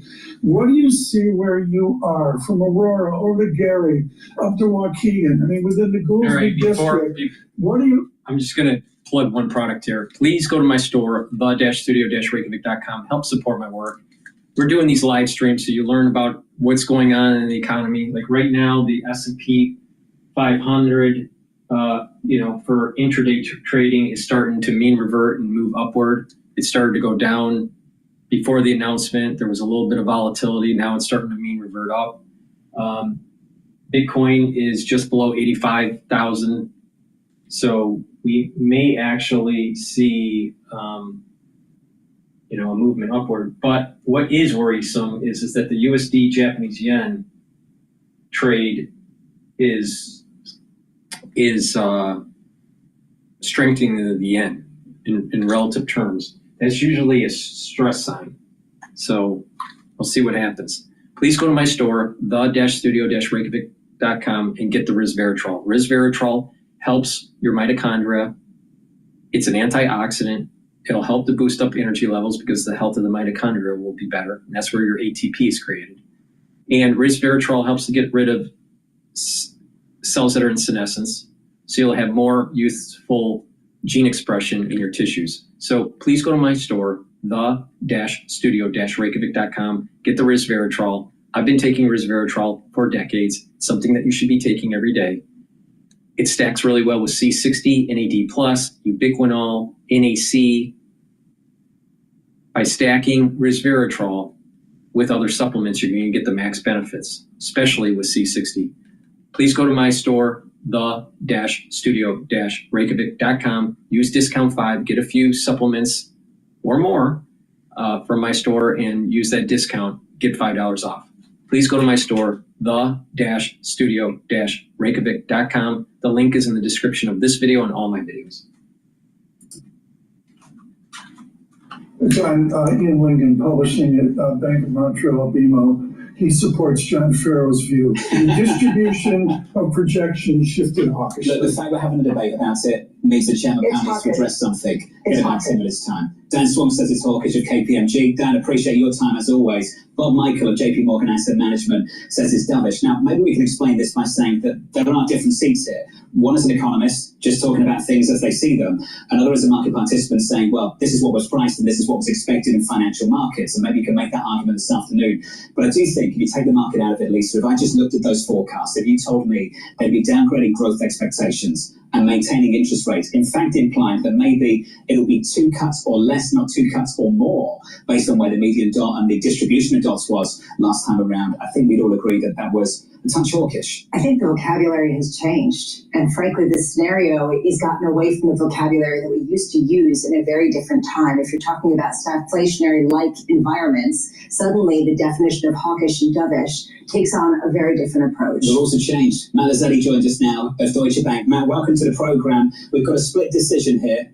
You're going to be the breaking vote. Matt, where do you go? Is this dovish or hawkish this afternoon? What is this? I would love to be the two-handed economist at this point, just saying it either hawkish or dovish. I think, given the downgrade to growth and the increase in the unemployment rate, the fact that you saw an upward shift in the dots is kind of clearly a hawkish signal. At the same time, the fact that the Fed is telling you that they are cutting rates and median expectation 2 times this year, with core PC inflation that's 80 basis points above their target and growth that's essentially around potential, kind of continues to signal that there's a dovish bias there. So I think there's kind of clear elements of both of these here. I think the market's view is it's not as hawkish as was anticipated. I think there was a fear of a median of 1 rate cut for today, and so far at least that fear was alleviated. Matt, you expected them to pause their quantitative tightening, this idea of allowing their balance sheet to shrink. Does this actually mean anything other than just a technical adjustment to smooth the gears of Wall Street? No, I think for the Fed, this is clearly a technical decision. They slowed rather than paused. But again, I think that was kind of a technical decision about how they were going to deal with MBS and the fact that they might have to buy in the secondary market. And so really, this is just the Fed telling the market they're going to be very cautious in dealing with the balance sheet. They don't want to repeat the mistakes of September 2019. And they're going to be just cautious in dealing with how things evolve here. I'm going to go strategist John Farrow on this. You can't make this up. Out on Twitter, Ed, thank you so much for this for John Farrow. My 16-year-old son has saved $500 and wants to invest it. Should he wait till after the press conference? This is a $1 trillion question. Matt Lazzetti, how do you think the chairman will approach this news conference in 8 minutes' time? Look, I think he should just be repeating how he's been discussing the outlook, which is there's a lot of uncertainty at this point in time. They still think the economy and labor market are solid. they're in a wait and see approach here, and they're in no hurry to adjust rates. And I think by the May meeting, by the June meeting, they're going to have greater clarity on how some of these policies are working out. They're also going to have greater clarity on the fallout from the big spike in uncertainty that we've had over the past month.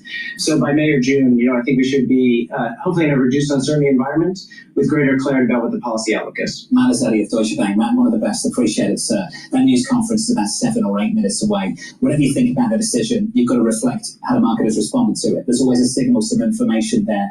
And right now, the equity market is firmer off the back of a decision, Lisa. We are firmer by 0.8% on the S&P. Because they maybe paused quantitative tightening, maybe because they still signaled 2 rate cuts. All I know is on the margins, the bond market is sort of slowly getting around to the same kind of dovish response to this meeting. Again, hard to say what that means, especially given the fact that this news conference is going to be the most important part of this whole 3-part act. So, Michael, you've seen a million of these in the past. What's unique about this news conference with Chairman Powell that's just about to start? I've been watching a couple things. For the last month, we've watched gold go up and flows into short-duration government bond funds, which told us investors were looking for the safest anchor in the storm. While we're seeing equities drift higher today, maybe it's a little bit of relief, we're seeing the same response. Investors are trying to counterbalance that. Gold has turned up. It's about up $5 an ounce. It was down, and money's gone into the Treasury market. This defines the conundrum in markets. It feels good right now, but the key is to take a look at the Japanese yen. Is it strengthening or weakening? It's strengthening. It's a sign of stress in the market that's starting to happen. All right. But, VIX is elevated. It's at 20.33, but it's starting to go down since the announcement. And equities are starting to mean revert back up. And, so we're in the short term, this may be equity positive, but I'm concerned about the USD and Japanese yen trade. That pair is showing stress building up in the international markets. A change in the balance that they did raise inflation expectations to over 3%. I think we'll look further into the statement. I think investors took comfort from that this is going to be a balanced and stable Fed. They know about as much as we do, and who knows what's going to happen over the next couple months. Is Fed policy still in a good place? It's in a great place. It really is. I think it's a miracle. They got us to 4% unemployment, 4% wage growth, 2-ish% GDP, 2.5% inflation from where they were. And now they've been dealt a real problem with the global trade war, which is a stagflationary economy killer. So I'm going to ask the question slightly differently then, but it's the same one. Is the Federal Reserve in a good place? For any central banker facing downside risk to growth and upside risk to inflation, it's not a good place, is it? No, I told you, mark your calendar for 2031. That's when the tape of this meeting will be released. It's fascinating. The tension in the room must have been through the roof. Lisa, regime change. Totally different place for this Federal Reserve to be in compared to where they were before. And I remember earlier this week you talked about the contrast between now and the pandemic. And you made the point that in the pandemic, it was easier for the Federal Reserve because they knew what to do. Just respond at lower rates and buy everything. This time around, it's difficult to know how to respond to these kind of shocks. And frankly, there still is a lot of disagreement about whether some of these tariffs are disinflationary ultimately down the pike. Right now, they have to not overreact at a time where they are very worried about unemployment rates going up because they know how scarring that can be for an economy and the sort of long lags that can hold. I would point out that whatever anybody's politics, at any time you pick up your cell phone and you look at names 6, 7, 8 newspapers, including Bloomberg News, people are shocked, John, at the cacophony of headlines. I think the Fed is part of that discussion. They have to be incredibly ex post until they see those headlines work out, political headlines. It's one of those meetings, Tom, where you can sort of create a narrative out of everything here, hawkish or dovish. I do think it's material and something we haven't talked about just yet. If you look at the forecast for core PCE, yes, they had to revise that higher for this year, but I think it's notable. You really start to gauge how the Federal Reserve feels about if there is an inflation shock, how long lasting it will be. Now, I don't expect them to use the T word later on at this news conference, but it's implied in the forecast. They're looking for 2.8% in 2025, relative to the previous projection of 2.5. But then you look at 26 and 27, unchanged at 2.2% and 2.0%. We're trying to tease out what they really think about policy without them telling us what they really think about policy. And I think that's one way of doing it. So let's translate this. What this means is that there's initial adjustment up in prices with the tariffs, with some of the other trade tensions, with slower growth coming down the pike that limits demand because the supply is not going to be somewhat constrained or more expensive. And then you get disinflation because they have to ultimately lower their prices. This is what they're trying to gauge out. What their role in this is a lot less clear. Is that another way of saying transitory in those forecasts, Bob? John, you know what's amazing?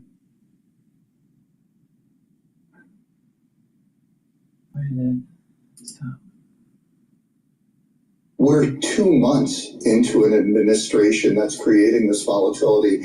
The Fed at the start of April. So this is really something they have to deal with. How do they signal a steady, calm, predictable hand at a time when everybody's heads are spinning and they cannot react too quickly? That is going to be a difficult thing to message, given the fact that a lot of people are saying this has to do with policy changes that haven't been firmed up, that are still negotiations more than just pure policy. We're beyond the world where you can provide forward guidance. So we're not expecting sort of clear clarity on any forward guidance, but this is the kind of world where you need to clearly establish the reaction function. How will you as a committee respond to certain scenarios? That's what we want to hear in this news conference, I think, and that's what we want to see from the chairman when that news conference begins in about 60 seconds' time. And what you're going to get is some people thought this, some people thought this. Chris Waller dissented because he might be or might not be in the running to be Fed chair. This is going to be a very difficult messaging act for Fed Chair Jay Powell, especially given the flipping and the flopping from December to January. Governor Waller can speak for himself. I'm sure he's got other ambitions that maybe Chairman Powell doesn't want to talk about in this news conference. Bob, you're always fantastic about this. What would you ask the chairman in this news conference? If you had a seat in that room right now, what would be top of mind? I'd ask him what the Fed is watching to gauge inflation expectations. What do you think they are watching? Because it doesn't seem to be the survey data. Or is it the survey data? Have they been spooked by that? Is it the hard data? Is it both? I think it's a combination of both. And I think it's also going to do. Before we start with Chair Powell soon here, please go to my store, the-studio-reykjavik.com. Get the clarity factor. This will prevent the brain fog, help with supporting your memory, and by taking clarity factor on a daily basis, you're going to be able to focus at work, on school, or even if you're retired, you'll be able to focus on your activities. It's a holistic approach, taking clarity factor and learning, doing new things, reading, writing, talking to people in the real world. Doing balancing exercises is really important to activate the cerebellum, but having that positive neuroplasticity and getting those neurons firing, those neurotransmitters are really important. So please take clarity factor every day, and it also helps to support memory. Please go to my store, the-studio-reykjavik.com. Use discount 5 and get $5 off. Economic activity continued to expand at a solid pace in the fourth quarter of last year, with GDP rising at 2.3%. Recent indications, however, point to a moderation in consumer spending following the rapid growth seen over the second half of 2024. Surveys of households and businesses point to heightened uncertainty about the economic outlook. It remains to be seen how these developments might affect future spending and investment.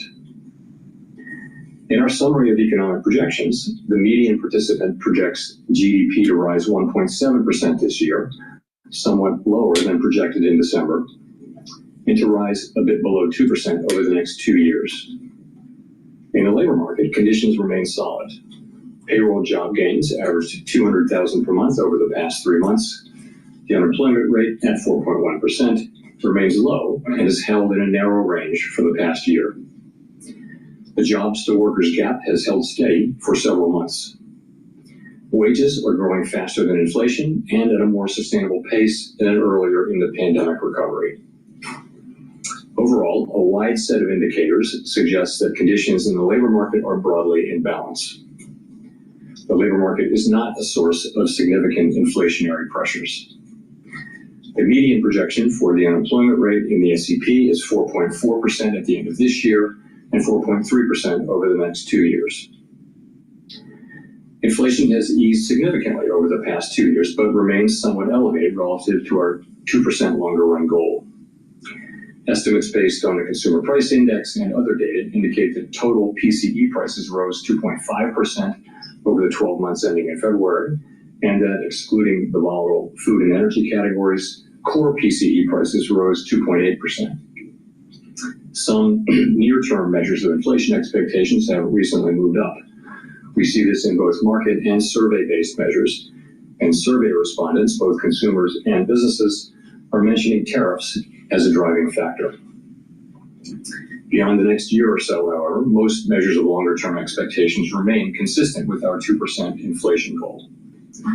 The median projection in the SEP for total PCE inflation is 2.7% this year and 2.2% next year, a little higher than projected in December. In 2027, the median projection is at our 2% objective. Our monetary policy actions are guided by our dual mandate to promote maximum employment and stable prices for the American people. At today's meeting, the committee decided to maintain the target range for the federal funds rate at 4.25% to 4.5%. Looking ahead, the new administration is in the process of implementing significant policy changes in 4 distinct areas: trade, immigration, fiscal policy, and regulation. It is the net effect of these policy changes that will matter for the economy and for the path of monetary policy.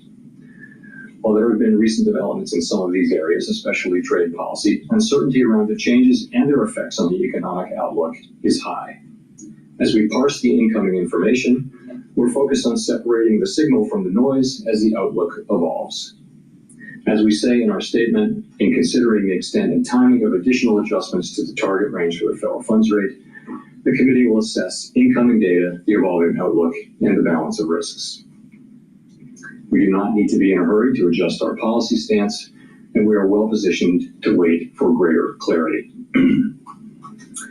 In our SEP, FOMC participants wrote down their individual assessments of an appropriate path for the federal funds rate based on what each participant judges to be the most likely scenario going forward.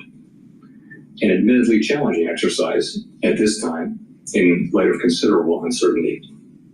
The median participant projects that the appropriate level of the federal funds rate will be 3.9% at the end of this year and 3.4% at the end of next year, unchanged from December. While these individual forecasts are always subject to uncertainty, as I noted, uncertainty today is unusually elevated. And of course, these projections are not a committee plan or a decision. Policy is not on a preset course. As the economy evolves, we will adjust our policy stance in a manner that best promotes our maximum employment and price stability goals. If the economy remains strong and inflation does not continue to move sustainably toward 2%, we can maintain policy restraint for longer.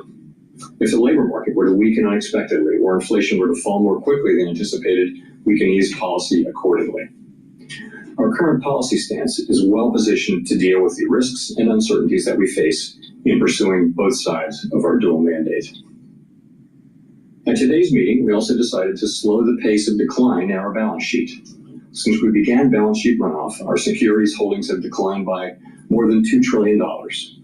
While market indicators continue to suggest that the quantity of reserves remains abundant, we have seen some signs of increased tightness in money markets.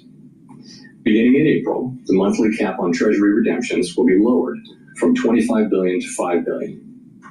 Consistent with the committee's intention to hold primarily Treasury securities in the longer run, we are leaving the cap on agency securities unchanged. This action has no implications for our intended stance of monetary policy and should not affect the size of our balance sheet over the medium term. The committee also continued its discussions as part of our 5-year review of our monetary policy framework. At this meeting, we focused on labor market dynamics and our maximum employment goal. As we have indicated, our review will include outreach and public events involving a wide range of parties, including Fed Listens events around the country and a research conference in May. Throughout this process, we will be open to new ideas and critical feedback, and we will take on board lessons of the last 5 years in determining our findings. We intend to wrap up the review by late summer. The Fed has been assigned 2 goals for monetary policy: maximum employment and stable prices.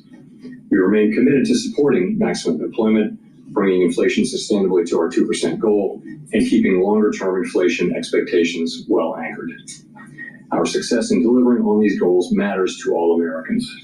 We understand that our actions affect communities, families, and businesses across the country. Everything we do is in service to our public mission.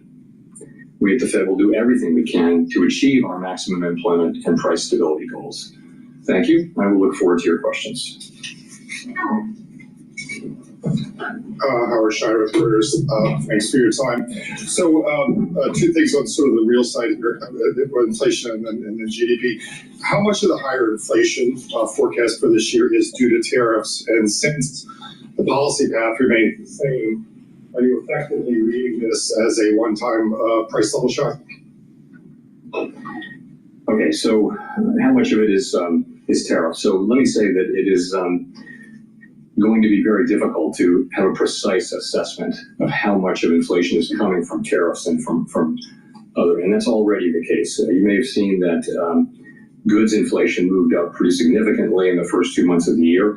Trying to track that back to actual tariff increases, given what was tariff and what was not, very, very challenging. So some of it, the answer is clearly some of it. A good part of it is coming from tariffs, but we'll be working, and so will other forecasters, to try to find the best possible way to separate non-tariff inflation from tariff inflation.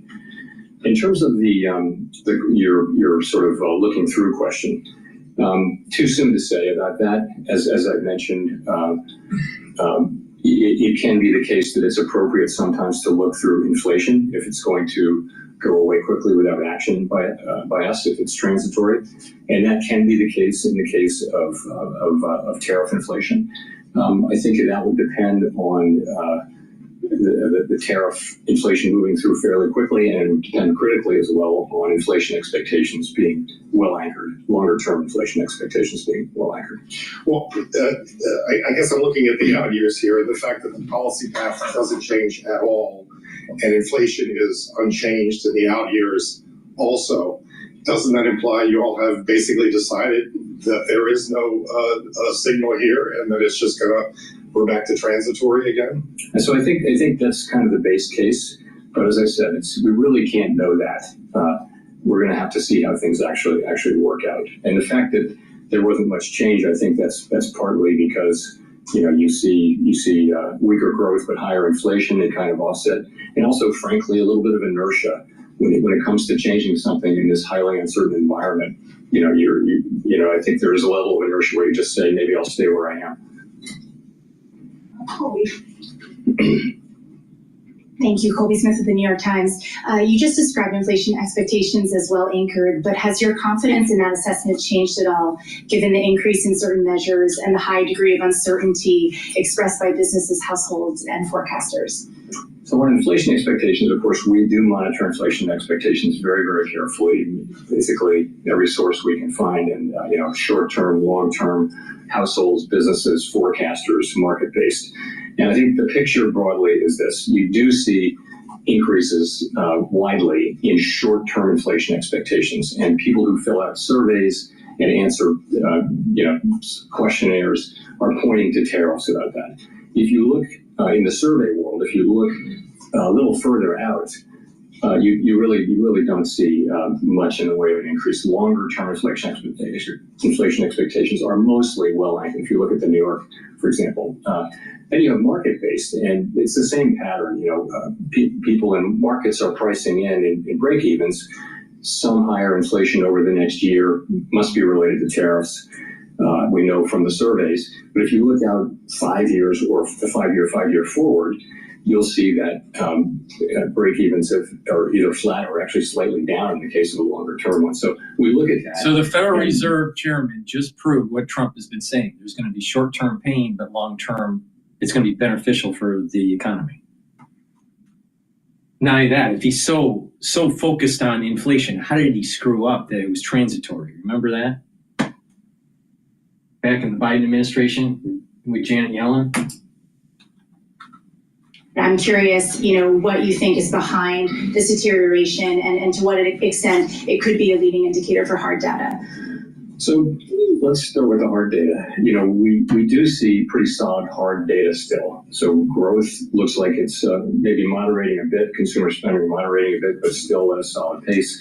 Unemployment's 4.1%. Job creation most recently has been at a healthy level. Inflation has started to move up now, we think partly in response to tariffs, and there may be a delay in further progress over the course of this year. So that's the hard data. Overall, it's a solid picture. The survey data, both household and businesses, show significant rise in uncertainty and significant concerns about downside risks. So how do we think about that? And that is the question. As I mentioned the other day, as you pointed out, the relationship between survey data and actual economic activity hasn't been very tight. There have been plenty of times where people are saying very downbeat things about the economy and then going out and buying a new car. But we don't know that will be the case here. We will be watching very carefully for signs of weakness in the real data. Of course we will. But given where we are, we think our policy is in a good place to react to what comes, and we think that the right thing to do is to wait here for greater clarity about what the economy is doing.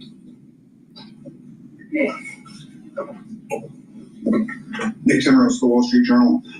Chair Powell, Chair Greenspan once defined price stability as an environment in which inflation is so low and stable over time that it doesn't materially enter into the decisions of households and firms. Can you say that today, that we have that price stability, that households and businesses are ignoring price growth? When you see buy in advance psychology, big changes in inventories, and surveys that show consumers, at least in the short run, expect higher inflation.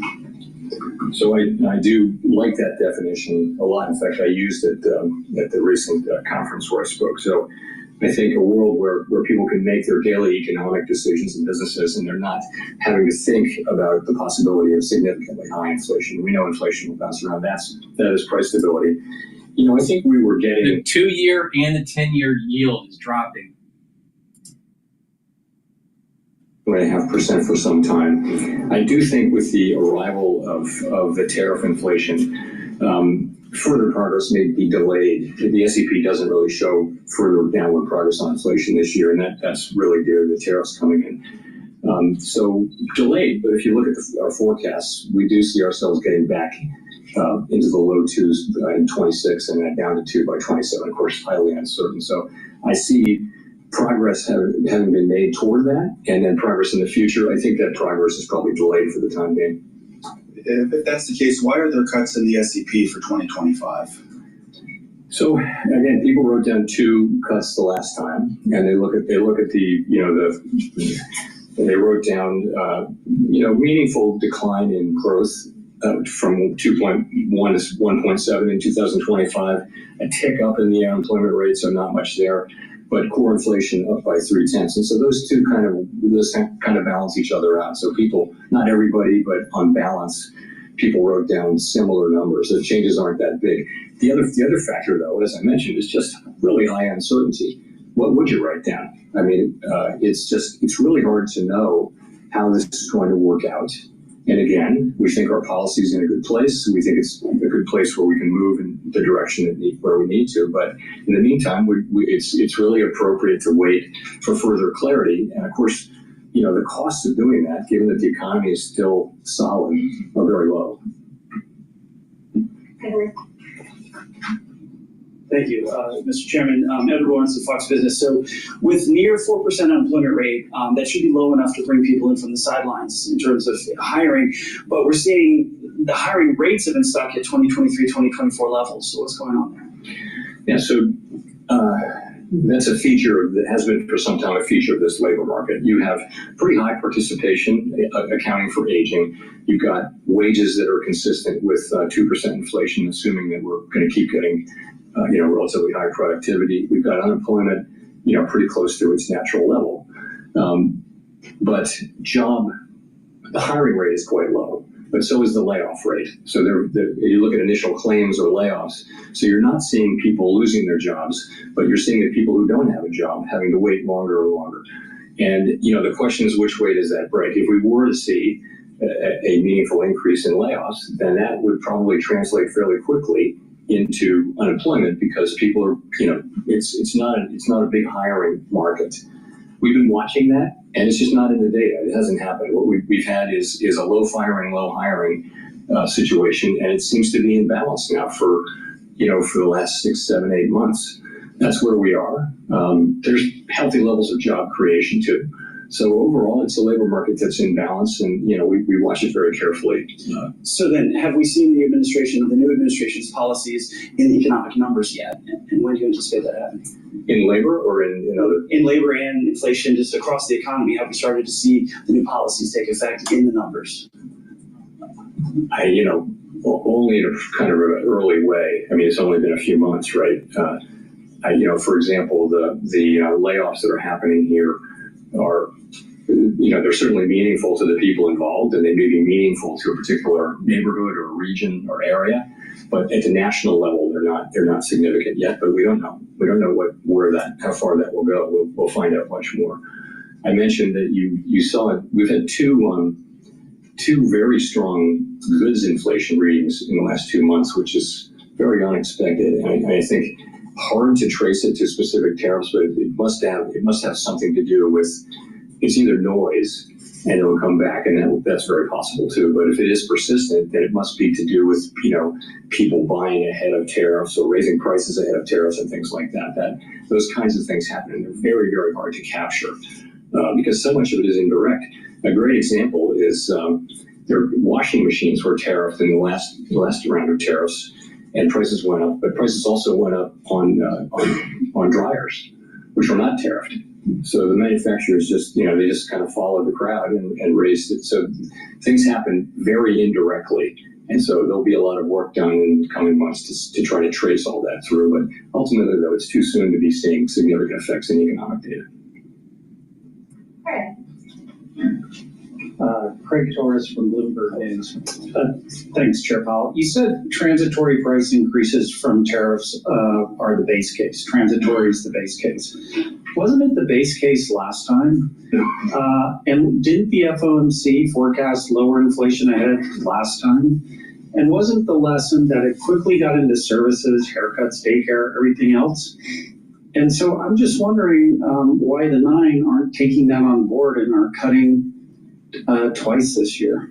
When you say last time, are you talking about the last pandemic? Yes. You could have been talking about the last time there were tariffs, in which case the inflation was transitory.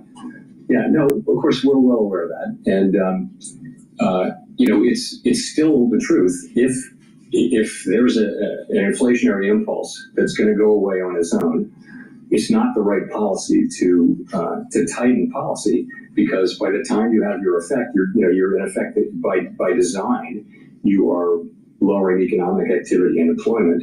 And if that's not necessary, you don't want to do it. In real time, as we know, it's hard to make that judgment. And we're well aware, of what happened, obviously, with the pandemic inflation. But I mean, we have to look at this as a different situation. There are differences and similarities. I mean, it's a different time. We haven't had real price stability fully reestablished yet, and we have to keep that in mind. And we hear that people are very reluctant to take on to allow prices to go up. At the same time, we hear that businesses are intending to pass many of these prices through. So it's hard to say how this is going to work out. Steve Leisman, CNBC. Thanks for taking my question, Mr. Chairman.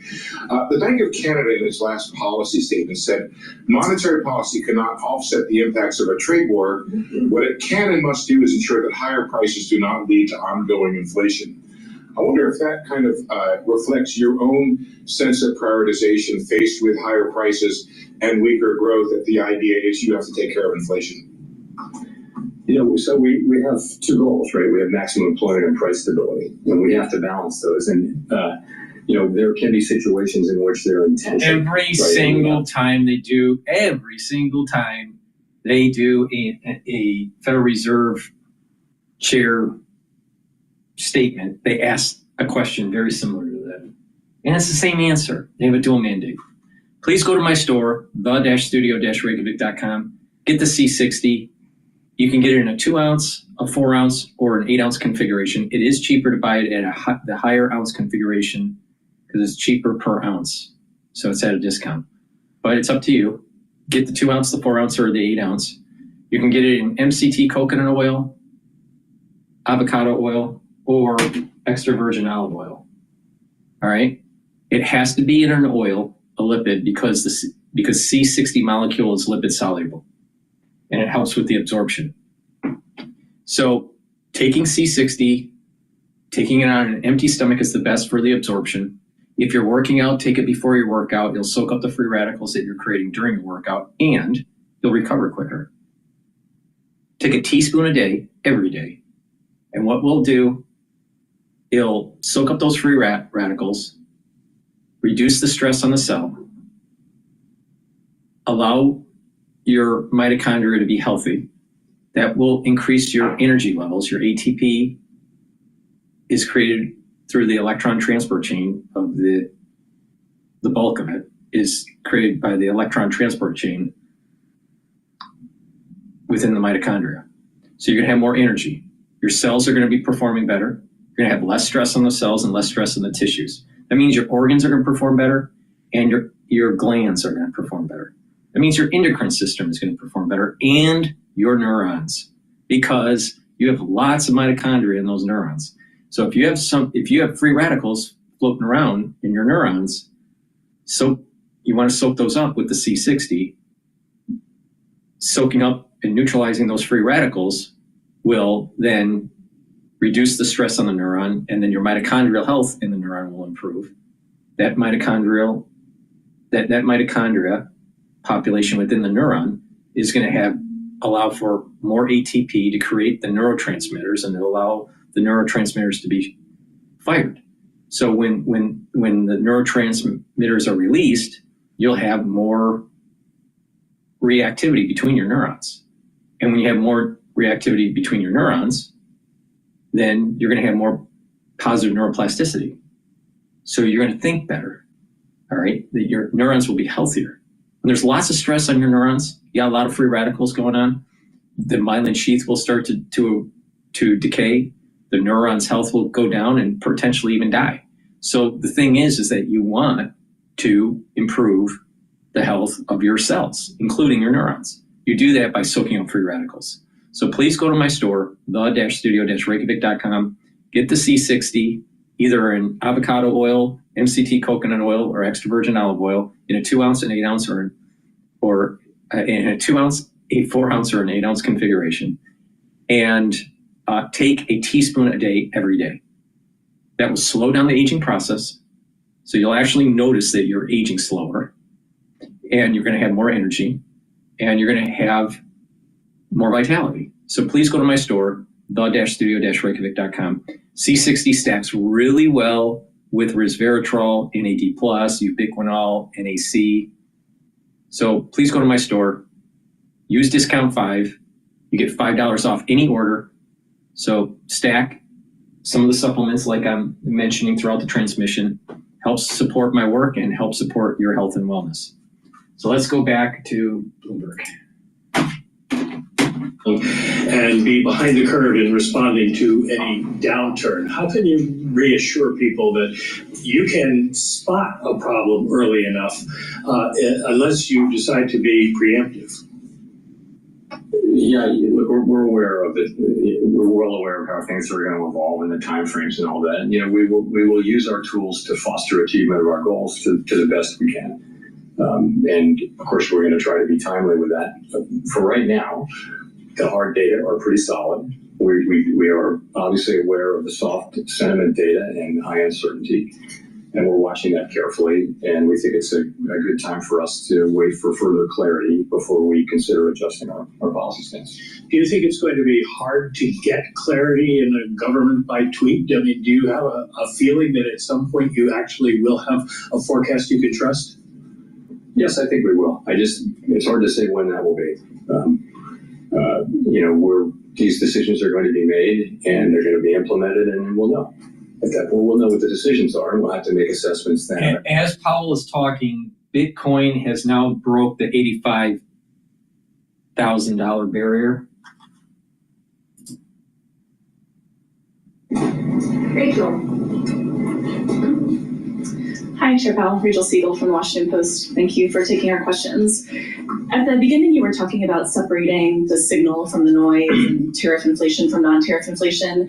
Can you walk us through what that looked like over the last couple of months, if there were specifics from the January meeting to now that helped you make those distinctions? So when we say separating the signal from the noise, that's just a way of saying that things are highly uncertain and that you're reading about developments. The news is full of developments of tariffs being put on and taken off and things like that.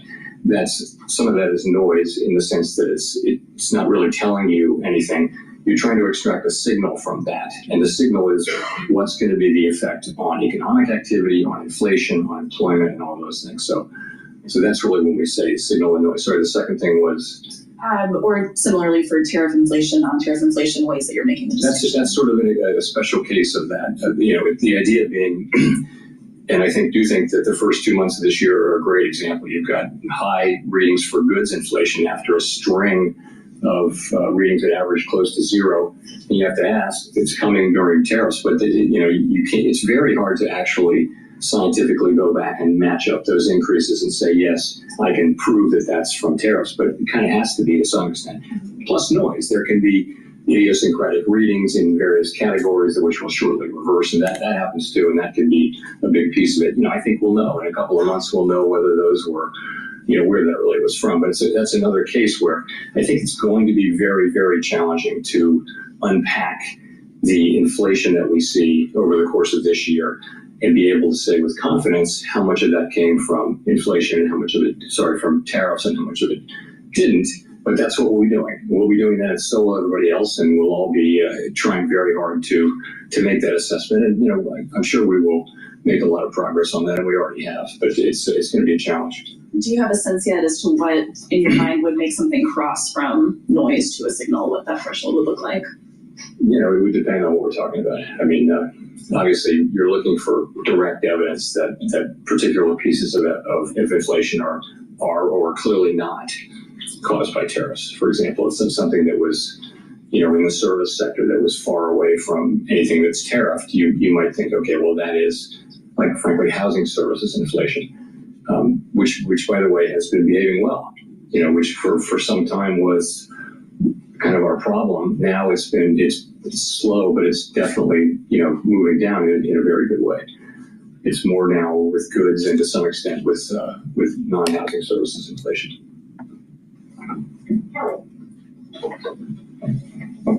Thanks for taking our questions, Chair Powell. Kelly O'Grady, CBS News. So consumer sentiment has dipped dramatically, but you say the economy and the hard data is still solid. What is your message to consumers that clearly disagree and don't feel that strength? Because the hard data they're looking at is their grocery bill. Okay, so a couple things. The grocery bill is about past inflation, really. There was inflation in 21, 2, and 3, and prices went up. The current level, it's not the change in prices, it's they're unhappy, and they're not wrong to be unhappy that prices went up quite a bit, and they're paying a lot for those things. So I think that is the fundamental fact, and has been for a long time, a couple of years, why people are unhappy with the economy. It's not that the economy is not growing. It's not that inflation is really high. It's not that unemployment is high. It's none of those things. We have, 4.1% unemployment. We've got 2% growth, and it's a pretty good economy. Here's the problem. This is the problem with economists. Inflation, prices elevated. There's stickiness with prices, especially with inelastic goods. And there is the inflation rate. The inflation rate is somewhat controlled, but it's still above the 2% target. So rates are in percentages. People are feeling the effects of the elevated inflation rates from prior periods because the prices are sticky. So he's just looking at, well, our scorecard is just going to be the inflation rate. Well, no, what you really need is to have the prices go down. All right. So that means that your target, all right, if it's going to be 2%, right, you want to let the economy go down to like 1.8% before you start intervening, all right? You want that price to go below the target because we had too much inflation. We had, the rate was too high during the Biden administration, plus the mistakes that they made over at the Federal Reserve by cutting rates too early. But the thing is that the inflation rate is somewhat controlled. That's a true statement, still above the 2% target. But people at the grocery store are seeing the stickiness of the prior epoch of the inflation during the Biden administration, and maybe a little bit of the tariffs, but mostly mistakes by the Federal Reserve and during the Biden administration. So we got to really pay attention to like what the words are. Prices are too high. Inflation rate is starting to be under control. The Federal Reserve should let the inflation rate go below the 2% target. Now you can do that, right, by actually raising rates. Now I've been saying this for a long time, that the Federal Reserve should not have cut rates in 2024. They should have held them or raised them. And when they did notice that they had that they thought they had transitory inflation, but was mistaken and it was not transitory, they should have shock therapy the market by raising rates much faster. But they didn't do that because they were fearful. So now we have this problem where the prices are sticky. So what the Federal Reserve needs to do is raise rates, not hold them, not cut them, raise them.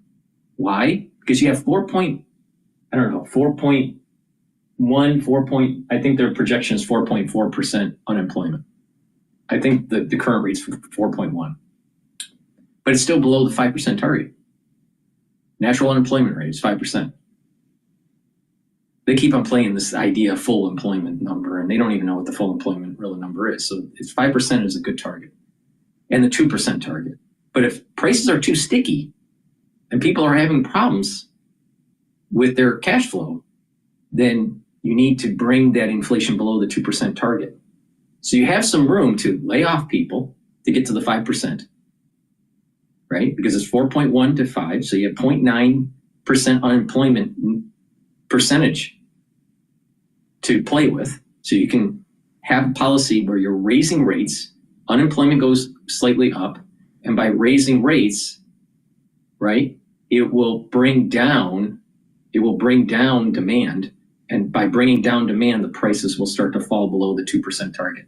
And once the 2% target, below the 2% target for 2 quarters, then you start to adjust with slow rate cuts.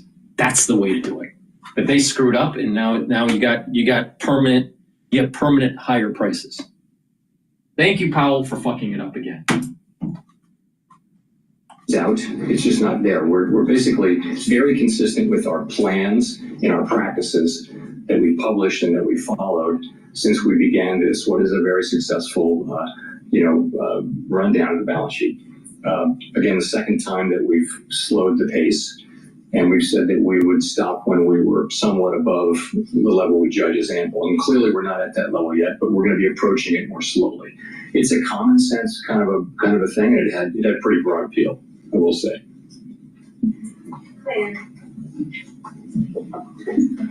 Claire Jones, Financial Times.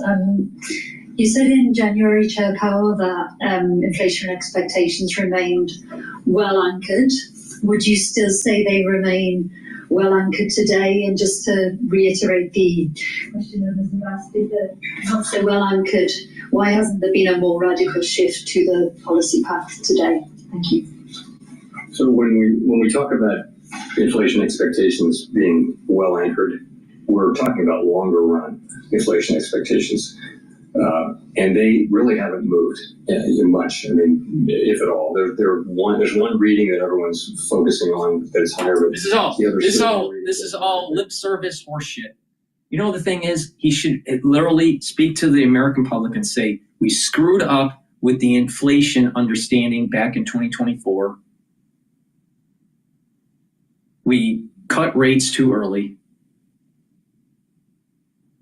And by cutting rates too early, we actually weren't stressing the market enough to bring down inflation. And now it's sticky. So what we're going to have to do is do demand destruction. And to do demand destruction, people are going to have to get laid off. And to do demand destruction, we're going to have to raise rates. So it's not going to be inflationary. Raising rates is deflationary. You're reducing demand. And what's going to happen is that inflation expectation and the real inflation rate will go below the 2% target. And then it will reverse the issue that they did. But because they made the mistake, they're afraid to tell the public that they need to actually cause unemployment. That's what's going on here. They're afraid to say, we screwed up, and to really fix the problem, we have to cause unemployment to go up.